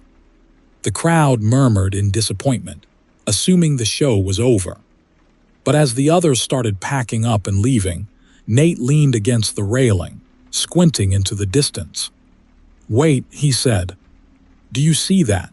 We followed his gaze and saw a faint, pulsing light farther out in the desert. It was different from the others, larger, brighter, and deeper in color, almost like molten gold. I want to get closer, Nate said, already climbing over the fence. Are you serious? I asked, grabbing his arm. The waitress said not to go into the desert. It's fine, he said, brushing me off. We'll just go a little closer to get a better look. Will and Brianna exchanged uneasy glances, but in the end, we all followed Nate. It felt stupid to let him go alone, and besides, the light was strangely compelling. It seemed to pulse in time with my heartbeat, drawing us toward it. The desert was colder than I expected, the dry air biting at my skin as we walked. The light grew brighter closer, but it was always just out of reach, like it was leading us somewhere. This is so weird, Brianna whispered, her breath visible in the chilly air. The light finally stopped near a rocky outcrop, hovering low to the ground. It was mesmerizing up close, its glow almost liquid, rippling like water. But as we approached, I noticed something odd. The ground around the light was littered with bones. At first I thought they were animal bones, small scattered fragments, but then I saw a skull. A human skull. "Guys, we need to go," I said, my voice trembling. But before we could move, the light blinked out, plunging us into darkness. "Where did it go?" Nate whispered, his voice barely audible. A low, guttural growl answered him, coming from somewhere in the shadows. "Run," Will said, grabbing my hand. We bolted, stumbling over rocks and scrub, the sound of heavy footsteps behind us. I didn't dare look back, but I could hear it, something large and fast, its breath rasping in the cold air. Nate screamed, a high, panicked sound, and when I glanced over my shoulder, I saw it. The creature was massive, its body shimmering with the same bioluminescent glow as the lights. Its eyes burned like molten gold, its jaws lined with jagged teeth. It moved on all fours, but its limbs were too long, its movements too fluid, like something that had never belonged in this world. "Keep running," Will shouted, pulling me forward. The motel was miles away, but the faint glow of the highway lights gave us a sliver of hope. The creature let out a deafening roar, and I could feel its footsteps shaking the ground as it closed in. Just as we reached the fence, Brianna tripped, falling hard onto the rocky ground. Will and I turned back to help her, but the creature stopped, its glowing eyes fixed on her. For a moment I thought it would attack, but instead it stared at her, its head tilting like it was studying her. Then, with a low growl, it turned and vanished into the darkness, its glowing form fading like embers in the wind. We didn't stop running until we reached the car, slamming the doors shut and locking them. Nate was shaking, Brianna was crying, and none of us could speak. We drove out of Marfa that night, not stopping until the sun was high in the sky. None of us could explain what we'd seen, and none of us wanted to try. The Marfa lights might seem like a harmless tourist attraction, but they are not. Something ancient lives out there in the desert, and it uses the lights to lure its prey. Story 32. My name is Mark, and I'm 29. I've always been the adventurous type, the guy who says yes to anything that sounds just a little bit dangerous. But after what happened last summer in the middle of nowhere, Texas, I've learned there are some places you just don't go. It was supposed to be a fun road trip. My friends, Jordan, Cassie, and Alex, and I were driving from Dallas to a campsite near Big Bend. We wanted to spend a weekend off the grid, drinking beers under the stars and pretending we weren't tied to desk jobs. The drive started out great. We were blasting music, laughing, and making dumb jokes as we left the city behind. But somewhere after sundown, deep in the Texas backroads, things took a turn. Jordan, who had been scrolling through his phone, suddenly spoke up. "Hey, you guys heard of the Howling Church?" "The what?" Cassie asked from the backseat. "It's this abandoned church out here," Jordan said, grinning. "Locals say it's haunted or worse. Supposedly, it's the lair of a dogman." "Dogman," Alex repeated, raising an eyebrow. "Like a werewolf," Jordan said. "But worse. They say it hunts anyone who trespasses. Is this another one of your urban legends?" I asked, glancing at him. "Maybe," Jordan said. "But it's not far from here. Want to check it out?" "No," Cassie said immediately.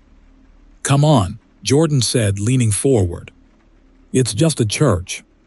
We'll be in and out in 5 minutes." I sighed, but curiosity got the better of me. "Fine, but 5 minutes, and then we're out of there." Jordan directed me off the main road and onto a narrow dirt path. The headlights barely illuminated the way, the trees on either side looming like shadows. "There it is," Jordan said, pointing.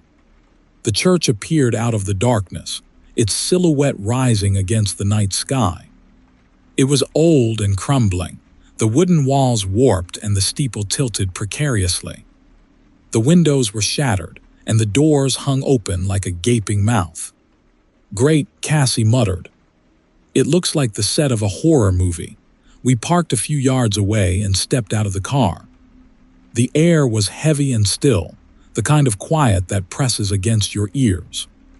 "All right, let's make this quick," I said, grabbing a flashlight. The dirt path to the church was overgrown with weeds, and every step felt like a mistake. The closer we got, the more I wanted to turn around. As we reached the entrance, the wind picked up, carrying a faint, low howl that made my stomach tighten. "Did you hear that?" Cassie whispered. "It's just the wind," Alex said, though he didn't sound convinced. We stepped inside, the wooden floorboards creaking under our weight. The interior was worse than I expected. Pews overturned, the altar shattered, and the walls covered in deep gouges, as if something had clawed at them. "Okay, we've seen it."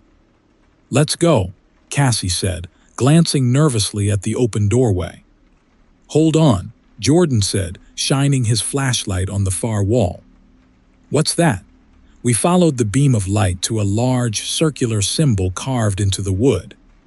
It was intricate, almost hypnotic, and surrounded by jagged marks that looked like scratches.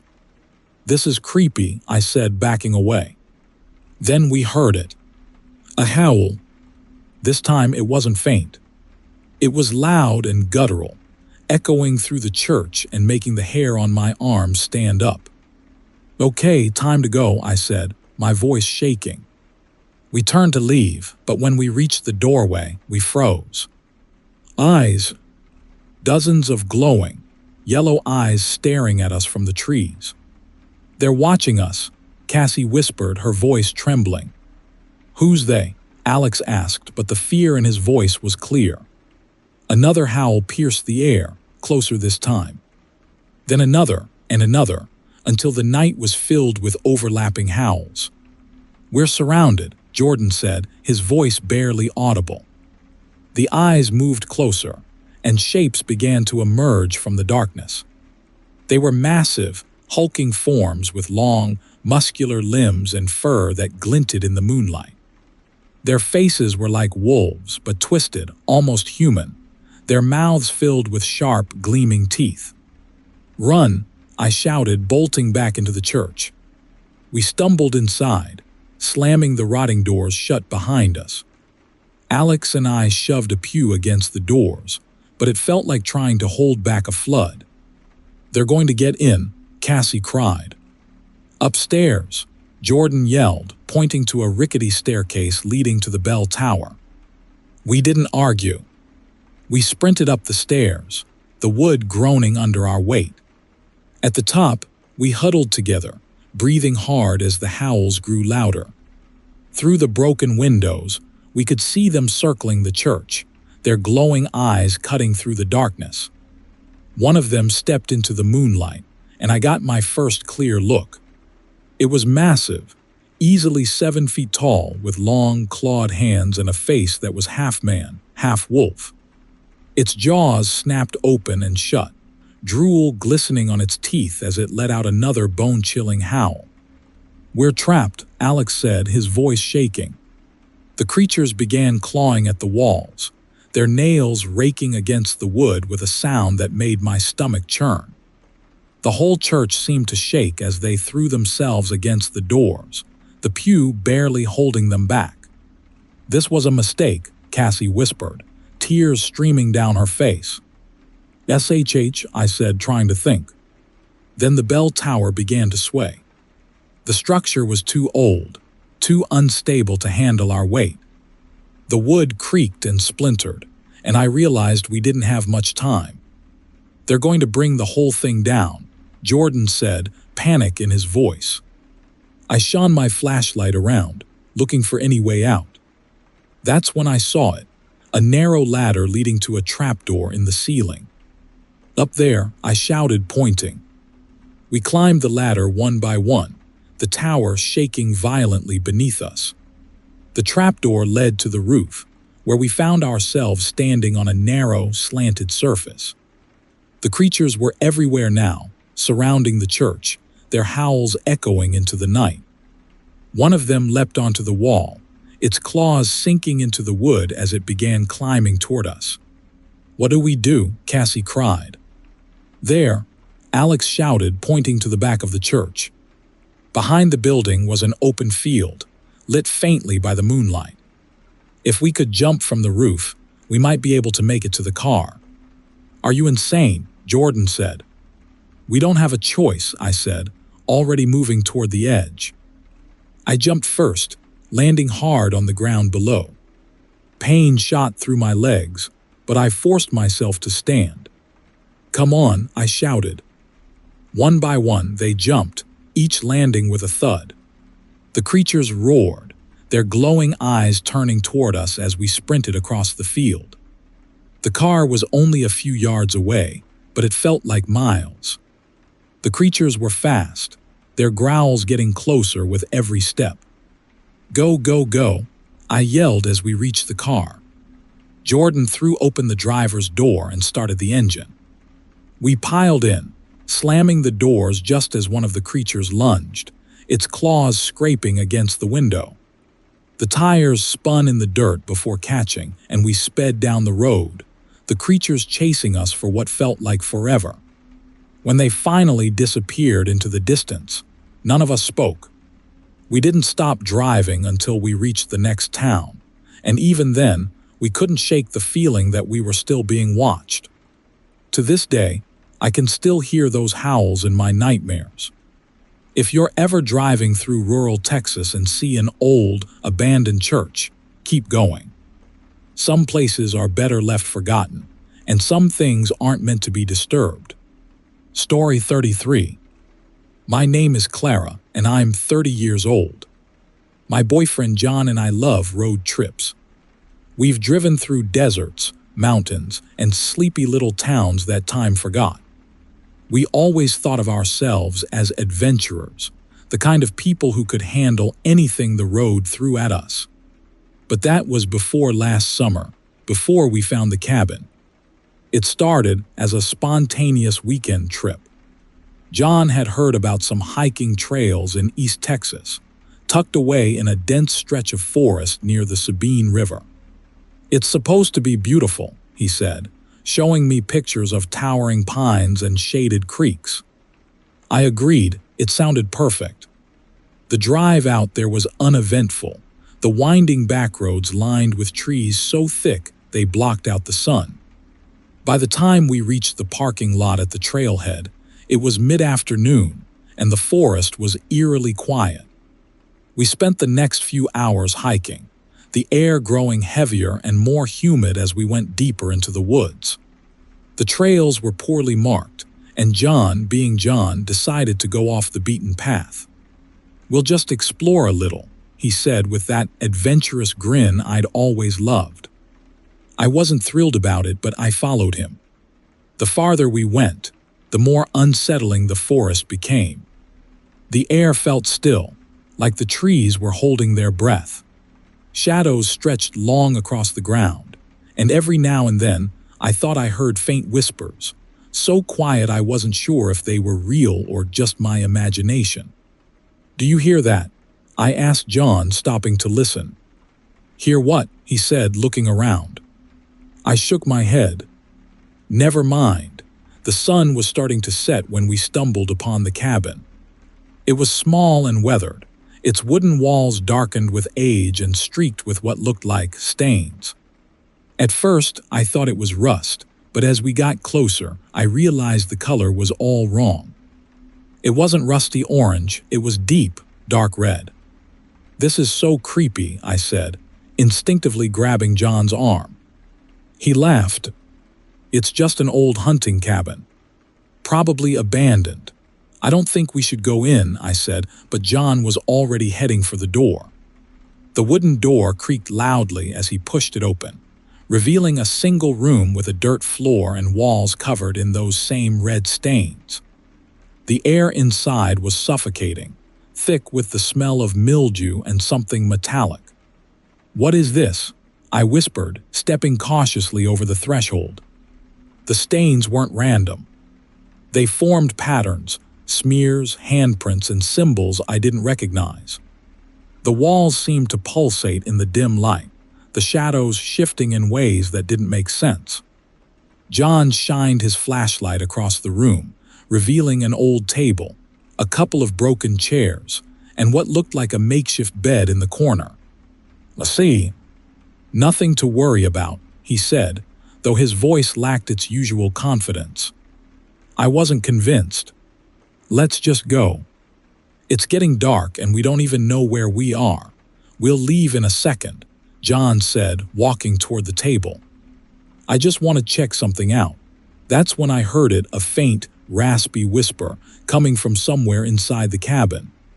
"Stay," it said, so quiet I wasn't sure I'd heard it right. "John," I said, my voice trembling. "Did you hear that?" "Hear what?" he asked, still examining the table. The whisper came again, louder this time. "Stay with us." I backed toward the door, my heart pounding. "We need to leave." "Now." John turned to me, his face pale. "Okay," he said, finally sounding as scared as I felt. But as we moved toward the door, it slammed shut with a force that shook the entire cabin. "What the hell?" John shouted, rushing to open it. But it wouldn't budge, no matter how hard he pulled. The whispers grew louder, overlapping, echoing, filling the room like a sinister chant. "Stay. Stay. Stay."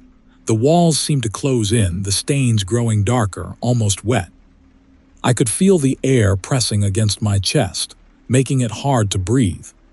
"Help me," John yelled, throwing his weight against the door. I grabbed his arm, pulling him back. "It's not going to open." The whispers stopped suddenly, replaced by a deep, guttural voice that seemed to come from everywhere and nowhere at once. "You're not leaving." The light from John's flashlight flickered and went out, plunging us into darkness.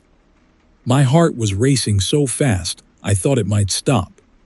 I grabbed John's hand, trying to stay calm, but the room felt alive, like it was watching us, waiting. Then, out of the corner of my eye, I saw movement. A shadow, darker than the rest, rose from the corner of the room, its shape shifting and twisting as it grew. It was tall, impossibly tall, with long, spindly limbs and eyes that burned like embers in the dark. "What is that?" I whispered, my voice barely audible. John didn't answer. He just stared, frozen in terror, as the shadow stepped closer. "Run," I said, yanking him toward the opposite corner of the room. We scrambled over the broken furniture, searching for another way out. My hand brushed against the wall, and I felt something wet and sticky. When I looked down, my fingers were covered in red, deep, dark red. "Clara, over here," John shouted, pointing to a small window near the ceiling. He grabbed an old chair, smashing it against the glass until it shattered. The sound seemed to enrage the shadow, which let out a deafening roar that shook the cabin. "Go," John yelled, helping me climb through the window. I landed hard on the ground outside, my knees scraping against the rocks. John was right behind me, and we took off running without looking back. The forest was pitch black, the trees a blur as we sprinted through the underbrush. The whispers followed us, growing louder and more frantic, like they were chasing us. "Don't stop," John shouted, his voice barely audible over the pounding of my heartbeat. We didn't stop until we saw the faint glow of the trailhead parking lot in the distance. When we finally reached the car, John fumbled with the keys, his hands shaking so badly he could barely get the door open. We sped away, the headlights cutting through the darkness, neither of us saying a word. It wasn't until we were miles away that I dared to look back. The forest was still, the cabin nowhere in sight. But I could feel it, like something was still watching us, waiting for us to return. We never told anyone what happened. Who would believe us? But I know one thing for sure. Whatever's out there in those woods, it doesn't want to be found. If you ever find yourself hiking near the Sabine River and you see a cabin, don't go inside. And if you hear whispers telling you to stay, run. Story 34. My name is Kyle and I'm 28. What I'm about to tell you happened 2 years ago, but it still feels like yesterday. My friends and I were driving through Texas on a road trip that should have been unforgettable in a good way. Instead, it turned into a nightmare I can't escape, no matter how far I run. It started as a simple plan. Me, my girlfriend Emma, and our best friend Troy heading to San Antonio to check out some of the historic missions and grab a taste of the city's famous food scene. The drive was long, but the energy in the car was high. Music blasting, snacks piled up, and Troy cracking terrible jokes to keep us entertained. We were somewhere in South Texas, on a rural stretch of highway, when Emma spotted the rest stop sign. Next rest area 2 miles. Thank God, Troy said. I'm starving and I seriously need to stretch my legs. I was feeling the same way. Hours of driving on empty roads had worn me down, and the idea of a quick break sounded perfect. The rest stop appeared almost out of nowhere, a small parking lot tucked next to a lazy river, surrounded by thick trees. There were no other cars there, just a picnic area with a few old tables and a set of vending machines. It was quiet, almost too quiet, with no sound except the faint rustling of leaves in the breeze. We parked, climbed out of the car, and stretched. The sun was setting, casting an orange glow over the river. Emma pulled her phone out to snap a picture of the scene, while Troy wandered over to the vending machines, grumbling about how everything was probably out of stock. That's when we heard it. A woman crying. It was faint at first, barely audible over the wind, but it grew louder as we stood there, listening. It was coming from the riverbank, just out of sight beyond the trees. You guys hear that? Emma asked, her voice uneasy. Yeah, I said, glancing toward the sound. Should we check it out? Why not? Troy said with a shrug. Maybe someone needs help. We followed the sound down a narrow path that led to the river. The air grew cooler as we got closer, and the crying grew clearer, heart-wrenching sobs, like someone in the deepest despair you could imagine. When we reached the riverbank, we saw her. She was standing near the water, her back to us, dressed in a long, flowing white dress that looked tattered and soaked at the hem. Her long black hair hung in wet strands down her back, and her shoulders shook as she cried. Ma'am, I called out, my voice hesitant. She froze, the crying stopping abruptly, and for a moment the silence was deafening. Then she turned to face us. Her face was pale, almost gray and streaked with tears. Her eyes were dark, hollow, and filled with something I couldn't quite place: grief, anger, maybe both. Are you all right? Emma asked, taking a cautious step forward. The woman tilted her head, her expression unreadable. I need to get to town, she said, her voice soft and trembling. Can you give me a ride?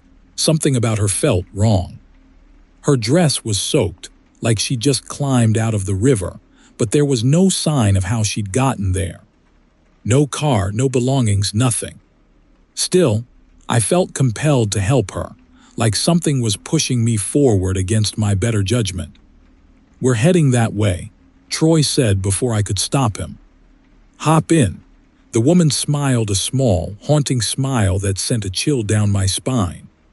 She climbed into the back seat without another word, her wet dress leaving damp spots on the upholstery. Emma sat in the passenger seat, glancing nervously at me, but she didn't say anything. As we pulled out of the rest stop, the woman gave us directions in a quiet, monotone voice. Just keep driving, she said, staring out the window at the darkening landscape. The road felt endless, the trees on either side growing denser and the sky darker. I glanced at the rearview mirror and saw her watching me, her hollow eyes catching the faint glow of the dashboard lights. Where exactly are we taking you? I asked, trying to keep my voice steady. She didn't answer right away. When she finally spoke, her voice was barely a whisper. To the water. The word sent a shiver down my spine. What water? You'll see, she said, her lips curling into that same eerie smile. Emma shot me a nervous glance, her fingers gripping the edge of her seat. Troy, ever the skeptic, just laughed. Creepy directions, lady.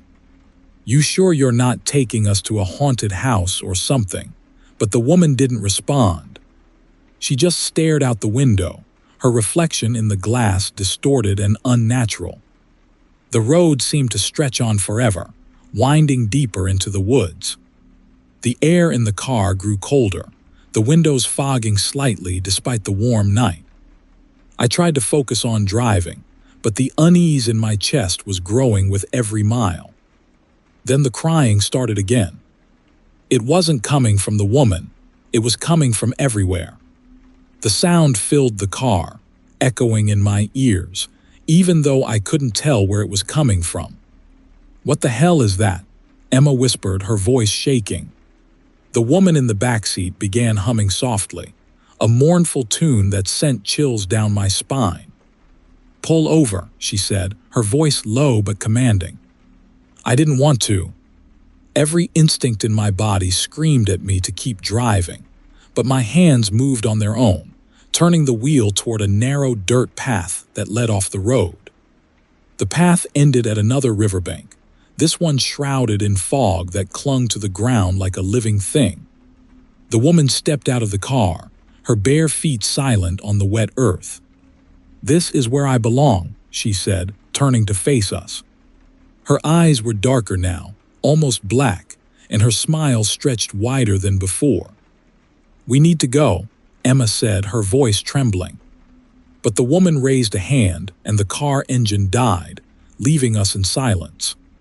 You can't leave, she said, stepping closer. Not yet.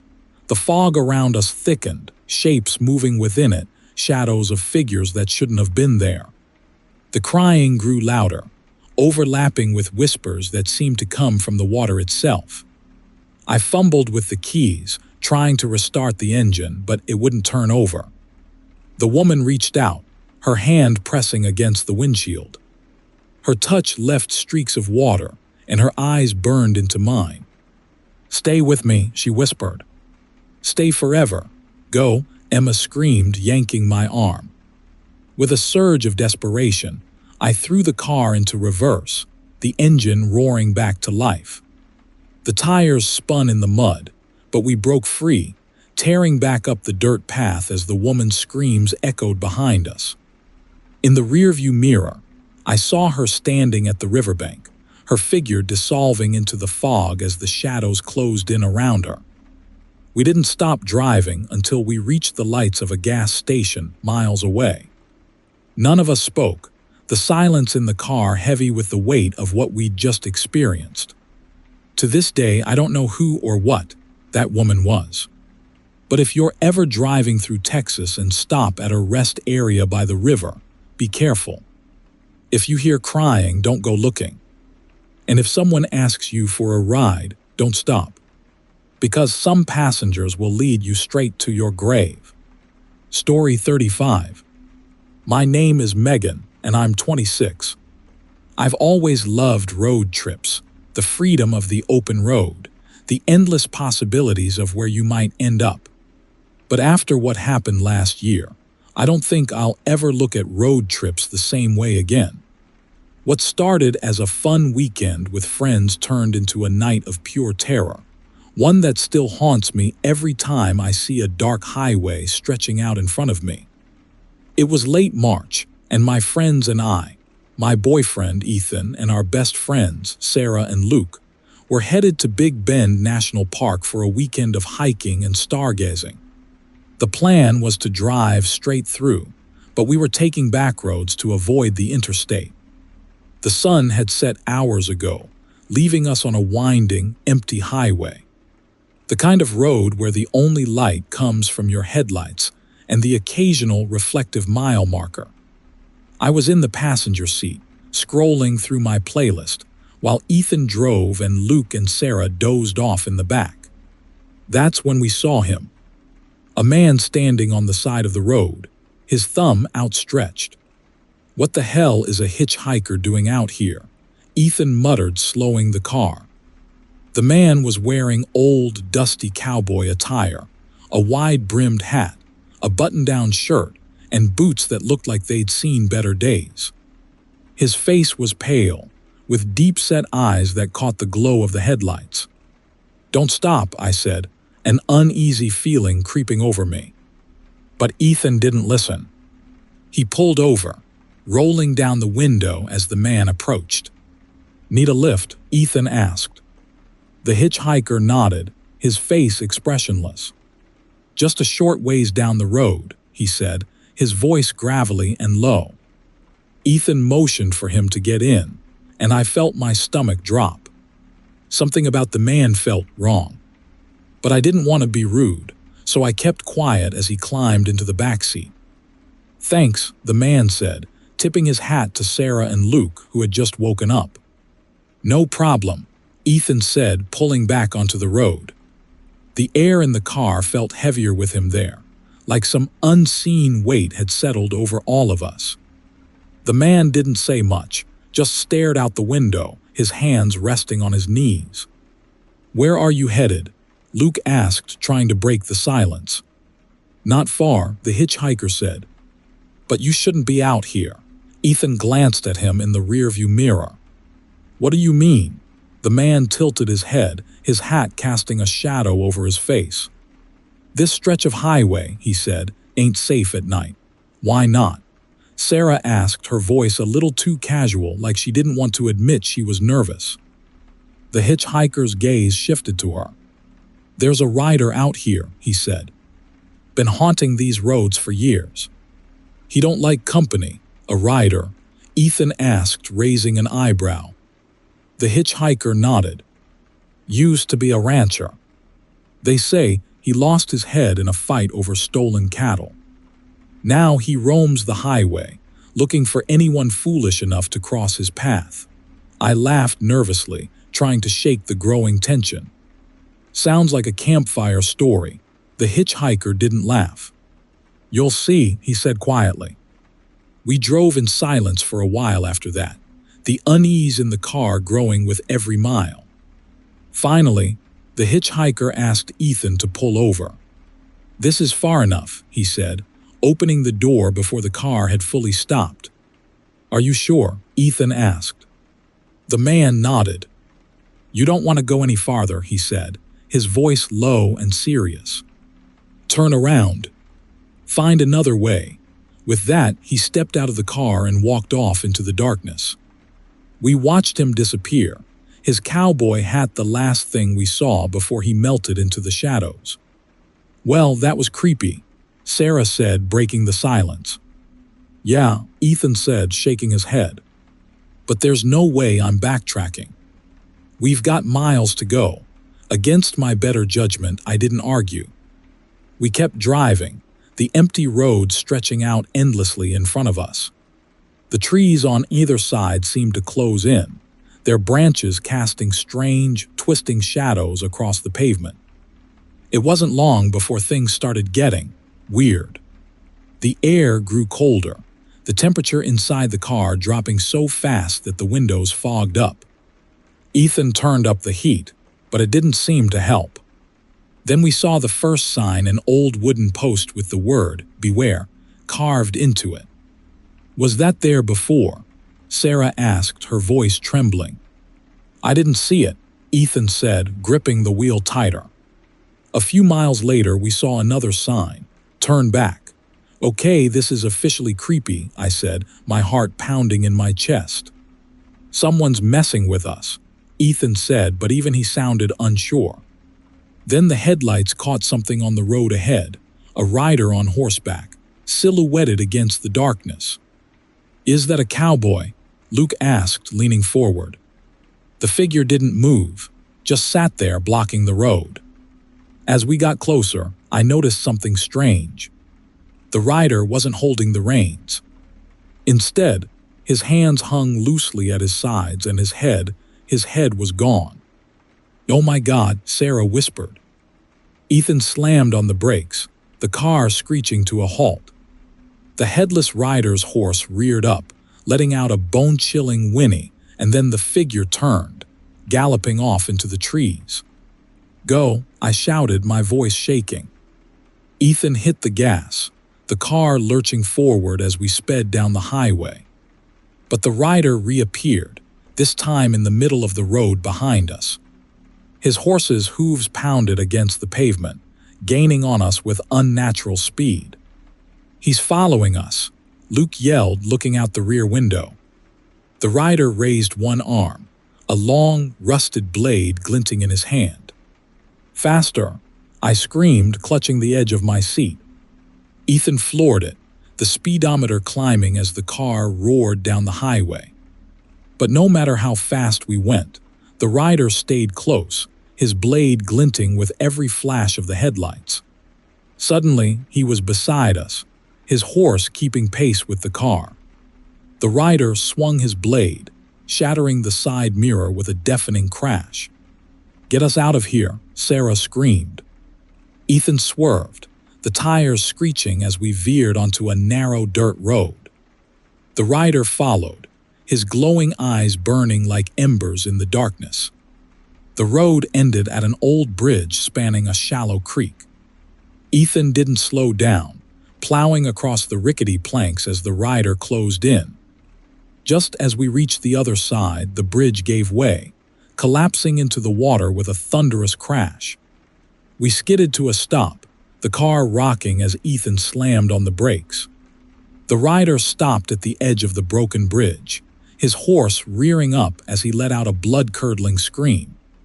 For a moment, I thought he was going to jump across, but then he turned, vanishing into the shadows as if he'd never been there at all. We sat in silence, the only sound our ragged breathing and the creak of the car settling. "Is everyone okay?" Ethan asked finally. None of us answered.